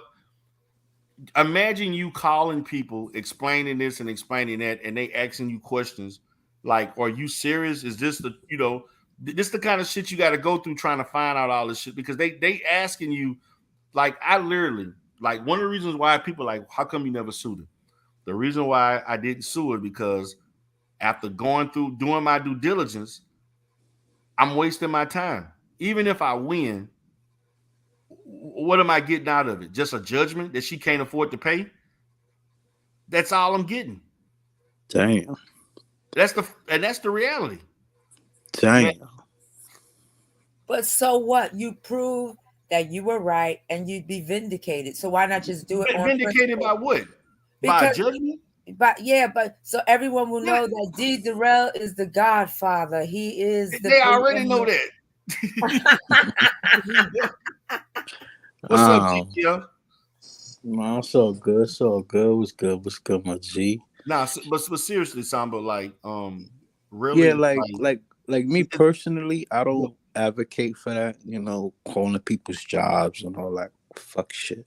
That's just like Samba, like literally, like this is what would have to happen. I would have to, which I already went through the process.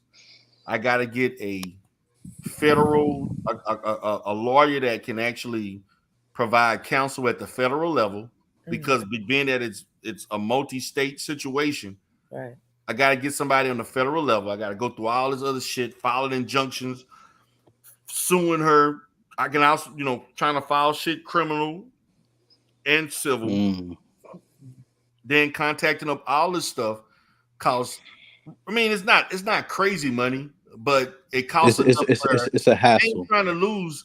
I'm not spending $15,000-$20,000. I'm not spending $10,000-$15,000 just to get a judgment she can't pay. I see what you're saying. You don't feel like I'm just being honest. Investment. And that's really, I would be spending about maybe somewhere between 12 to 16,000. Really, that was what it was. If, at the end of the day, I could spend all this money, right? And just get a judgment that I know she can't pay. How do you know she can't pay? Based on the investigation that was done that I had to pay for, looking up things and records, she cannot afford to pay it. And I'm gonna say this: she's been bankrupt before.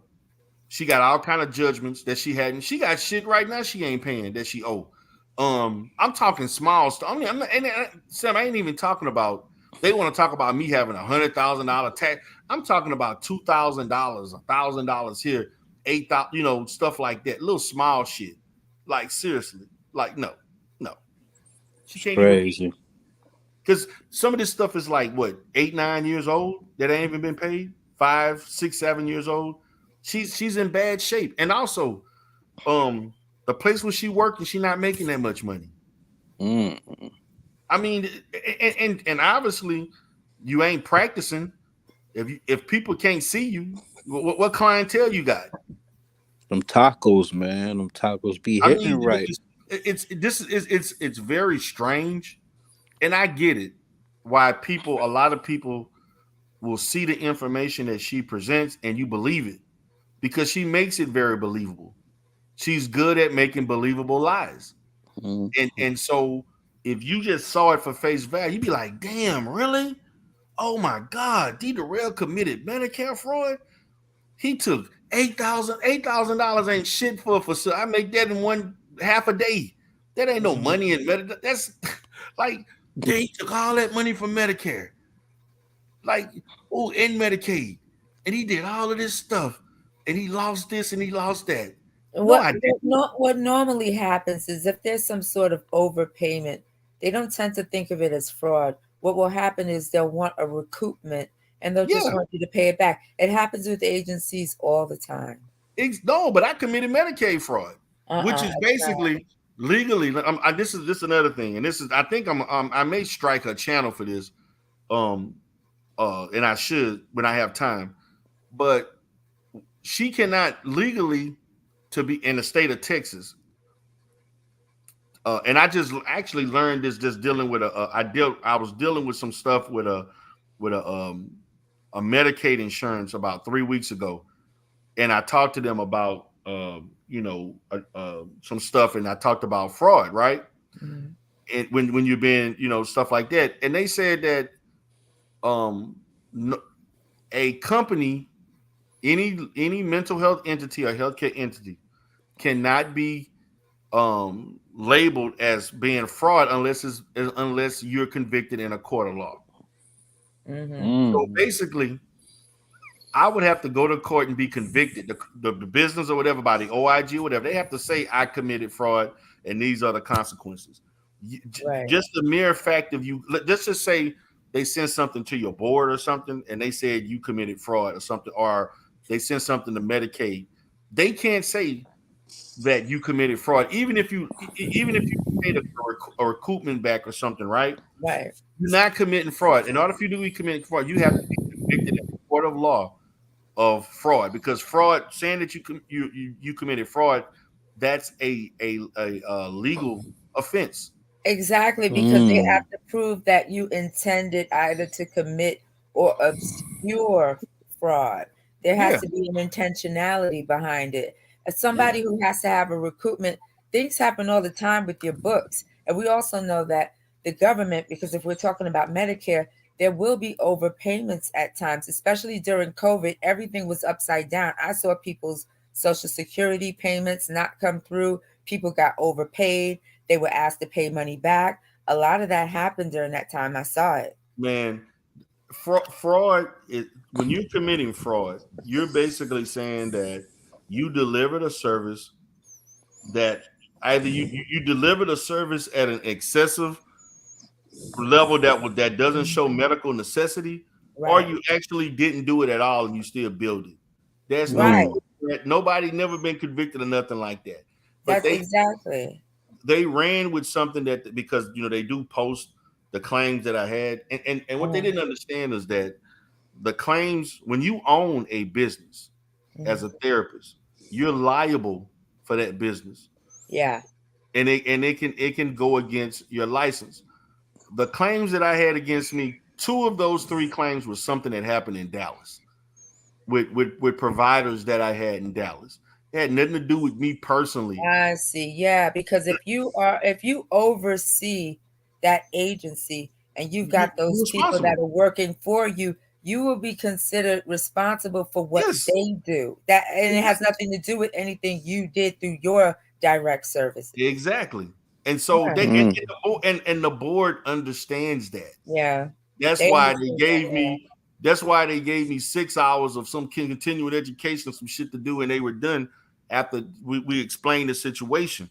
I had 3 locations. Yeah, basically the reason why they do that is not really to punish you. It's really to help you, because they want to prevent it from happening again. It's not really punitive. Yeah, I know. I've seen that happen. Yeah. Yeah. And so my thing is that I understand as a business owner and as a professional, if I'm going into business, I know that's a risk that you take, and I understand it. And I'm fine with, like, if you run and do your stuff right, you don't have nothing to worry about. And for the most part, outside of a little situation that some things that happened, everything was good. But they took it and ran. Oh, he took all his money, and like $8,000 is nothing. Not for Shit is- a business of your scale. I mean, Yeah. I know what you can get for private. I know, shucks, if you charge out of pocket, I love out of pocket because then you don't have to do all the notes and stuff because Right. it's not required, right? So if you're getting Right. cash, that's good because then you can charge your own rates. If you go by insurance companies, then you got to go by their rates. Now people have to understand that you also have to pay these clinicians, so you're not getting money hand over fist. There's a lot of expenses involved. Yeah. Yeah. At the I think at the time my clinicians were getting paid. I think this was back in 15, 16, 17. Mhm. So I was paying my clinicians like $35 to $45 an hour. Right. That was what they were getting paid. I had one social worker that I was paying about $45, but they were doing some other things in conjunction to just, they weren't just doing therapy, they were doing some assessments and some other stuff that, Right. and they were really skilled in some things, some specialties that I benefited from. So I paid them a little bit more to do some things. Yay, that's right. Social workers get paid more because we can do everything. Micro, meso, macro. Okay. It's crazy. Okay, Salva. Big words. Yeah, Big words, I paid, big but words, I big paid words. them. Paid them well. They did their work, whatever, and stuff. But they looking at this. Oh, he took all his money, and that's what he spent the Medicaid money on a brand new Range Rover. Like, lady, stop. I didn't, just stop, man. This shit is like it's like y'all reaching, man. Really, People just do the none of the most. You know claims, what I mean? People none of the just do the claims most. that they filed amounted to anything but me having to pay my lawyer to respond back. That's it. Yeah. That's it. AP, you been quiet. You good? I think she probably fell asleep. I think is Chaos still here? Yeah, he chilling.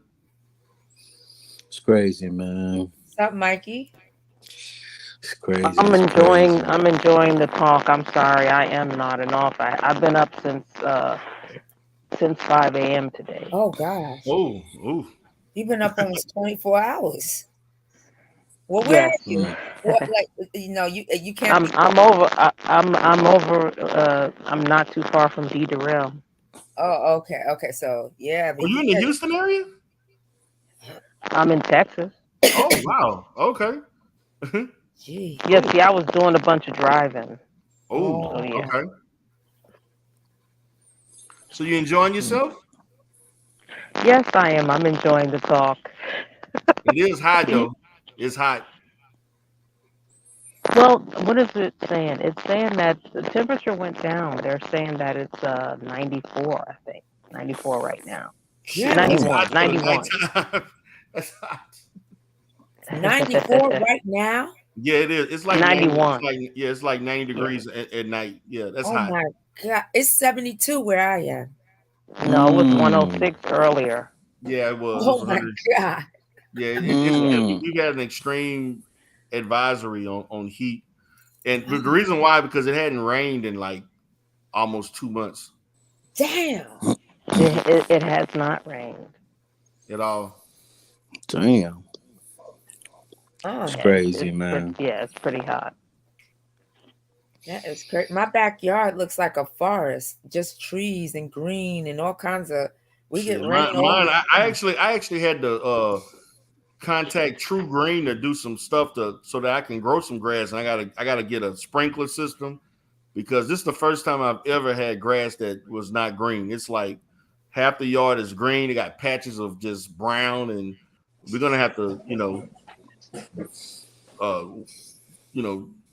spray the lawn so that it can grow grass again. Yeah, you might have to reseed. Yeah, I gotta mow my yard. I gotta mow the yard. Some shit I got to do now. You know, now I got my own house. You know, feels good. Right. Yeah, Sama, but that's the drama. Oh God.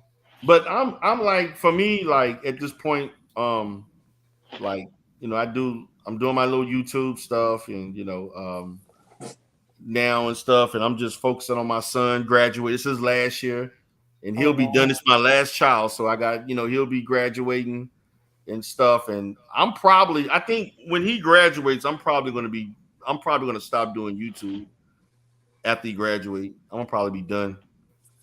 I think I've been doing YouTube since 16. So it's Okay. been about 8 years. I think I'm gonna be good after that. I think I'm gonna just transition to find some new hobbies and do some different things. Darrell, you know you ain't going nowhere.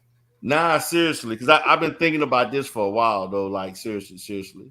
Like I still may come on a panel every now and then. I still watch some stuff, but as far as content creation, I'm probably gonna stop doing content creation.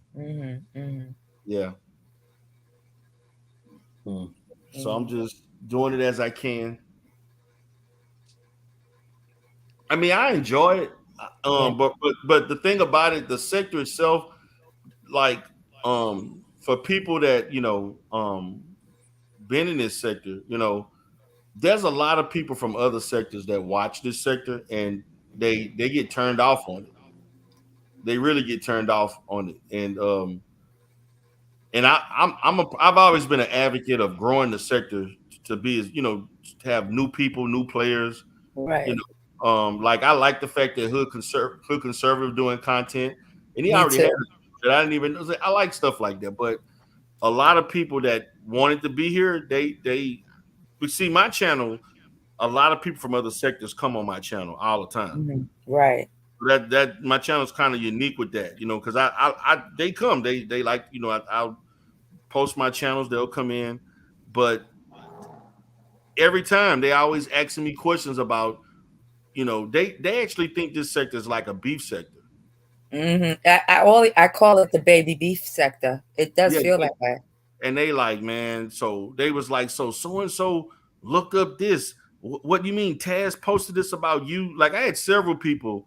Matter of fact, I did an interview with a lady 2 weeks ago, and she asked me about the stuff about Taz posting about me and my wife and stuff. That came up in the interview. They was asking, what is this? What happened? Why did he doing it? But they already, because Taz got kicked out of a couple of sectors, so they kind of didn't pay it any mind, but they wanted to know, like, they thought that, there's like, what's, because me and Taz used to beef real hard back in the day.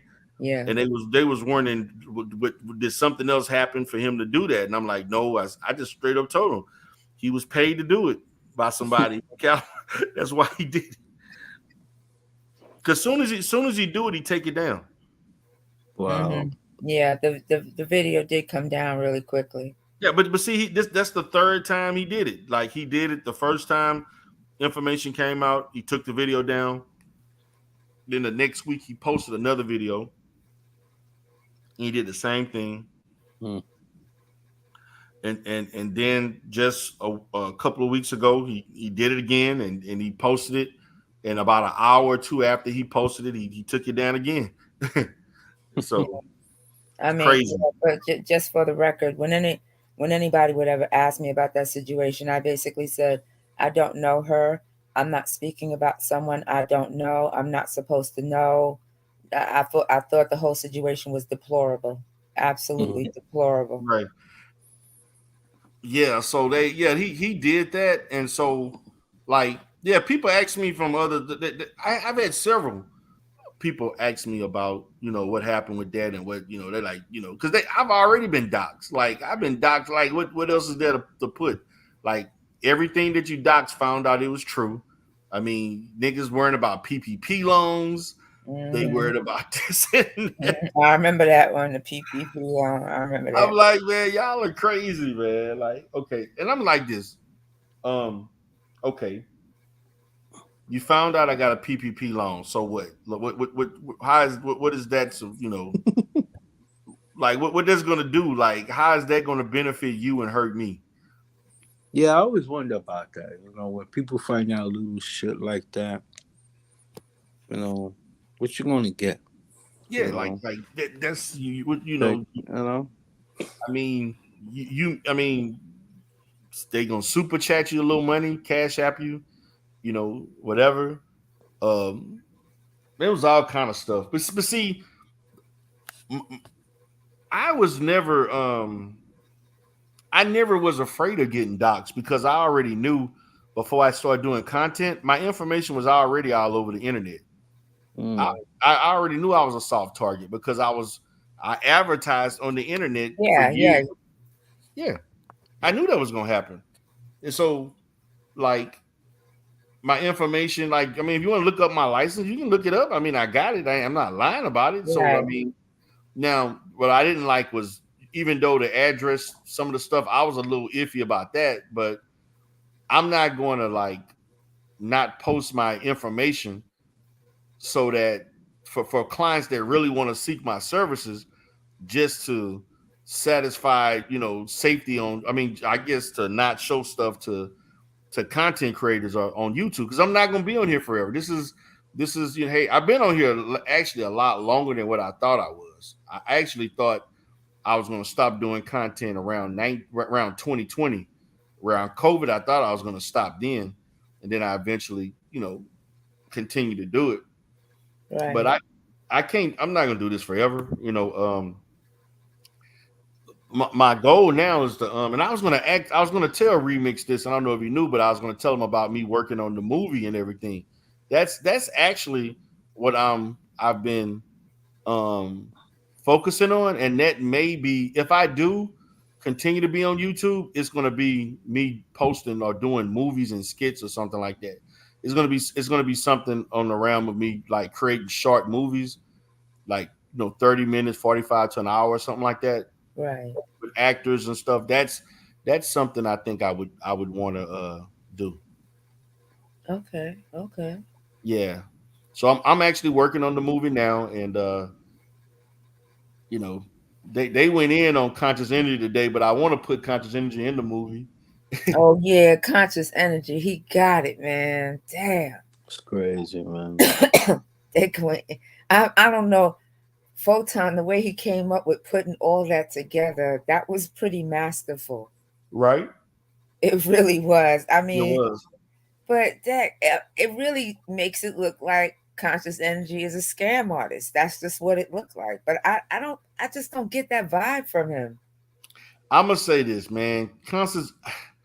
I'm gonna say the app is what made him look like a scammer. That if he wouldn't have never did the app, the thing with the app, I don't think, because that really rubbed people the wrong way.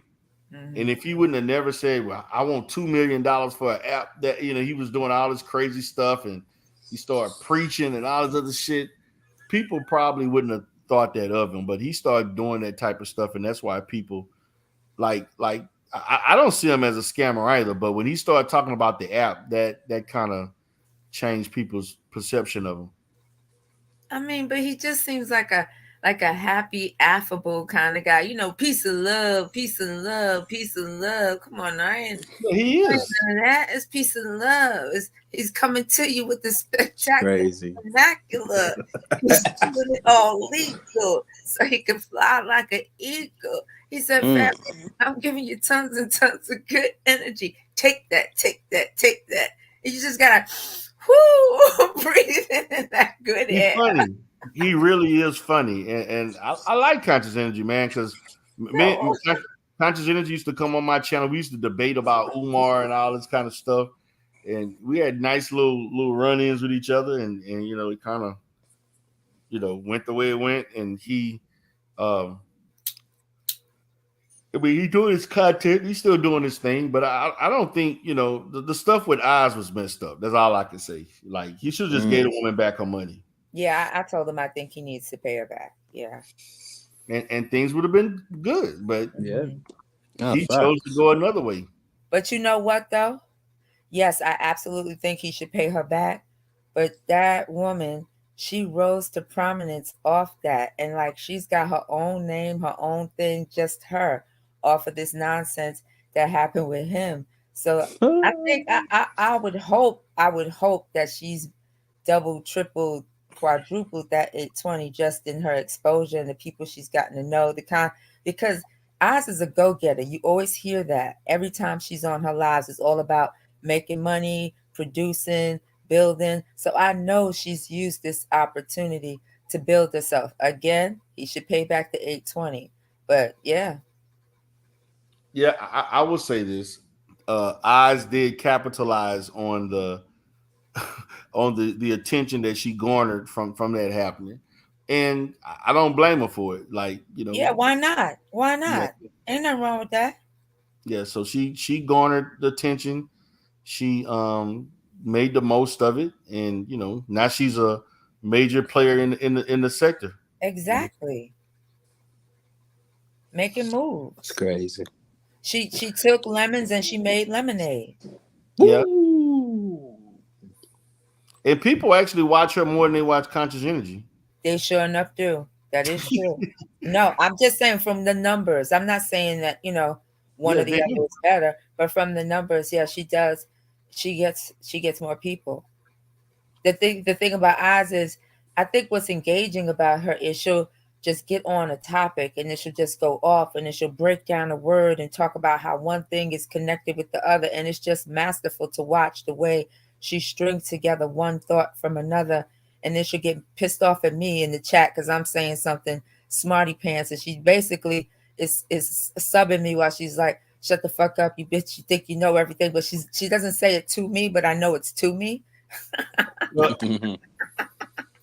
crazy. It's fun. I like her morning lives. I look forward to them, and I mean, CE doesn't do lives as often, these days.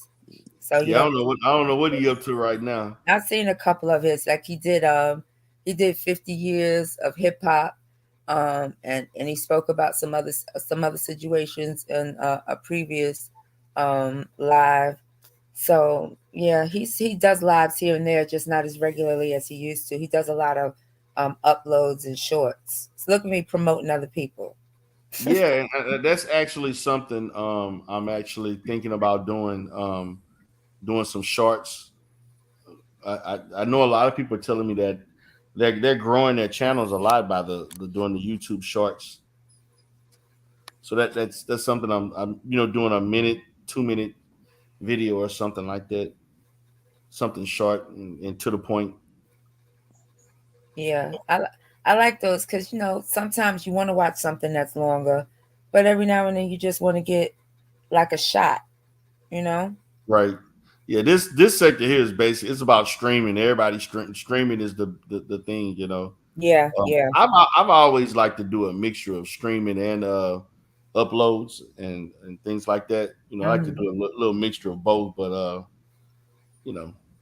I think most people like the engagement, like the organic nature of a live versus sitting and just watching an upload. Depends Right. on the way you like to be entertained, I guess. Right. Right. So, well, guys, I'm gonna wrap this up. We're almost at the 5. Man, I was in it for 5 hours. Wow. So any last words, Miss Samba Queen? Now it's nice being up here talking to you. Hey, Great. lady. Good night. All Good right. night, Take Mikey. care. Take care, Darrell. All righty. All right. All right, everybody. All right, Mikey. All right. All right. All right, AP. We about to wrap it up, baby. It's always a pleasure. I started dozing off for a little while, but I didn't I didn't know you was in Texas. You said you on vacation? I'll you covering this topic because it's the things Hello? we'll be looking up in the sector as far as dating advice is concerned. Mm-hmm. Another good one, Ariel. Thank you so much. Appreciate you for All coming right, up. everyone. Have a good evening. Peace. All right, guys. Appreciate you. I'm about to go to bed. All righty. All right, guys. I'm going to go ahead and go to bed. Appreciate you all for coming in. Peace.